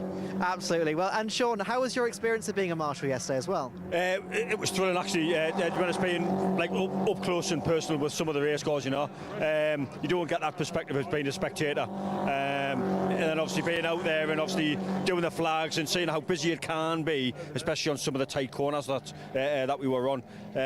So yeah, from my point of view, absolutely really privileged to have been in that position. And I absolutely, it's unique out there for people to get involved and absolutely just get involved if you can. To get you up really close and personal with the motorsport racing.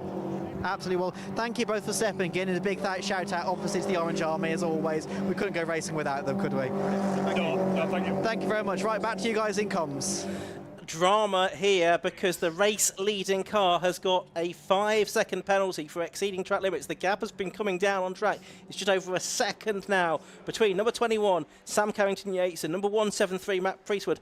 A grandstand finish building up, Andy, but it's not going to be, is it? Because we've got a 5-second penalty now for the car that leads the race. And there are those that would argue, and I'm not going to say whether I agree with them or not, that he's clearly not been gaining an advantage by exceeding track limits, has he? Because that lead gap has still been coming down. But there we go, 5 seconds added onto his time, and Matt Priestwood doesn't really need to bother overtaking him now. However, Peter Keane is very keen to do some more overtaking because he's been charging through the field in this last 20 minutes or so. He's already overtaken the David Hudson 888 car, which itself, of course, has a time penalty to be applied post-race, and he's now on the tail of the Sam Copeland number 87 car, which in the early stages of the race was very much a factor at the front of the fields in the hands of Louis Woodward. And in fact, he's just gone round the outside of Copeland into Rocket. I can see this out of the window, but has not got the place. There they are, look, going through Rocket in and into Rocket out. So Copeland just about hanging on. This the fight for 4th position. And the gap on the road between the two leaders has gone out a little bit on that last lap. A 1.4 second gap now emerging between Sam Carrington-Yates and Matt Priestwood. So they are first and second. Third at the moment is number 12. That is the Tom Simply Andy Woodbine car. Fourth then is the number 87 car of Woodward and Copeland at the moment, with Peter Keane just behind him, 5th place. 6th is the 888 car of Greensall and Hudson. 7th, number 18, Millward and Bayliss. 8th is number 252, James Dunn. 9th, number 34, the Tyndall and O'Reilly car. And rounding out the top 10, the Brands, Peter and Martin in car 86. As we're watching Peter Keane have another go here at Sam Copeland, who's driven a really good stint here, hasn't he? Inexperienced though he is, although now he's got the 151 car trying to go around the outside. That was never going to work, really, was it? But this really is a 3-way scrap for 4th position here. Yes, it is, because as you quite rightly said, they're backing each other up, aren't they, into that 888 car. It's only another 2.7 seconds back, actually, to the Millward and Bayliss number 80 machine as well, which is lapping quicker than them by about a second a lap. So they could all end up coming together here by the end of the race. And only one of those cars I just mentioned has a time penalty to be applied after the race. So it would be more or less a genuine fight for position. Up the hill they will go then. This time around, Peter Keane not quite as close to Sam Copeland as he was a lap ago, and so will not be able to launch an attack. And in fact, it's Hudson who's hunting around on the inside line. Copeland runs wide though, so he wasn't really under that much pressure that time, but still made the mistake. Peter Keane now gets alongside. That's the outside line for Rocket out, and it will maintain the outside line into Peel Corner. There's been a collision further back. The 252 car getting tapped into a spin. That's James Dunn, and he was spinning with some velocity there, as if he'd been given quite a whack to find himself in that position. Peter Keane, though, has just gone round the outside of Rocket out and Peel Corner to claim 4th place. Yeah, and Dunn was in 8th place, just half a second ahead of the Tindall O'Reilly car at the start of that lap. Draw your own conclusions. Right, 11.5 minutes of the race left to go. This battle goes on for 4th place. Don't forget, Hudson in the 888 car at the back of that group will have 5 seconds to be added to his time at the end for exceeding track limits. And we've got Andy, sorry. Oh, well, sorry, just to add to your theory regarding the 34 car, it's not really BMW shaped anymore at the front either, No. so it's had contact with something. Or someone. Anyway, 11 minutes to go. There is another car that's got some fairly hefty damage from much earlier on in the race. Sam Copeland, not the driver that was on board while that happened. Number 10 now getting the track limits flag. That's the Whiten and Whiten Turner car for the drivers from Greater Manchester. So, how is this going to pan out? It looks like Priestwood is probably going to win this one way or another. Is he going to try and make a move for the position on the road, though? We'll keep an eye on what goes on in that battle. Still, we've got Copeland and now Hudson battling for track position. 5th place on the road here. And yes, we've now got just 10.5 minutes left. All of the pit stops, of course, have been served. The pit lane window has been closed, and we're just into the last 7 or 8 laps of racing for these 1.6i N45 BMW 116i's. These cars actually, well, they still look fresh, don't they? Originated about 2004, these cars on the road. They're available in this format for a couple of years. But they still look good and modern and fresh cars, and I think of all the cars where we do have these endurance races, they are the most credible of racing cars in these 90-minute races that we have. Very low cost way to do it, very standard specification, not much you can do to the cars. Pretty level playing fields, and a good way for many people to get into racing for the first time. Into the pits comes the number 34 car, possibly to have a look at the damage that was sustained on that Toby O'Reilly and Lewis Tyndall car.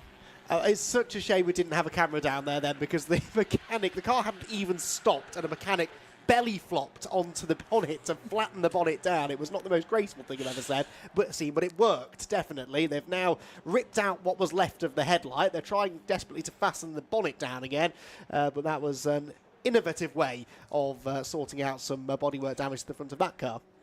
Excellent. I wish I'd seen that myself, but you could just see that from your vantage point a few feet to the right of myself. Anyway, closing stage of this race. There's Matt Priestwood just behind the Sam Carrington-Yates car, number 21. There they are together, heading down towards Church Corner, about a second between them here. But Carrington-Yates with that 5-second penalty.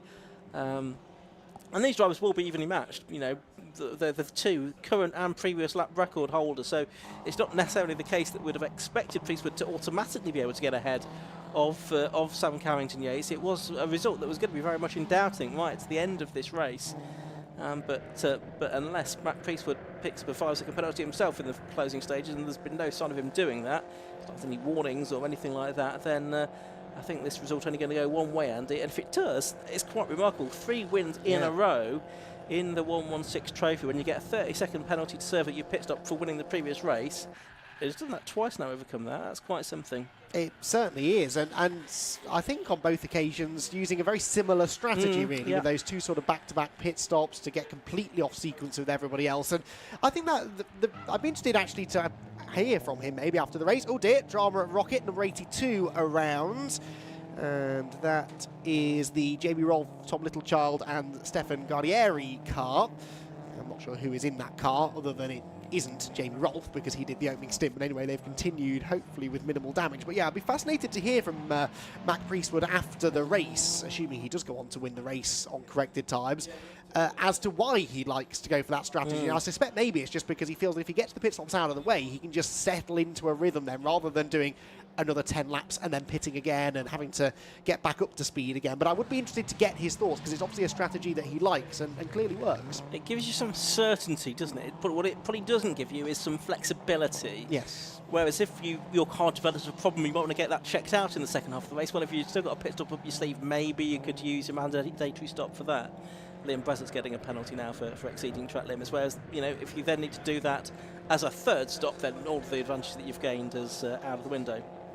Yes, exactly so, but that hasn't yet bitten him. He's managed to come out of this pretty well every time, hasn't he, so far? And I wonder whether we'll see him try and deploy that in the next round of the series as well, a little bit later on in the year. 6.5 minutes to go then. Mac Priestwood will, I'm pretty sure, be aware of this penalty that is being handed out to Sam Carrington-Yates, and that, I suspect, is why he's sort of dutifully just sitting around a second or so behind Sam. If Sam were to make a mistake, then I'm sure Mac would try to go through, but no real need for Mac Priestwood to be taking too many risks. That being said, they're both lapping quite quickly, aren't they? Priestwood in the low 26s. That's been a quick lap, really, for much of the race in traffic. So neither of them are hanging around. They're both about 0.8 of a second or so quicker than anybody else out on track. But Matt Priestwood, I do get the feeling, is quite content to stay exactly where he is for now. A 7th car now getting a track limits penalty. That's number 10. That's Paul White and Lewis White and Turner that have now picked up that penalty as well. We have 30 cars still running. We didn't notice, or I didn't notice anyway. The George Healer car stopped about 15 or 16 laps ago. 40 laps into the race, the 187 car out of the race. So 30 cars still circulating out of the 32 that started, with 5.5 minutes of the race left to go. And Matt Priestwood, the powder coater from Halifax, number 173, just sitting in behind the Sam Carrington-Yates number 21 car on his return to the 116 trophy. They're about 15 seconds up the road from Andy Woodbine in third place, who in turn is 25 seconds clear of Peter Keane in fourth, who's now put a bit of daylight between himself and Sam Copeland, who is in 5th place.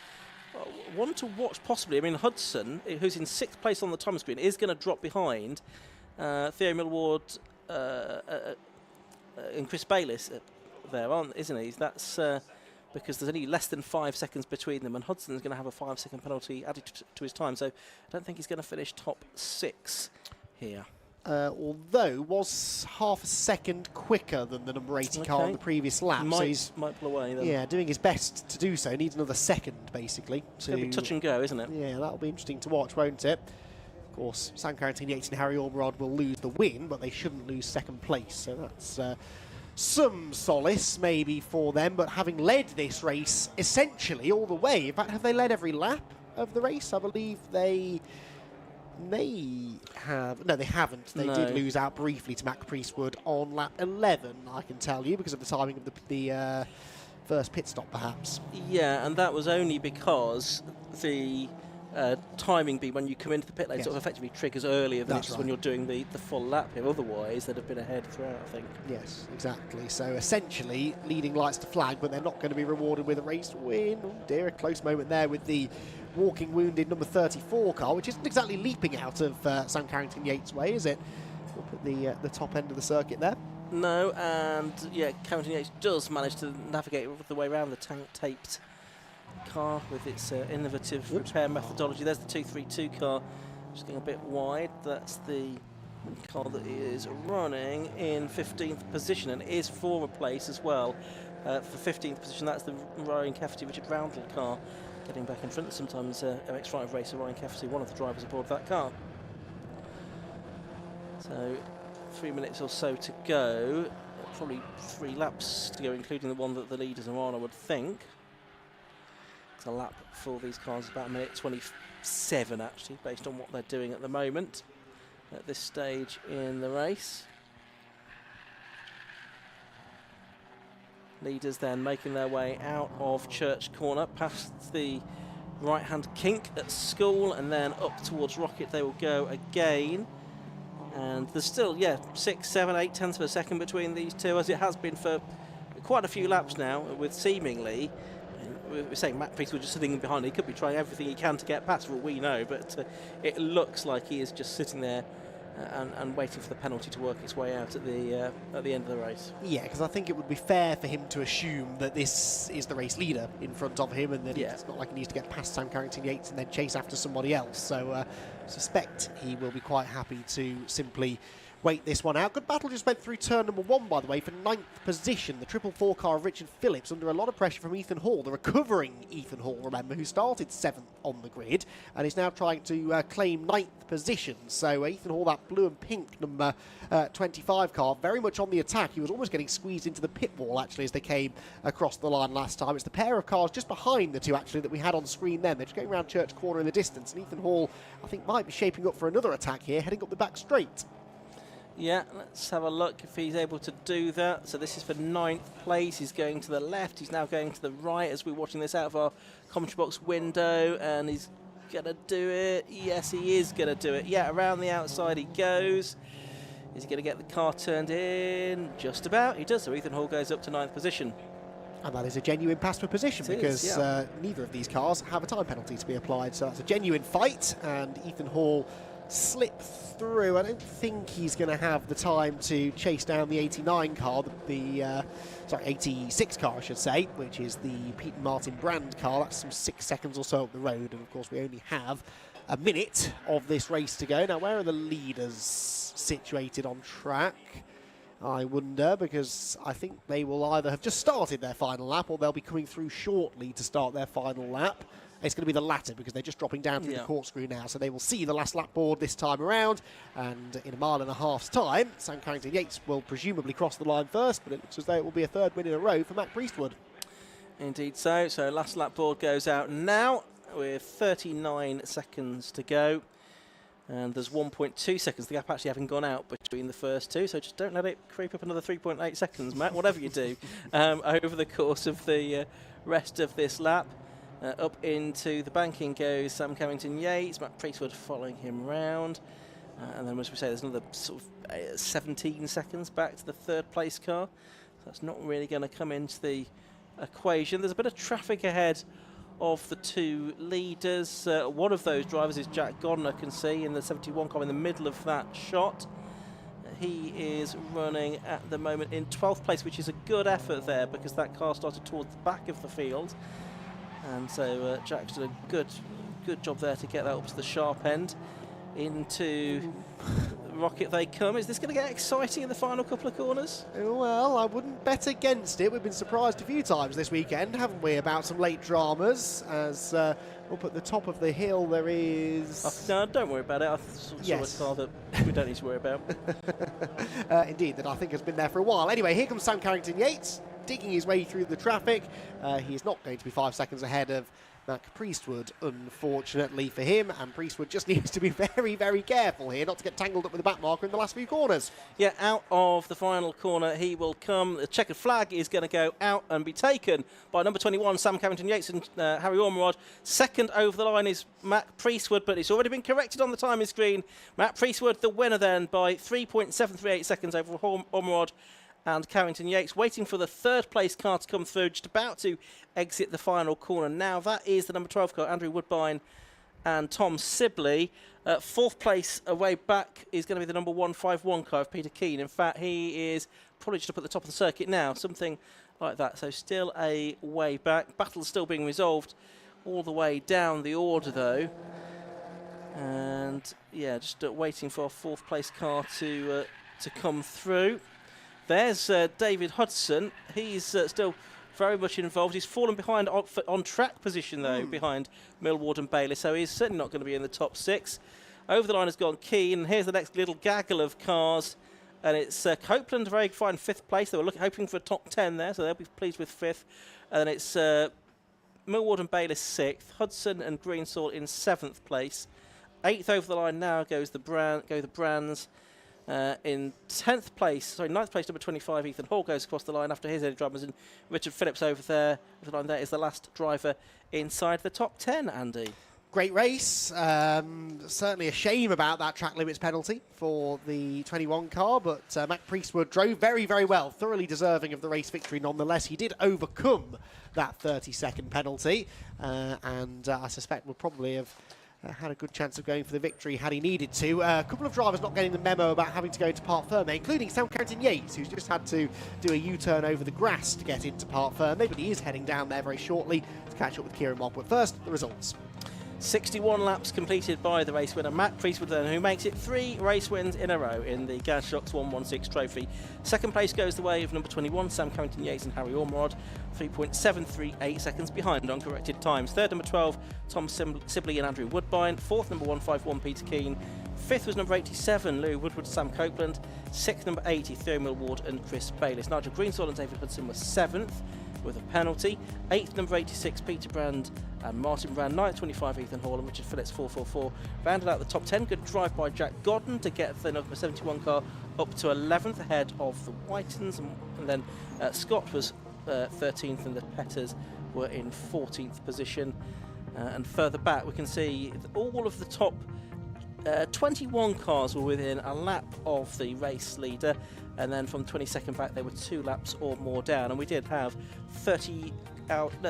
29 cars, we think, that actually made it to the checker flag in the end. There was another late retirement in the form of 252 James Dunn as well, and that car, I think, that's going to be collected.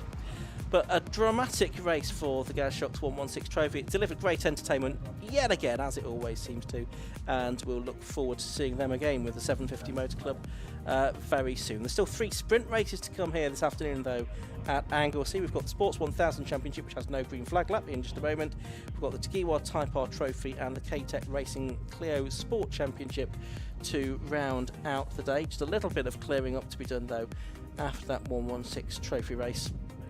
And then we'll have the Sports 1000 cars released out onto the circuit.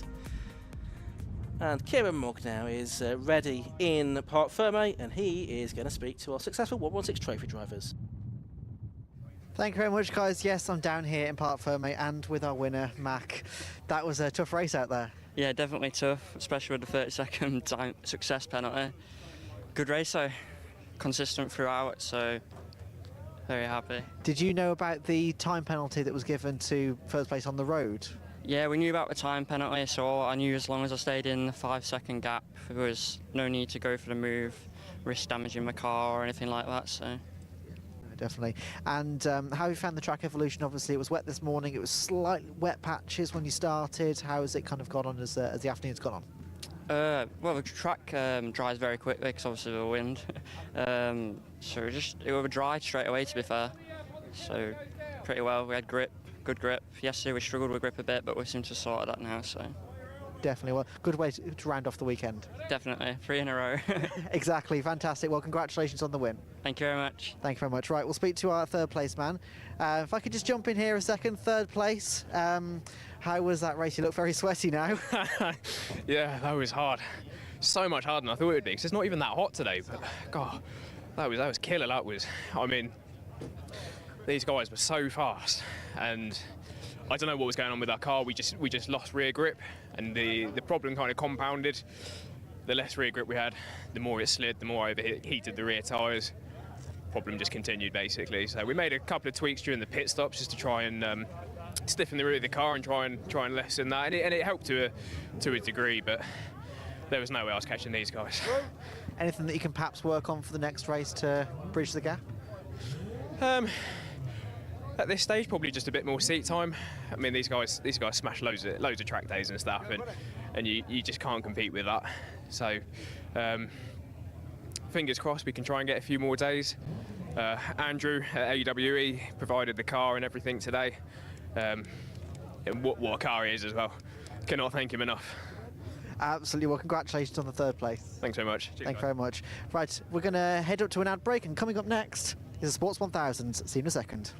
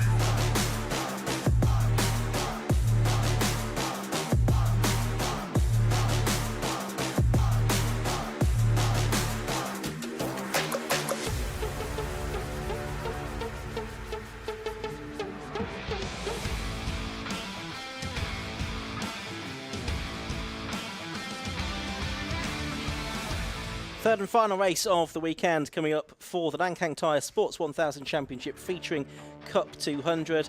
For Woody had wins for Ryan Yarrow and Scott Mattel. This time it's Dan Clues, number 2, that is on pole position. Besides him is number 8, Richard Webb. On the second row of the grid, it's the 2 race winners from earlier on in the weekend. Number 5, Scott Mattel, and 54, Ryan Yarrow. Row 3 is 42, Clint Newman, and 63, Colin Chapman. On the fourth row of the grid, it's 44, Carl Austin, and 43, Paul Rogers, Charlie Slatton, and 69, Ian Hutchinson. On row 5 of the grid, row 6 is 72, Johnny McGill, and the first of the Cup 200 cars, 77, Al Bolton.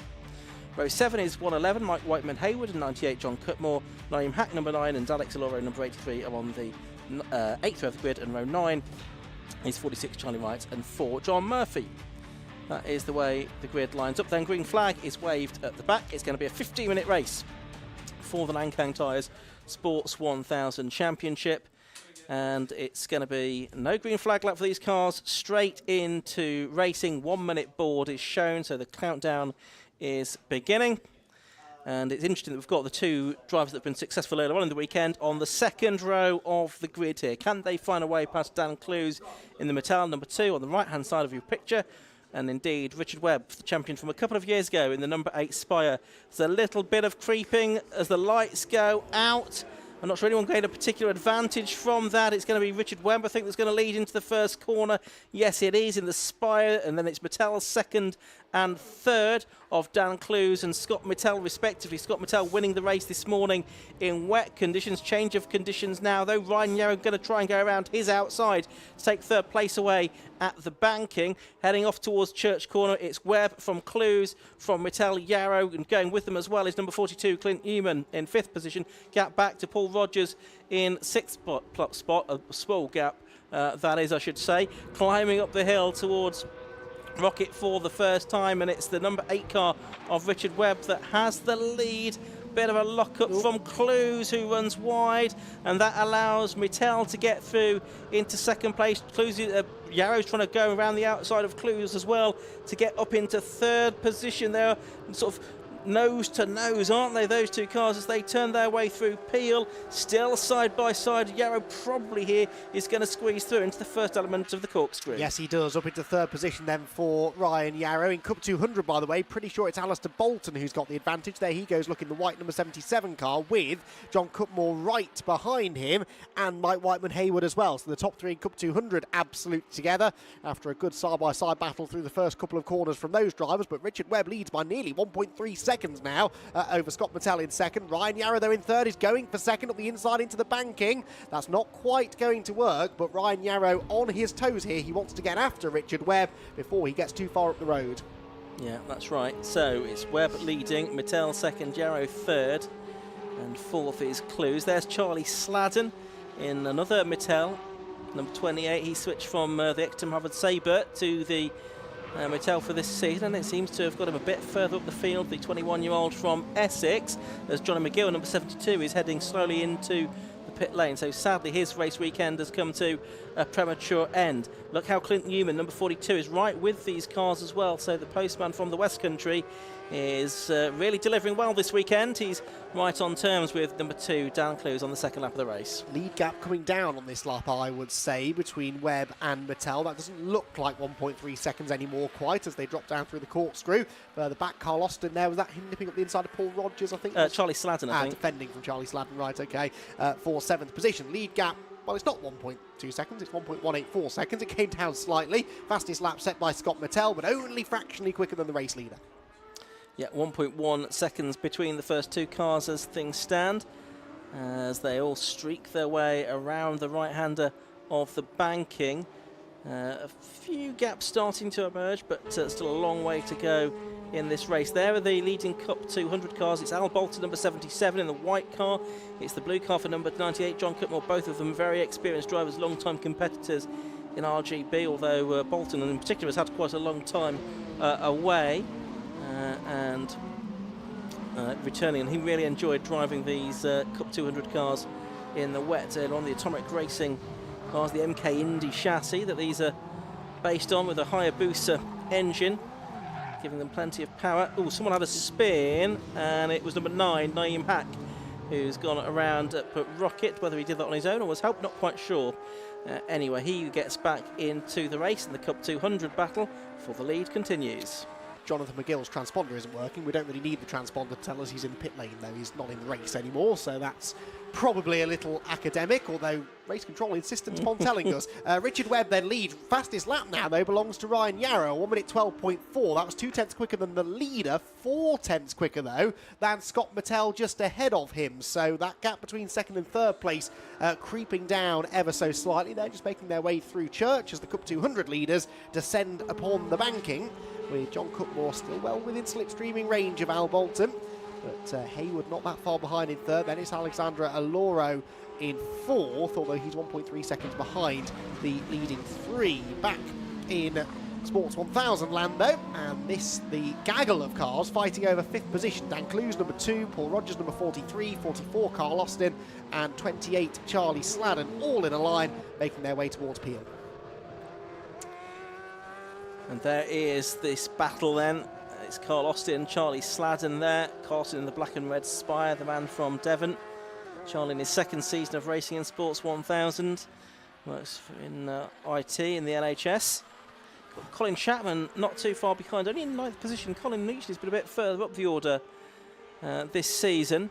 Ryan Yarrow's just in the best lap of the race, a 1:11.876, 11 seconds faster than they were doing this morning in the wet, of course, but it's narrowed the gap there to Scott Mittel, so he is taking the fight to the two leaders, Richard Webb and Scott Mittel. Mittel the winner of this morning's race, Ryan Yarrow winning yesterday's race by 1.25 seconds over Richard Webb, and Yarrow did the best lap yesterday, 1:11.360, so he's about half a second outside of that time at the moment. I think Charlie Sladden got past Carl Austin then with a nice move up the inside into the banking. Scott Mattel now looking to make a similarly nice move against Richard Webb for the race lead. They are absolutely together now as they turn through Rocket.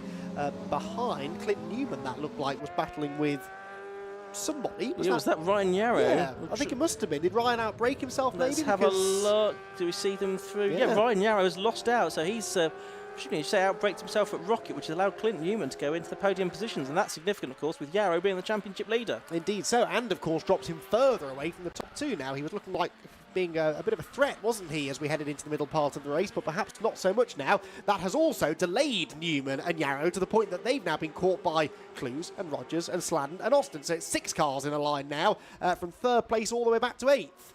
Yeah, Yarrow led by 42 points coming into this race. Carl Austin it was that was up into second, Paul Rogers third, Colin Chapman fourth, Charlie Sladden fifth in the championship.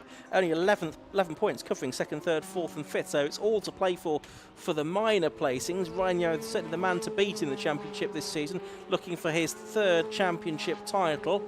But he's got his work cut out a little bit because Dan Clues is going to get past him now, so I wonder if there's a problem with his car. Rather than it being an issue, Rocket on the first lap, he might lose another position here to Paul Rogers up at the top of the hill. No, Rogers just took him back in behind. But Yarrow, all not well, I suggest there. And indeed, he has not lost out to Rogers just yet, but that was Clues confirming his position. Sladden in 28, trying to get ahead of Rogers as well. And then the man who's second in the championship, Carl Austin, he's only 8th. Yeah, so I was surprised to hear Carl Austin was second in the championship, only because he's been a little bit anonymous this weekend, sort of battling towards the back end of the top half dozen at best. But anyway, he has the potential maybe to pick up a few more places in this race.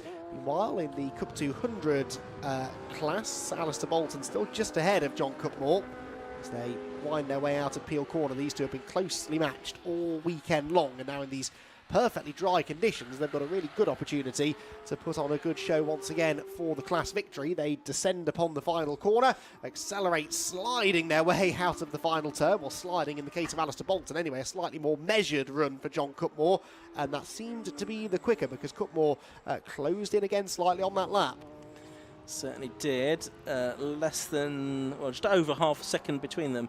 As we've now got Yarrow, he's got his hand on the air, he's waving cars past him, so that's Colin Chapman that's gone past him as well as Carl Austin, so wouldn't be surprised if we saw, well, will we see Ryan Yarrow pit bound, or will he just try and drive around whatever problem he's got just to pick up points here that could be important in the championship, or potentially if he thinks this is something that could be more serious, he might decide that the right thing to do is to head for the pit lane and avoid risking any further damage to the car or the engine.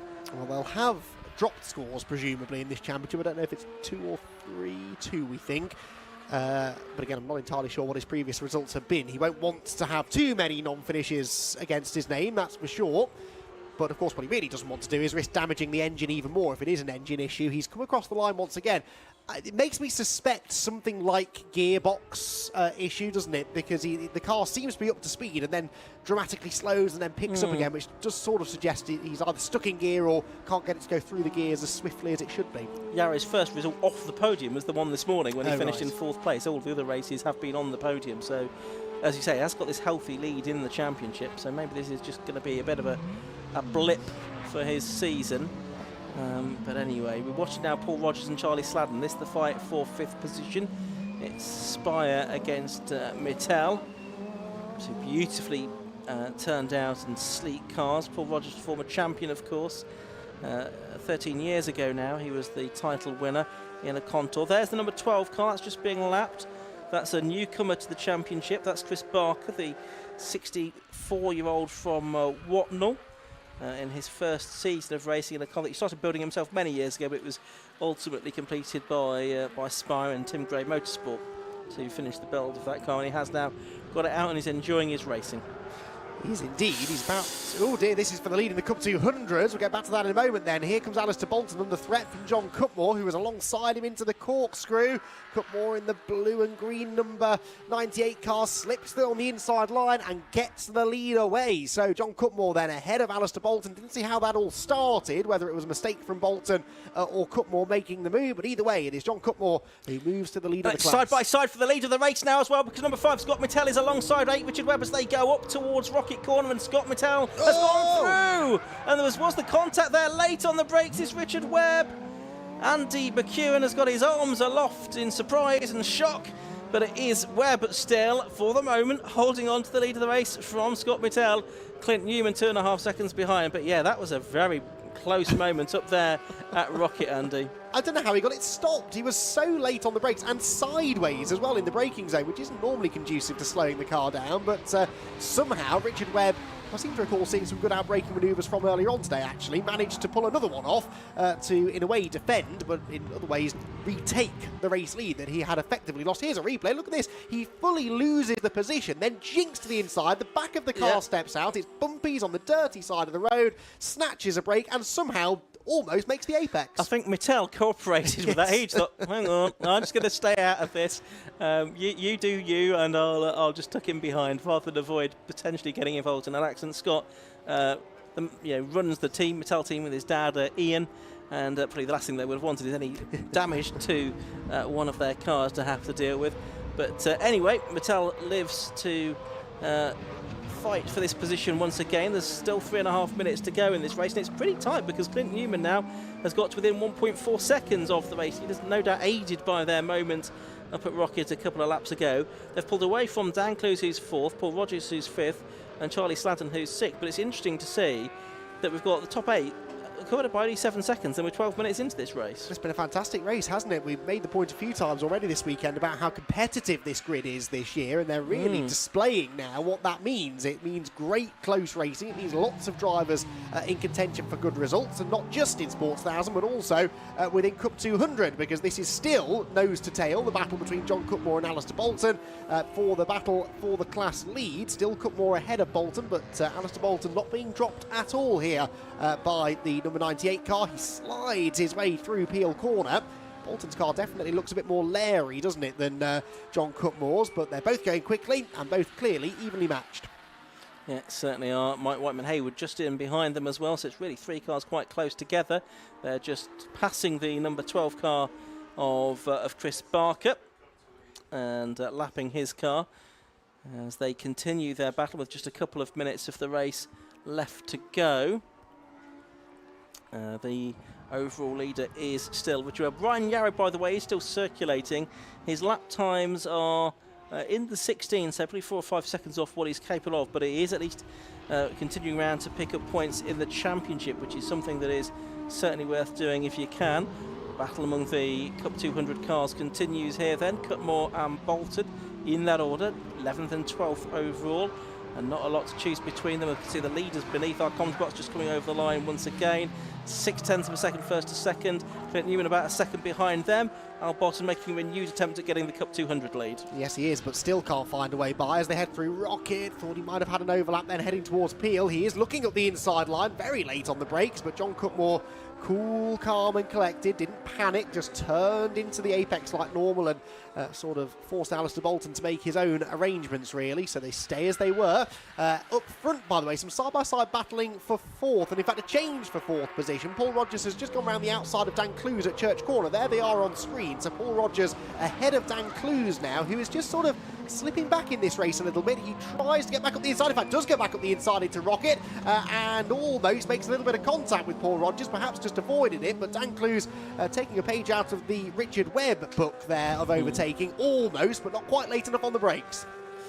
No, so great scrap for fourth, and they are what, 4 seconds or so behind the leaders who are just dropping down through the corkscrew once again. They are going to be about to start their final lap. They've got one of the Cup 200 cars ahead of them. It's the number 4 car, which I think is that of John Murphy. But yeah, leaders now go on to their final lap, and Richard Webb has just done the best lap of the race, a 1:11.774. It's pulled out an extra couple of tenths. Meanwhile, for 5th position, we're about to get a place change as well, going into turn 1. And for Cup 200, Andy, the battle still continues. Yes, because Alistair Bolton outbraked himself then, trying to go around the outside of John Cutmore at Rocket, and in doing so nearly opened the door for Hayward to come through as well.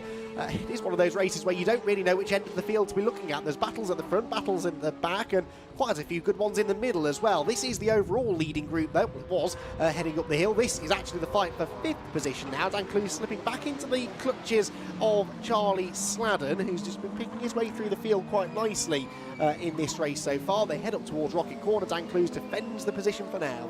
Yeah, the leaders, though, are at Peel for the final time. Here is Richard Webb, number 8. Oh, and Carl Austin is off on the grass, and he makes contact with Colin Chapman there. I think they both survived that. A little accident there as the man who's second in the championship regained the circuit into Peel Corner. They go, but the leaders now are out of the corkscrew for the final time. Up to the line they come. Checkered flag is about to be taken, and it's going to be number 8, Richard Webb, that takes the checkered flag to win the latest round of the Nankang Sports 1000 Championship. It's round 7 of the championship, the halfway mark of the season. 9 tenths ahead of Scott Mittell.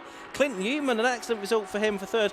Paul Rogers getting the fastest lap of the race on the final lap, of 1:11.696 in 4th. And Dan Clues 5th, Charlie Sladden 6th, Carl Austin and Colin Chapman 7th and 8th. And there is our Cup 200 leader. Yeah, John Cutmore, I think, has this one more or less in the bag now. That little mistake from Alistair Bolton a lap and a bit ago at Rocket has cost him, and it means that he's just not really been able to take the fight to Cutmore in the closing stages. It was a lovely move that Cutmore made halfway through the race, and from there he hasn't really looked back. Heads down through the final corner and awaits the checkered flag.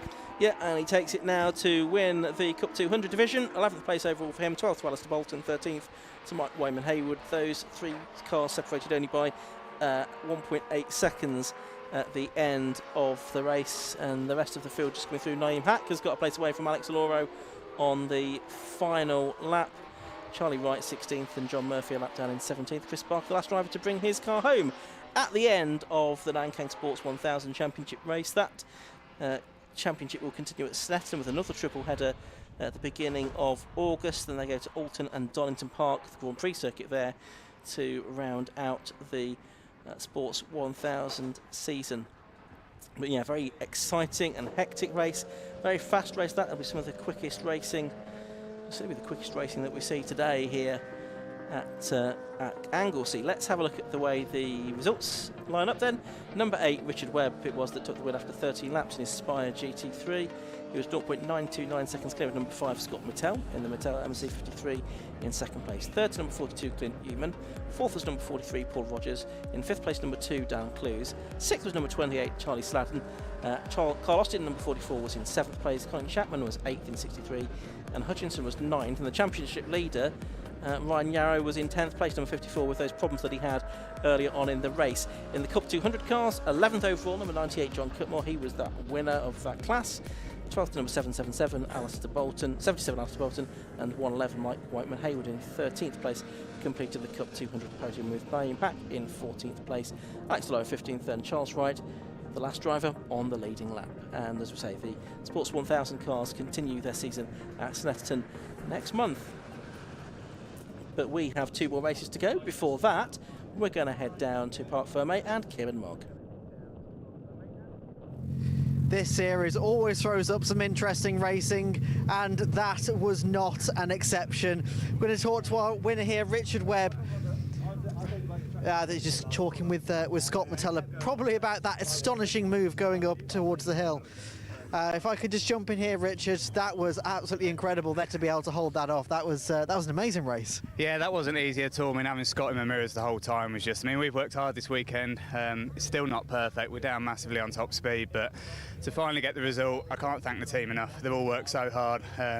Tim Gray, all his boys, and the guys at Spy, it's been brilliant. So to get the result at the end of the weekend is brilliant. Fantastic way to end the weekend, really. Yeah, absolutely. Sunshine, Anglesey, and a race win. Perfect. Exactly. Well, congratulations. Cheers. Thank you very much. Thank you very much. We'll quickly speak to Scott. Scott, that was one hell of a battle out there. Yeah, it was good fun. It's me and Richard never actually raced together before. We know each other quite well. We do lots together, but never actually raced each other. So today's been good fun. I got one, he got one, so it feels probably fair. Absolutely. Well, congratulations on second place. Cheers. Thank you very much. Cheers. Thank you. Now I have a quick word with John Cutmore. Where's he? Not again. They keep running away from me. I'm fed up of drivers running away from me. I clearly have a curse, and they don't like speaking to me. But never mind. We've got John here. John, you had to absolutely fight for that one. Yeah, it's a tricky one, wasn't it? It was a good race. Good race. Well done, Al. Yeah, how did you find the conditions out there as well in the competition? Well, obviously down on numbers, aren't we? But I mean, the weather's changed. It's a different race altogether from this morning, isn't it? So yeah, good race out by all, I'd say. Yeah, absolutely. Well, great way to end the weekend as well. Yeah, not bad, eh? Fantastic. Congratulations on the win. Yeah, thank you. Cheers. Thank you very much. Now we've got racing coming up next. We've got 2 more races, I believe. So don't go anywhere.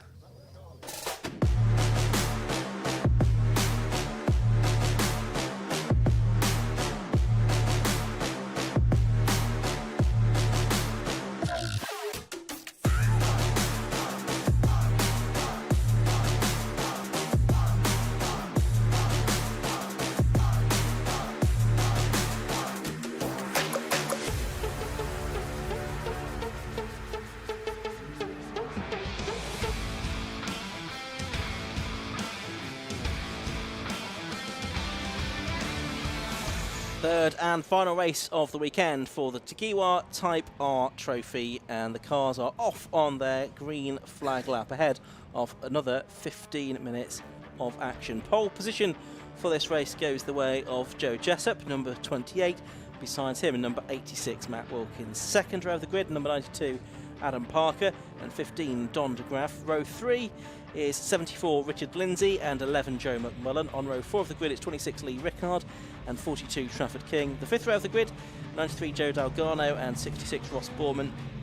Row 6 is 19, Ollie Musgrave, and 95, Ben Seibold. Row 7 of the grid, 374, Kai Lindsay, and 13, Tom McFarlane. On row 8, it's 7, Andrew Idwin, and 77, Luke Evans, although he crashed heavily at the end of the previous race. Row 9, 61, James Delisle, and 94, Ursula Jordan. And row 10, 18, Matthew Duffel, and 12, Richard Jones, although we may have lost a few of those cars during the course of the weekend so far. So, 15-minute race ahead of us. The grid for this race set by the results from earlier on. Joe Jessup, of course, it was that won that by just a couple of tenths of a second from Matt Wilkins. A really exciting race in probably the worst conditions that we've had all day. Adam Parker third. He led the race for a while, but an excellent podium result for him. And Don de Graaf had to bounce back after a big spin at Church Corner on the opening lap of the race. Got the onboard camera on Ursula Jordan again. It didn't give her much luck in the first race, so let's hope for better fortunes for her this time. A reminder that yesterday's race was a win for Matt Wilkins from Don de Graaf and Joe Jessup. The championship coming into this one is Matt Wilkins leading with 206 points. Joe Jessup has 179. Don de Graaf 160. Ollie Musgrave 148. And Joe McMullen 135. But we're watching here from on board with Ursula Jordan. She's about to drop down towards the corkscrew. She gets this great view opening up over the Irish Sea and the Anglesey coastline and the mountains of Snowdonia in front of her. She's weaving a little bit to get some heat into her tyres, as we have the front runners already taking up their places on the grid. Joe Jessup then, number 28 in pole position, the red, white and blue car. DH Racing prepared car. It's the Motion Motorsport car of number 86. Matt Wilkins alongside him on the front of the grid. Then the second row on the inside, you've got the Adam Parker car, number 92. The green Union flag on his roof. And the mostly green car, green and black car. and 15 Don de Graaf, the car with the red roof, but another, I think, Motion Motorsport prepared car for Don de Graaf there.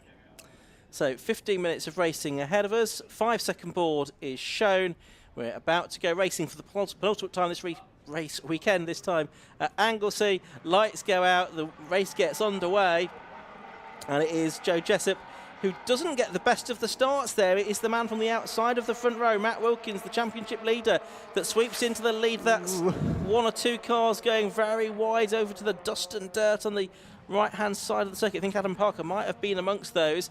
And he has lost some ground at the beginning of this race as a result of that. He started the race in an excellent third position. It's Don de Graaf, though, that's moved up into P3. Oh, and the leader's very sideways. Matt Wilkins, can he hold on to it? Well, no, he can't hold on to the lead. He is going to stay third. Joe Jessup gets past him, so too does Don de Graaf. But Matt Wilkins is still there in third place. Gap back to fourth place. That looks like, is that Trafford King that's made it up into fourth position? I think it might be. He started to think in eighth place. Yes, it is in the number 42 car. Adam Parker still there in level pegging fifth with the number 11 of Joe McMullen as well. But the three leaders turning their way around Rocket for the first time. Ursula Jordan, who's a bit further back down the order, she's getting well and truly stuck into this battle as well. And already her race has gone a little bit further than it did this morning. Well, save of the day, definitely from Don de Graaf. That cold left rear tyre catching him out, but he's not had the best of luck on the opening laps today, has he? Got tangled up in someone else's accident earlier on today, and that time nearly had one of his own, but he is still there in third position. The rest of the field sorting themselves out then as they drop down through the corkscrew for the first time. Jessup leads, de Graaf actually second, so I think he was down to third. He's up to second ahead of Matt Wilkins then. Only it was Wilkins that was the one that had the moment, not de Graaf. Beg your pardon, my mistake. So that explains it then. Trafford King then in fourth, Joe McMullen fifth, and Joe Dalgarno in sixth position, with those leading three, I would say, just starting to creep away. Yeah, they certainly are, from Trafford King in fourth place, but that's been a mighty first lap of the race from him. He is up from 8th position on the grid to P4, probably capitalising as others had their moments, including the likes of Adam Park, who has dropped back down to 7th place, so he's lost 4 positions on the opening lap. First three getting away then from King in 4th, Joe McMillan 5th, and it's Joe Dalgarno in number 93 in 6th position. And you've got de Graaf to the outside. That's opening the door for Matt Wilkins possibly to get a place back on the inside. And now de Graaf is going to go all the way around the outside of Jessup here up at Rocket Corner. No, it's not going to work, but is de Graaf going to leave the door open for his teammate there going into Peel? Yes, he does. So Matt Wilkins goes back through to second. Yep, so Wilkins capitalising on that situation. We've seen that a few times this weekend. It looks like one driver's about to pass up at Rocket and actually ends up losing a position. In fact, I think one of the drivers that Kieran interviewed on the pit wall in that 116 trophy race earlier on said much the same thing. The rest of the field then sliding their way down through the corkscrew. The leading three across the line. The new order, Jessup, Wilkins, de Graaf, with Trafford King still there in 4th position. Change for 8th further back as well, as Ben Siebold has managed to gain a position and move up into 8th spot at the expense, that is, of the number 74, Richard Lindsay. Here with the Motion Motorsport duo then, Matt Wilkins and Don de Graaf. It's Wilkins now ahead. It's Joe Jessup, though, that they're tracing. Trafford King, the sim racing king, sim racing champion of the 750 Motor Club, is there in 4th position, and McMillan still in 5th spot. Some side-by-side action I can see further back down the order from my window. We'll perhaps pick that up in a moment. It's about to come into view. Here it is. Adam Parker is involved. The other driver involved is number 95, Ben Siebold. And Siebold is up on 3 wheels, but he does get the place away. And just behind them is 74 Richard Lindsay and Ross Borman 66 as well. So that's a very tight battle. The 7th, 8th, 9th, 10th and 11th positions. Indeed so. The 74 car now trying to buy into that as well. And then up the inside goes the number 19. That's Musgrave challenging Borman, that is, isn't it? Who ends up with 2 wheels out on the dirt coming out of Peel Corner. Stands his ground, tries to maintain the inside line into the corkscrew, but it won't quite work. And so Borman does lose the place to Musgrave then. That was for a position inside the top 10, I do believe. Across the line go the leading group, Joe McMullen and Joe Dalgarno there getting themselves together in a fight for 5th place. Then Siebold up into 6th, ahead of Parker, Lindsay and Oliver Musgrave to complete the top 10 as Joe Jessup at the front, Ian, sets a new fastest lap. Yeah, 1:19.585. Comparing that to yesterday, we're into the 1:20, so that is a new fastest lap of the weekend. It's not a new lap record, though. That's still Adam Shepherd from 3 years ago, and he was into the mid-18s there, so we're a little way off those times this season. So through Church Corner goes this battle with Ollie Musgrave now there in that number 19 car ahead of Ross Borman. So that's 10th and 11th that they're battling over. Lee Rickard, the next car in that group. Here's the fight for 5th because Joe Dalgarno has caught Joe McMullen. So those together for 5th and 6th positions. And this battle coming through a little bit further behind for around about 10th position. As I say, Ross Borman, who's a retirement from yesterday's race. There's McMullen and Dalgarno going through. Adam Parker in 8th place there. Still ahead of Richard Lindsay in 8th position. Dropping down towards as they come at the corkscrew leading cars. Meanwhile, we're going across the line, and that time through it was Wilkins that took a little bit of time out of Joe Jessup. The gap down to just over 0.6 of a second, so we'll keep an eye on the lead battle as well as this battle for 5th place. All sort of academic, isn't it, really? When you're that close to another car, yes, you might gain or lose a tenth from lap to lap, but really it's all about whether you can make the move. You're not going to get any closer, really, without making at least an attempt at an overtake. Bit of a lock-up there from Oliver Musgrave going into the banking. He was the... Ross Borman, excuse me, the number 66 car, challenging Oliver Musgrave for 10th position as they went towards the banking that time. And this is a great gaggle of cars, isn't it? Rounding Church Corner, led by the number 92 of Adam Parker in 8th position, then Richard Lindsay, Oliver Musgrave, Ross Borman and Lee Rickard are part of this now as well, very much so. And about 1.7 seconds back to Tom McFarlane, who hasn't been on the grass yet in this race as far as I've seen. Meanwhile, Borman on the attack again, peeking to the inside into Rocket, but unable to find a way through. 8.5 minutes of this race left to go. On board we go with Ursula Jordan briefly there. She is running in 16th place at the moment. Here we are, good view from her car. She's got Andrew Edwin, number 7, ahead of her. She's only about 0.8 of a second behind Andrew, and Kai Lindsay and Tom McFarlane just in turn ahead of Andrew there as they drop down towards the corkscrew once again. She's in this family-built car, newly built for this season's campaign. She's going to come through and complete another lap. That'll be 5 laps in the book for her as we're watching the battle a bit further up the road. It's the battle that's headed by Adam Parker still in 8th place, but you've got Parker, Lindsay, Musgrave, Borman, Rickard, all in one group together there, 5 of them. And Parker very wide over the grass there coming out of turn number 1. There was a bit of touchy-feely stuff between Musgrave and Lindsay, I think it was, through the final corner. But Adam Parker, having had that little moment at target corner, he'll have dirt on his tyres, and that's just slowed him down through the next couple of corners as well, which means that Richard Lindsay has maybe half an opportunity now to try and make a move, heading up the hill towards Rocket Corner, but he drops back slightly through the right-hander at Church that time. Anyone going to jink to the inside? Well, sort of, but more to defend for each other, which opens the outside line now for Ross Borman, but that doesn't really work either. These cars all so evenly matched, it's difficult to get one over on the cars around you. And as it is, the positions then stay as they were. Regulations are indeed tightly controlled to try and keep costs down, but also the competition as close as it possibly can be, and that's certainly been very much in evidence this weekend in the Type R Trophy. There's possibly been a little bit more accident damage than we might normally like in this category, but it certainly has been very close racing. Black and white driving standards flag going out to somebody, we know not who, just at the moment, but I expect that's for track limits infringements. As watching Adam Parker still desperately trying to hang on to take position from Richard Lindsay, Ollie Musgrave, Ross Borman and Lee Rickard. Great fight that they're having. He does run a bit wide though, does Parker. He sweeps back through to maintain the position though up into the banking. Behind these 5 there's then a gap back to Tom McFarlane in 13th, Kai Lindsay 14th, Andrew Edwin 15th, Ursula Jordan 60th. And it is good to see Luke Emmons back out though after his heavy incident this morning. Yes, it is indeed. Actually, I hadn't spotted that, but that car looked pretty badly damaged, didn't it? But the team have done a brilliant job of getting the car fixed. Relatively short turnaround time as well to get that car ready, so that's particularly impressive. Up the hill we go again, this quintet of battling drivers, and perhaps this time it's Oliver Musgrave thinking about the move on Richard Lindsay, but he was just a touch too far back.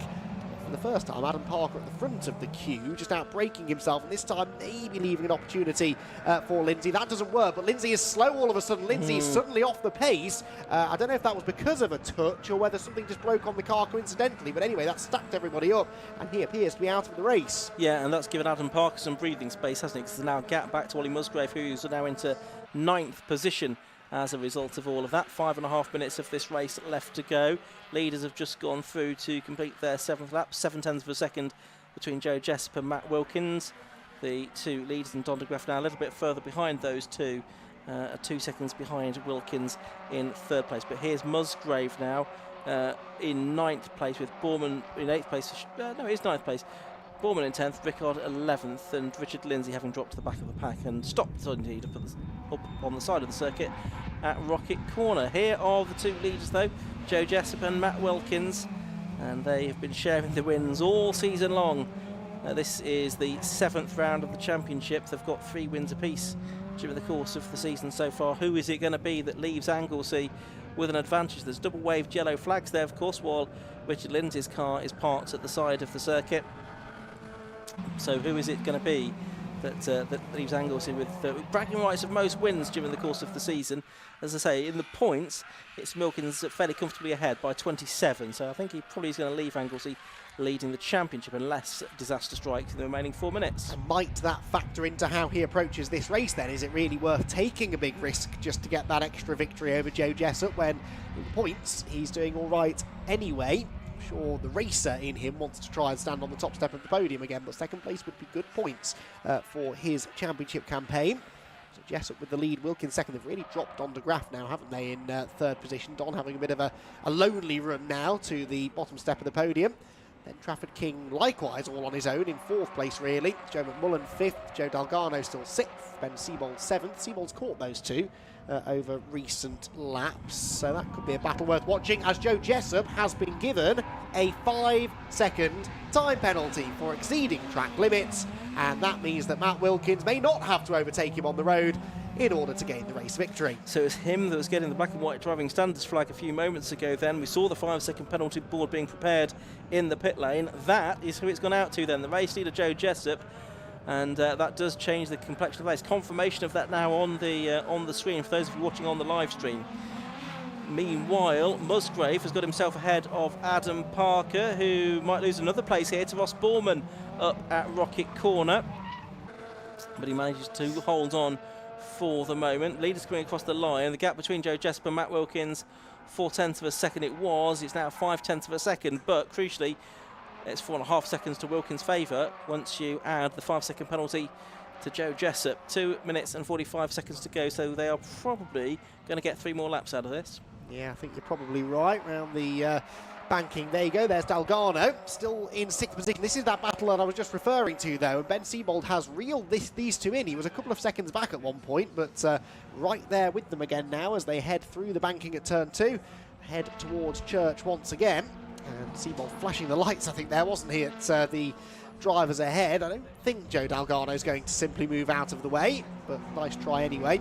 Seibold will have to do this the hard way, and that could begin with a good run up the hill and maybe a bit of a late braking manoeuvre into Rocket. It's been the scene of so much overtaking this weekend already. Is Ben Seibold about to add another overtake to the list? Well, not on this occasion. Joe Dalgarno keeps him at arm's length. Certainly does, and so this is the fight for 5th, 6th and 7th. McMullen, Dalgarno and Ben Seibold here. Seibold has been taking a little bit of time out of the cars ahead of him to get on to terms with them, to make it a fight for 5th, 6th and 7th places. He was early on involved in the scrap with the likes of Adam Parker, but that was very much in the early stages of the race. So this the fight for 5th. McMullen, who I think 5th in the championship, as we said, coming into this race. Yeah, just 13 points behind Ollie Musgrave, who's a few places further back on the track. So this is good news for his championship. If he can stay there and put a few point positions and therefore points between himself and Ollie Musgrave in this race. Up towards the bank if they come. The battle for 5th position. You could just see in the distance Don de Graaf and Trafford King more or less together now through Church Corner as well for 3rd and 4th position. So that's been King doing personal best lap times to get on terms with de Graaf, but probably a little bit too late because there's only probably 1 more lap to go at the end of this one. That being said, he was about 7/10 faster than de Graaf on the previous lap and only 1.2 seconds back at the beginning of this lap, so it could be touch and go, but yeah, Trafford King has been going well in the second half of this race. So too has Ben Seibold to catch Joe Dalgarno, but can't find a way through yet, can he? Again, hunting around on the outside line, heading for Rocket, but not quite close enough to make the move. The leaders, though, dropping downhill into the final couple of corners of what will be the penultimate lap of the race. There will be 1 more lap to go after this one, and Joe Jessup on course for a win on the road that sadly is not going to stand with that 5-second penalty to be applied. No, over the line they go.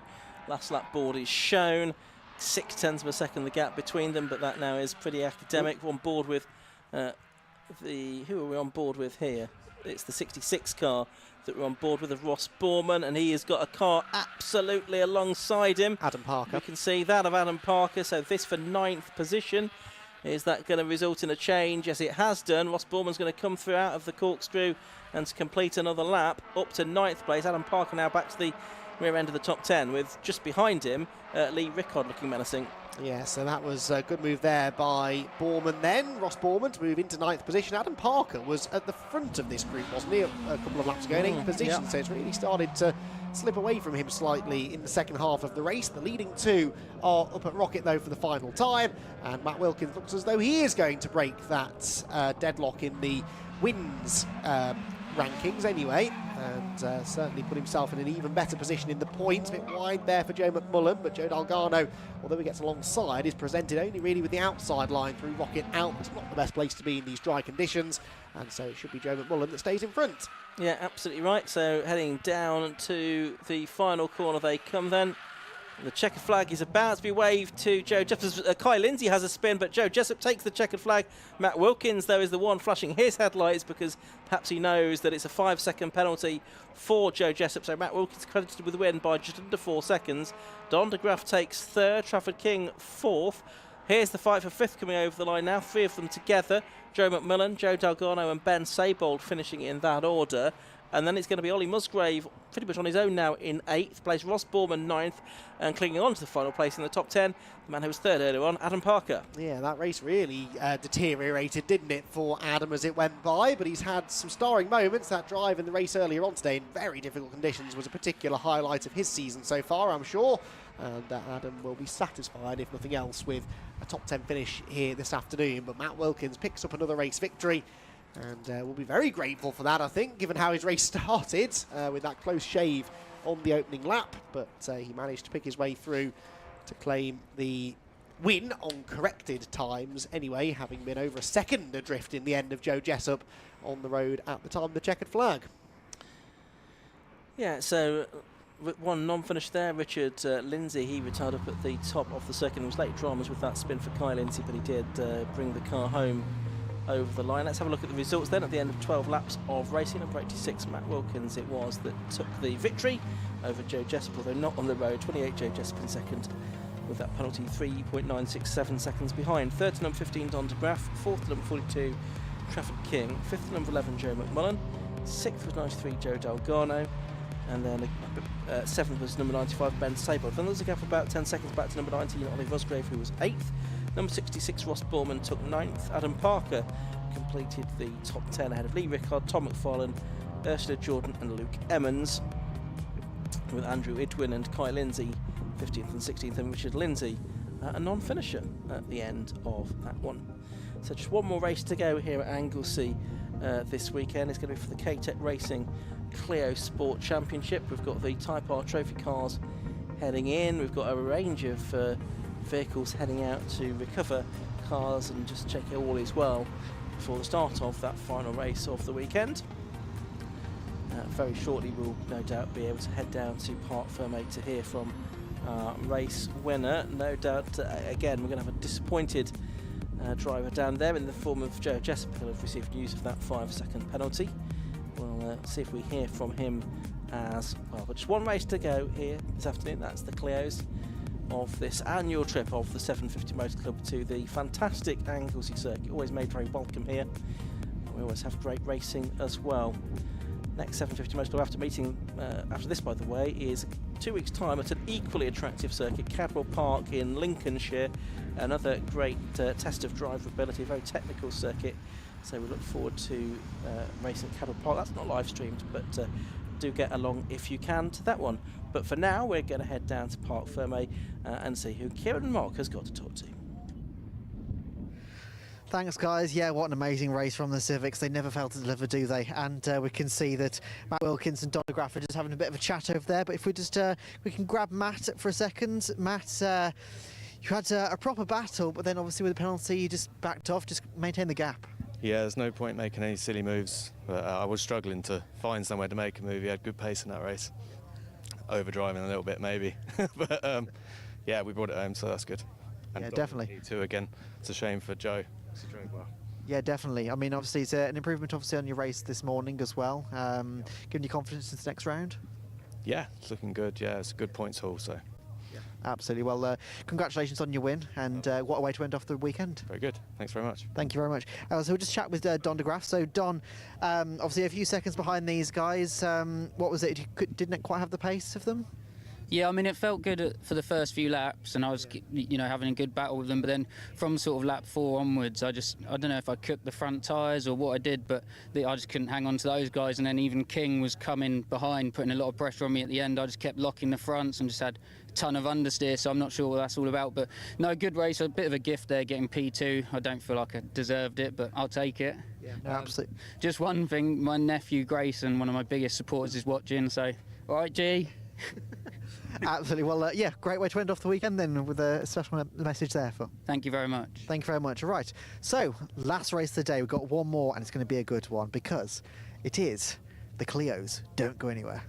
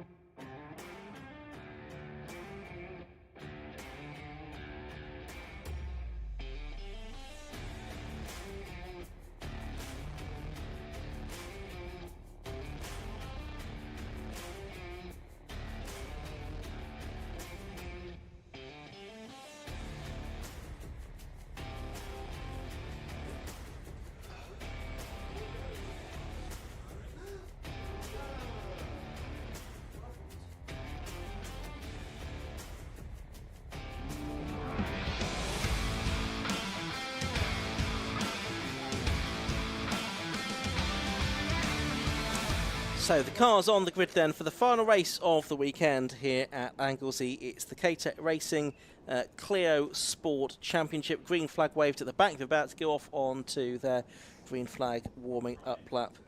And it is a fine assembly of cars that we have. We've already had 2 races this weekend for them, of course. Yesterday, Justin Griffiths was classified as the winner from Darren Ransom and Jack McConnell. Various drivers were excluded for technical infringements. This morning in the rain, it was Chris Lawrence that took the win from Justin Griffiths and Darren Ransom. So we are going to get them off onto their green flag lap very shortly. Let's have a look at how the grid is going to line up for this one. It's based on the fastest lap times from the race earlier on today. So on pole position, it is the number 1 car of the race winner, Chris Lawrence. Besides him, number 14, Jack McConnell. Second row of the grid, 55, Justin Griffiths, and 72, Peter O'Connor. Third row is 30, Darren Ransom, and 297, Jan Whittaker. On row 4 of the grid, it's 7, Stephen Richardson, and 12, Matt Hipkins. Row 5 is 13, Mark Enott, and 10, Joshua North. Row 6 of the grid, 18, Mark Witherington, 6, Max Martin. Row 7 is 11, David Redshaw, and 57, Matthew Poncia. And then at the back, it's 8, Chloe Daly, and 75, Greg Hill, making it, for everyone is there, a 16-car grid for this final K-Tech Racing Clio Sport Championship race of the year. In terms of the points situation, it is, let me get the right message up in front of me, Pete O'Connor that leads the championship, the Class A driver on 149 points. From the Class B points leader, Justin Griffiths, he's second on 140. Darren Ransom is on 124. Joshua North, 118. Chris Lawrence, the winner from earlier on today, up to 111 points now. So still lots to play for this season. This is round number 7 of the championship. There's 3 races left to go this season at Snetterton, Alton Park, and the Silverstone National Circuit at the end of October to conclude the season. So a long way to go to resolve the K-Tech Racing Clio Sport Championship. Next meeting at Snetterton is also going to be a triple header event, as this meeting has been. We're on board there with the number 55 car, is that? I think so. That we are on board with. Yes, that's Justin Griffiths, who is starting on the second row of the grid for this one, having been a winner yesterday. He's got Jack McConnell ahead of him on the grid, so Jack well up the grid there. Good to see him there in his first season of racing in the Clios. 28-year-old, based in Milton Keynes, but originally from Belfast. Is an EV test engineer working in Formula E, Formula 1. Had some karting success in the 2010s. And this is the ex-Spencer Stevenson car that he is racing. There we are, the number 14 car you can see on the outside of the front row of the grid. Pete O'Connor in that 182, the DUS liveried car. You can see that quite clearly on the second row of the grid. He's been taking the fight, some of the 197s, all the way through during the course of this weekend. Let's see if he's able to do that again in this final race of the weekend, which is about to get underway. The red lights go on and the lights go out. And off they go, up towards target for the first time. And it's a pretty good start by the driver from pole position. But Justin Griffiths has got up to second place at the expense of Jack McConnell. He's dropped down to third place. It looks like Pete O'Connor is in fourth position, although he has cars either side of him going up into the right-hander at the back. He's dropped back to sixth place, and he's only just got the lead of the 182 still. We'll keep an eye on that. But the cars that have made progress there, Darren Ransom certainly one of them, and the other is the 297 car of Jan Whittaker in the ex-Jack Dwayne car. But leading the way, that blue and yellow car that won the race this morning of Chris Lawrence, he's leading the way. But there you can see of the 182s there, Pete O'Connor is only just ahead of number 7, Stephen Richardson. Yeah, he is, isn't he? And down into, about 6th place overall, so that's not really gone to plan for him. The leaders overall are nose to tail as well. And there's a side-by-side battle there between the 297 of Jan Whittaker and the number 14 of Jack McConnell. McConnell on the outside, the black car with the gold highlights and the gold rims. The all-black number 297 car, though, I think is the one that's going to move through. Jan Whittaker gains a position, and that will be for 4th place, I believe, as they head down the hill behind them. They're side by side between the top two in the 182 class. And look at this, for the first time, there's a real challenge really this weekend being taken to Peter O'Connor. There may have been a bit of a clash of doors between the two of them, and in fact the top 3 in that class all running nose to tail. Yes, they are, and the third of those cars is number 13, Mark Enoch, at the moment. There's Jan Whittaker in his first season of racing. I think it's the first time out in that car as well for the 38-year-old director from Nottingham. Done some Rotax karting in the past. He's got plans to be racing in GT3 by 2027. Let's see how that pans out, making his start in Clio 7. He's got ahead of the 14 car of Jack McConnell, who started on the front row of the grid.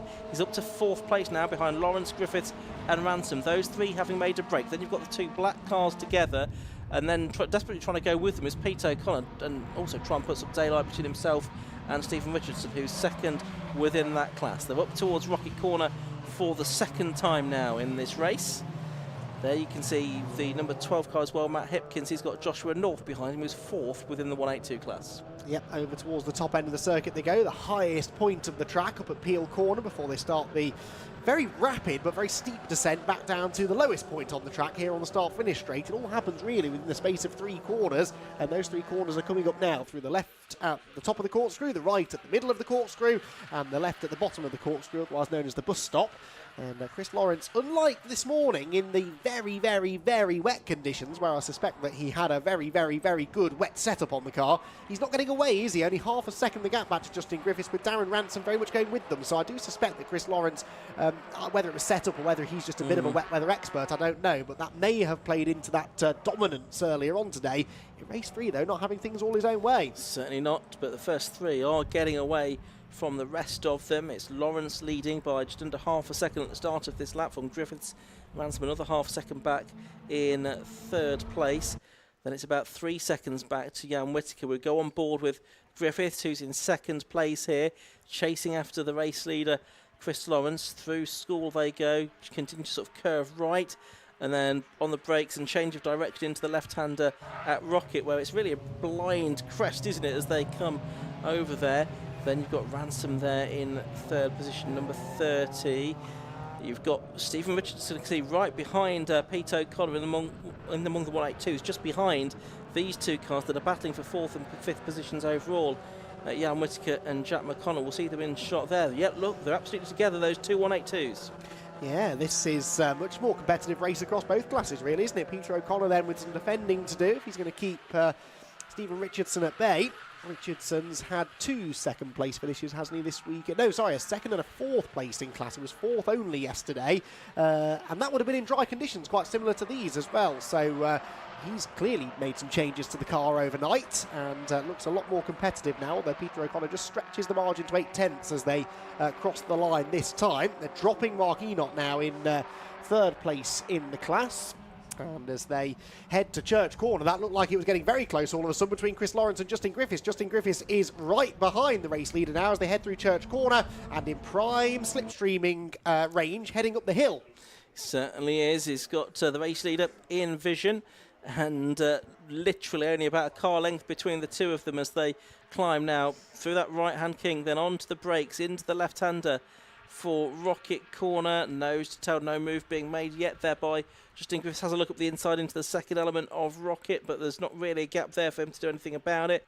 Then onto the power again, tentatively for the run up to Peel, but you're really not making much progress up through the gears at this point of the circuit. And then they sort of unwind from that and then sinuously down the hill through the corkscrew and back to the end of another lap. This is going to be lap 4 that's about to be completed. There's 3/10 between Lawrence and Griffiths at the start of the lap. It's probably not going to be much different to that now. No, much tighter line through the last corner there for David Griffiths means that he's less than a Clio's length behind. It is a 1/4 of a second at the line, so it came down by another 1/2 for what it's worth, which really isn't very much, is it? Because they are that close together now that Justin Griffiths isn't really watching the timing screen. Instead, he's focusing on trying to find a way past Chris Lawrence. He takes a very wide line into the banking, does Justin Griffiths. Does that give him a superior exit from the corner? Well, not really, actually. Chris Lawrence, I'd say, made a net gain through the 2nd corner that time. Both take a nice tight line through the right-hander at Church Corner. You can see that Griffiths' car is the facelifted Renault Clio. Underneath, identical, of course, to Chris Lawrence's car. It just looks slightly more modern, but they're both quite clearly evenly matched here this afternoon. And this could be an absolute milestone to end our weekend at Anglesey. Meanwhile, a bit further back, Pete O'Connor trying to take the fight to Jack McConnell here. He's got a bit more daylight between himself and Stephen Richardson than he had, by which I mean about 2 car lengths. And a bit further back, we're getting a change for third within that class as well, because Mark Enoch has been passed by Joshua North there on the way into Rocket Corner. On the way out now, Joshua North does get that move sealed. He's 4th in the championship coming into this weekend. Of course, points are scored based on class rather than overall finishing position. Josh North 2nd within the Class A standings so far this year, behind Pete O'Connor, or Stephen Richardson behind them, although he won both of the first 2 races in the season at Brands Hatch. This is the 3rd meeting of the year. They've also been to Castle Combe as well. Chris Lawrence now does the best lap of the race, a 1:22.475. Not quite as quick as Justin Griffiths managed yesterday. No, indeed not. So Chris Lawrence then eking back out in front, but not by a lot. It's still only a couple of car length as they head for Church Corner. But good to see Joshua North running a bit better today. Had a 2nd place finish yesterday, was only 5th in class this morning. So again, I think the fact that they've had 1 dry race, 1 wet race so far, we've seen a bit of a jumbling of the order, a mix of the order across both of those races. And now we're back in dry conditions again. We're starting to see some of those that went well yesterday moving towards the front once again in race number 3. There at the back of the shot was our Class A leader of the 182's Peter O'Connor. 2nd clear now of Stephen Richardson, or he was at the start of the lap anyway. And Stephen Richardson, I think maybe now just beginning to lose touch ever so slightly. What he'd like really actually is those 2 ahead start battling, and that's Joshua North. No, Joshua North pulling off seemingly into retirement, having just moved into a podium place within the class. The number 10 car is out of the race. That's a great shame that Joshua North has come to grief here. He was up into 3rd place within the class. He's now retired from the race. He's pulled off the circuit. Yellow flags, of course, waving now at Rocket, where that car has come to a halt. Meanwhile, no yellow flags at this part of the track, as the track limit is certainly being explored by the first 3 drivers, Chris Lawrence, Justin Griffiths and Darren Ransom, who are separated by 1.7 seconds. You can see Joshua North just tumbling down the timing screen there, as other drivers like Mark Enoch, Mark Witherington, Max Martin and Matthew Ponsier all get ahead of him. As we're watching the battle for 4th that's never really sort of dissipated, has it, between Jan Whittaker and Jack McConnell, 2 newcomers this season to the clear 197s. They're having a great fight. Pete O'Connor just behind them. He's got how much in hand? He's got about 1 second in hand over Stephen Richardson as well, so he has not got, by any stretch of the imagination, a comfortable margin within the 182 division. No, not at all. They head through the left-hander at Rocket then. And as I started to say, if these 2 197s start to battle, those of Jan Whittaker and Jack McConnell, that could sort of delay Peter O'Connor and give Stephen Richardson a 2nd chance at getting into the fight. But so far, they're not really holding each other enough for that to happen. Over the hill, down through Peel Corner again into the corkscrew, exiting which are the leading 3. And I'd say now Chris Lawrence just starting to stamp his authority a little bit more onto this race, just creeping away from Justin Griffiths. Yeah, 7 tenths now, so that's about the biggest it's been really all race long. As further back, Jan Whittaker and Jack McConnell, they've never been more than a couple of car lengths apart, have they, all race? But Jan Whittaker, having got that place earlier on, can't break away, but equally hasn't ever looked that likely really to lose the spot. No, that's right. Only 5 minutes to go, so a 1/3 of the race left to go here at Anglesey. They can see 4th, 5th, 6th right together. Then, another car has come to stop. That's Mark Witherington, number 18. The Auto Smart car has come to a halt. That's a great shame for the man from Melton Mowbray. Disappointing that his race has come to a premature conclusion. The man, I say, from Melton Mowbray, the Auto Smart franchise owner, has done some MG Owners Club racing in the past as well. As here comes Pete O'Connor. He's going to get in between the 2 black 197s. Is he or is he not? Maybe not. He's still up on the inside of Jack McConnell. Stephen Richardson's not too far behind either. This is probably incentivising him to try and get a car between himself and his class rival now. It's on the inside line for Peel. Surely this is going to work. But look, Stephen Richardson is really close to him as well now. He's almost buying into this battle as well.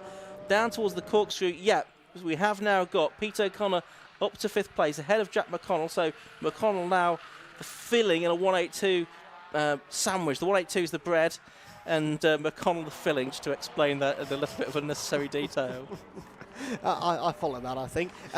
Yes, Richardson has closed in there, but only really because Peter O'Connor started battling with Jack McConnell. So it's a good job he went through, otherwise that could have looked a little bit silly, really. But anyway, he has now got that buffer between himself and Stephen Richardson. It's now down to Richardson to try and go with him, which he tried to do through the corkscrew, but just wasn't quite able to get fully alongside the number 14 car, which retains at least 6th place overall, 5th place therefore within its class still.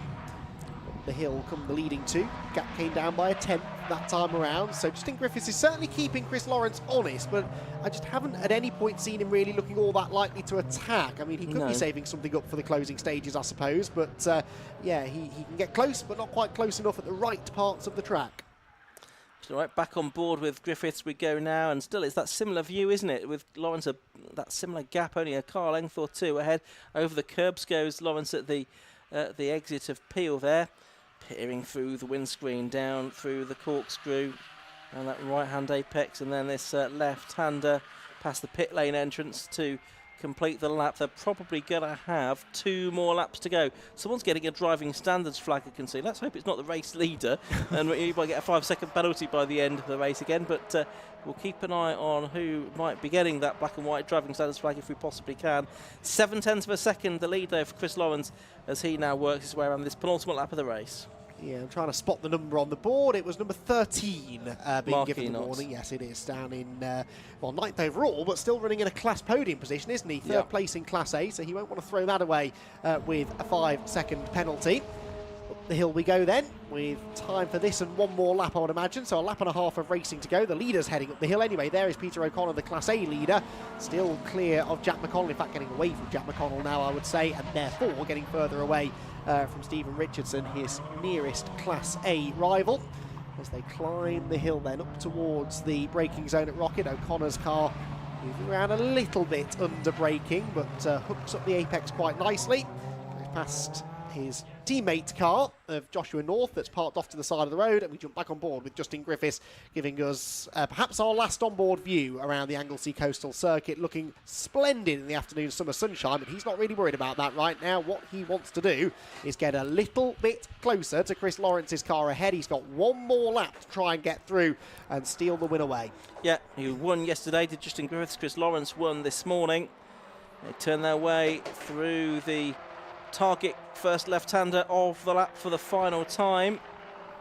7/10 of a second again between them. They did identical lap times last time around, both doing 1:22.923. Darren Ransom 4 seconds behind, so he's not really in the equation. It looks like we've got a car going slowly. Chloe Daly, I think, on the back stretch as well, just seeing out of our commentary box window, but she continues on. So these 2 leaders, Andy, they're heading up towards Rocket for the final time. Yeah, and I'd say now Justin Griffiths is further back than he's been at any point so far in this race, so Chris Lawrence just needs to keep his cool here, not making mistakes, and he should be on course for a race victory then. Up the hill, onto the brakes they go. Behind them, Darren Ransom still in 3rd, Jan Whittaker still 4th, but only just Peter O'Connor closing in on Jan Whittaker now, heading towards Rocket for the final time.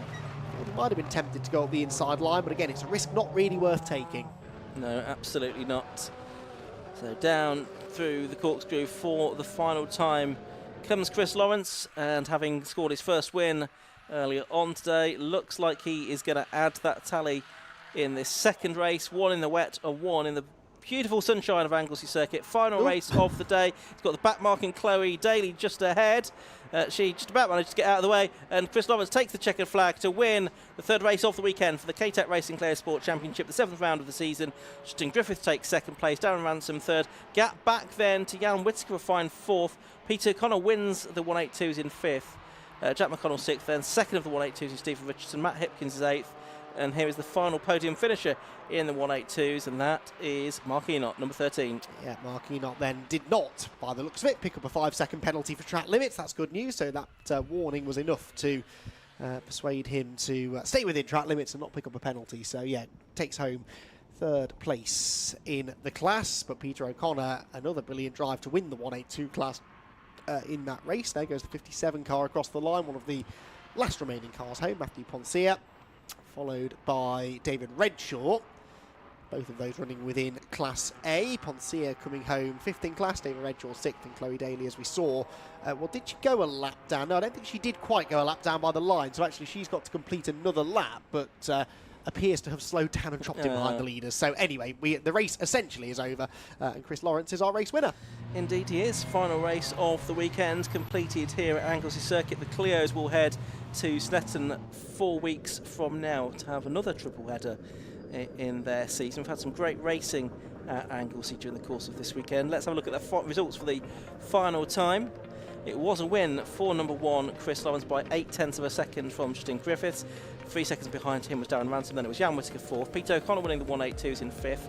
Number 14, Jack McConnell, completed the top 6. Then Stephen Richardson, Matt Hipkins, Mark Enott and Max Martin running out the top 10 ahead of Matthew Poncia. David Redshaw, the last car, I think, to cross the line in the end of it, with Chloe Daly, Bart Witherington and Joshua North ultimately failing to take the checker flag. So that is it for another 750 Motor Club race weekend here at Anglesey. It's been a great pleasure to have Andy McEwen alongside me. Enjoy it, Andy. As always a pleasure, Ian, and yeah, I feel like we've had a bit of everything this weekend, haven't we? And I'm not just talking about the weather, some really brilliant racing throughout the entire weekend, even actually in those tricky conditions earlier on today. It's quite often in weather that poor that survival really is the priority for the drivers, but no, they were still racing hard, still putting on a show, and yeah, thoroughly enjoyed the couple of 750 Motor Club events that I've had the privilege to be at this year. Enjoyed having your company as well.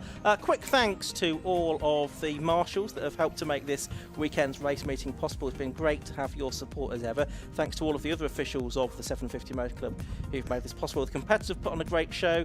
The Alpha Live production crew and the camera ops in some dodgy weather this morning have done a great job as well. So thanks to all of those. Next 750 Motor Club meeting, not live streamed, it's in 2 weeks' time at Cadwell Park. Hope you join Marcus Pye and myself there. But from Andy McEwen and myself, it's a very good afternoon to you, and we'll leave you in the company of Kieran Mugg.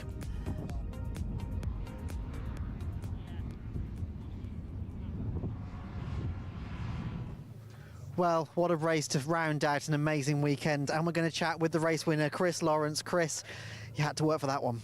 Yeah, I was on me. I had Griffiths in my mirrors all the way there. I knew he, from qualifying yesterday, he looked stronger in the dry than me. But obviously beating him early in the wet, I was just fingers crossed and chucked another setup at it and just hope for the best, really. Wanted to have 3 wins here. It's a tall order around here. We've only been here twice before in the past. First time in the 197, so I can't ask for much more, really. Yeah, absolutely. And we can't ask for a better weekend, really, to round it off. And did you feel as comfortable in the dry as you did in the wet? I loved it in the wet. When you can go forward that fast, it's mega. Different style of driving, just keeping it smooth and not overdriving it. I just wanted another win because I need to start gaining the points I need now. No, absolutely. Well, congratulations on an amazing weekend. Cheers, thank you. Thank you very much. Now we're going to speak to our second place man, Justin Griffiths. Justin, so close but not quite. You're almost there. Yeah, it's same thing, tyres. It's going to change at Snet. I can assure you of that. We're going to get some new rubber on it and push forward again. Yeah, I didn't have anything to answer to Chris there. There was nothing in us. So, yeah, it was a good race. Do you reckon with the new tyres you can put the fight to him? Most definitely, yes. Yeah. Look forward to seeing that then. Excellent, yeah. See you there. Cheers, thank you very much. Now, if we just speak to Darren quickly. Darren a few seconds behind, but almost there. Yeah, ABS issue. I locked up, second lap in, flat spotted the tyres, and that's all I had. I couldn't do no more. Just hold on, they're so quick. It was a good race though, happy with that. Another podium. Definitely. I mean, is that giving you confidence for the next round maybe to put the fight to them? Yeah, I like Stetson, yeah. Hopefully we can be at the front again, hopefully. Try not to flat spot and tyres. Absolutely. Well, look, good luck for then, and thank you, and well done for the podium. Thank you very much. Thank you very much. Now we're going to speak to our class winner, Peter O'Connor. Now, Peter, we spoke earlier about saying that did you realise you were in a different class, but I think maybe you did in that race. Yeah, I struggled a bit on my raw pace, so sandwich between 2 197s, but yeah, good result in the end, 3 wins, so take that. Yeah, it's a good day. Yeah, exactly. And how did you find the dry racing compared to the wet racing earlier? So the car wasn't as easy to drive, really. I'd probably had in the back of my mind that yesterday when I made all the smoke over there, that kind of ruined a set of tyres. So I was thinking a bit of not buying another set of tyres, to be honest. So, yeah, good set of results. The US car was flying, so it's all good. Amazing. Well, congratulations and a fantastic way to end the weekend. Yeah, thank you very much. Say hello to Cleona and Jake, my 2 little kids that are watching. Say hi. Excellent, thank you very much.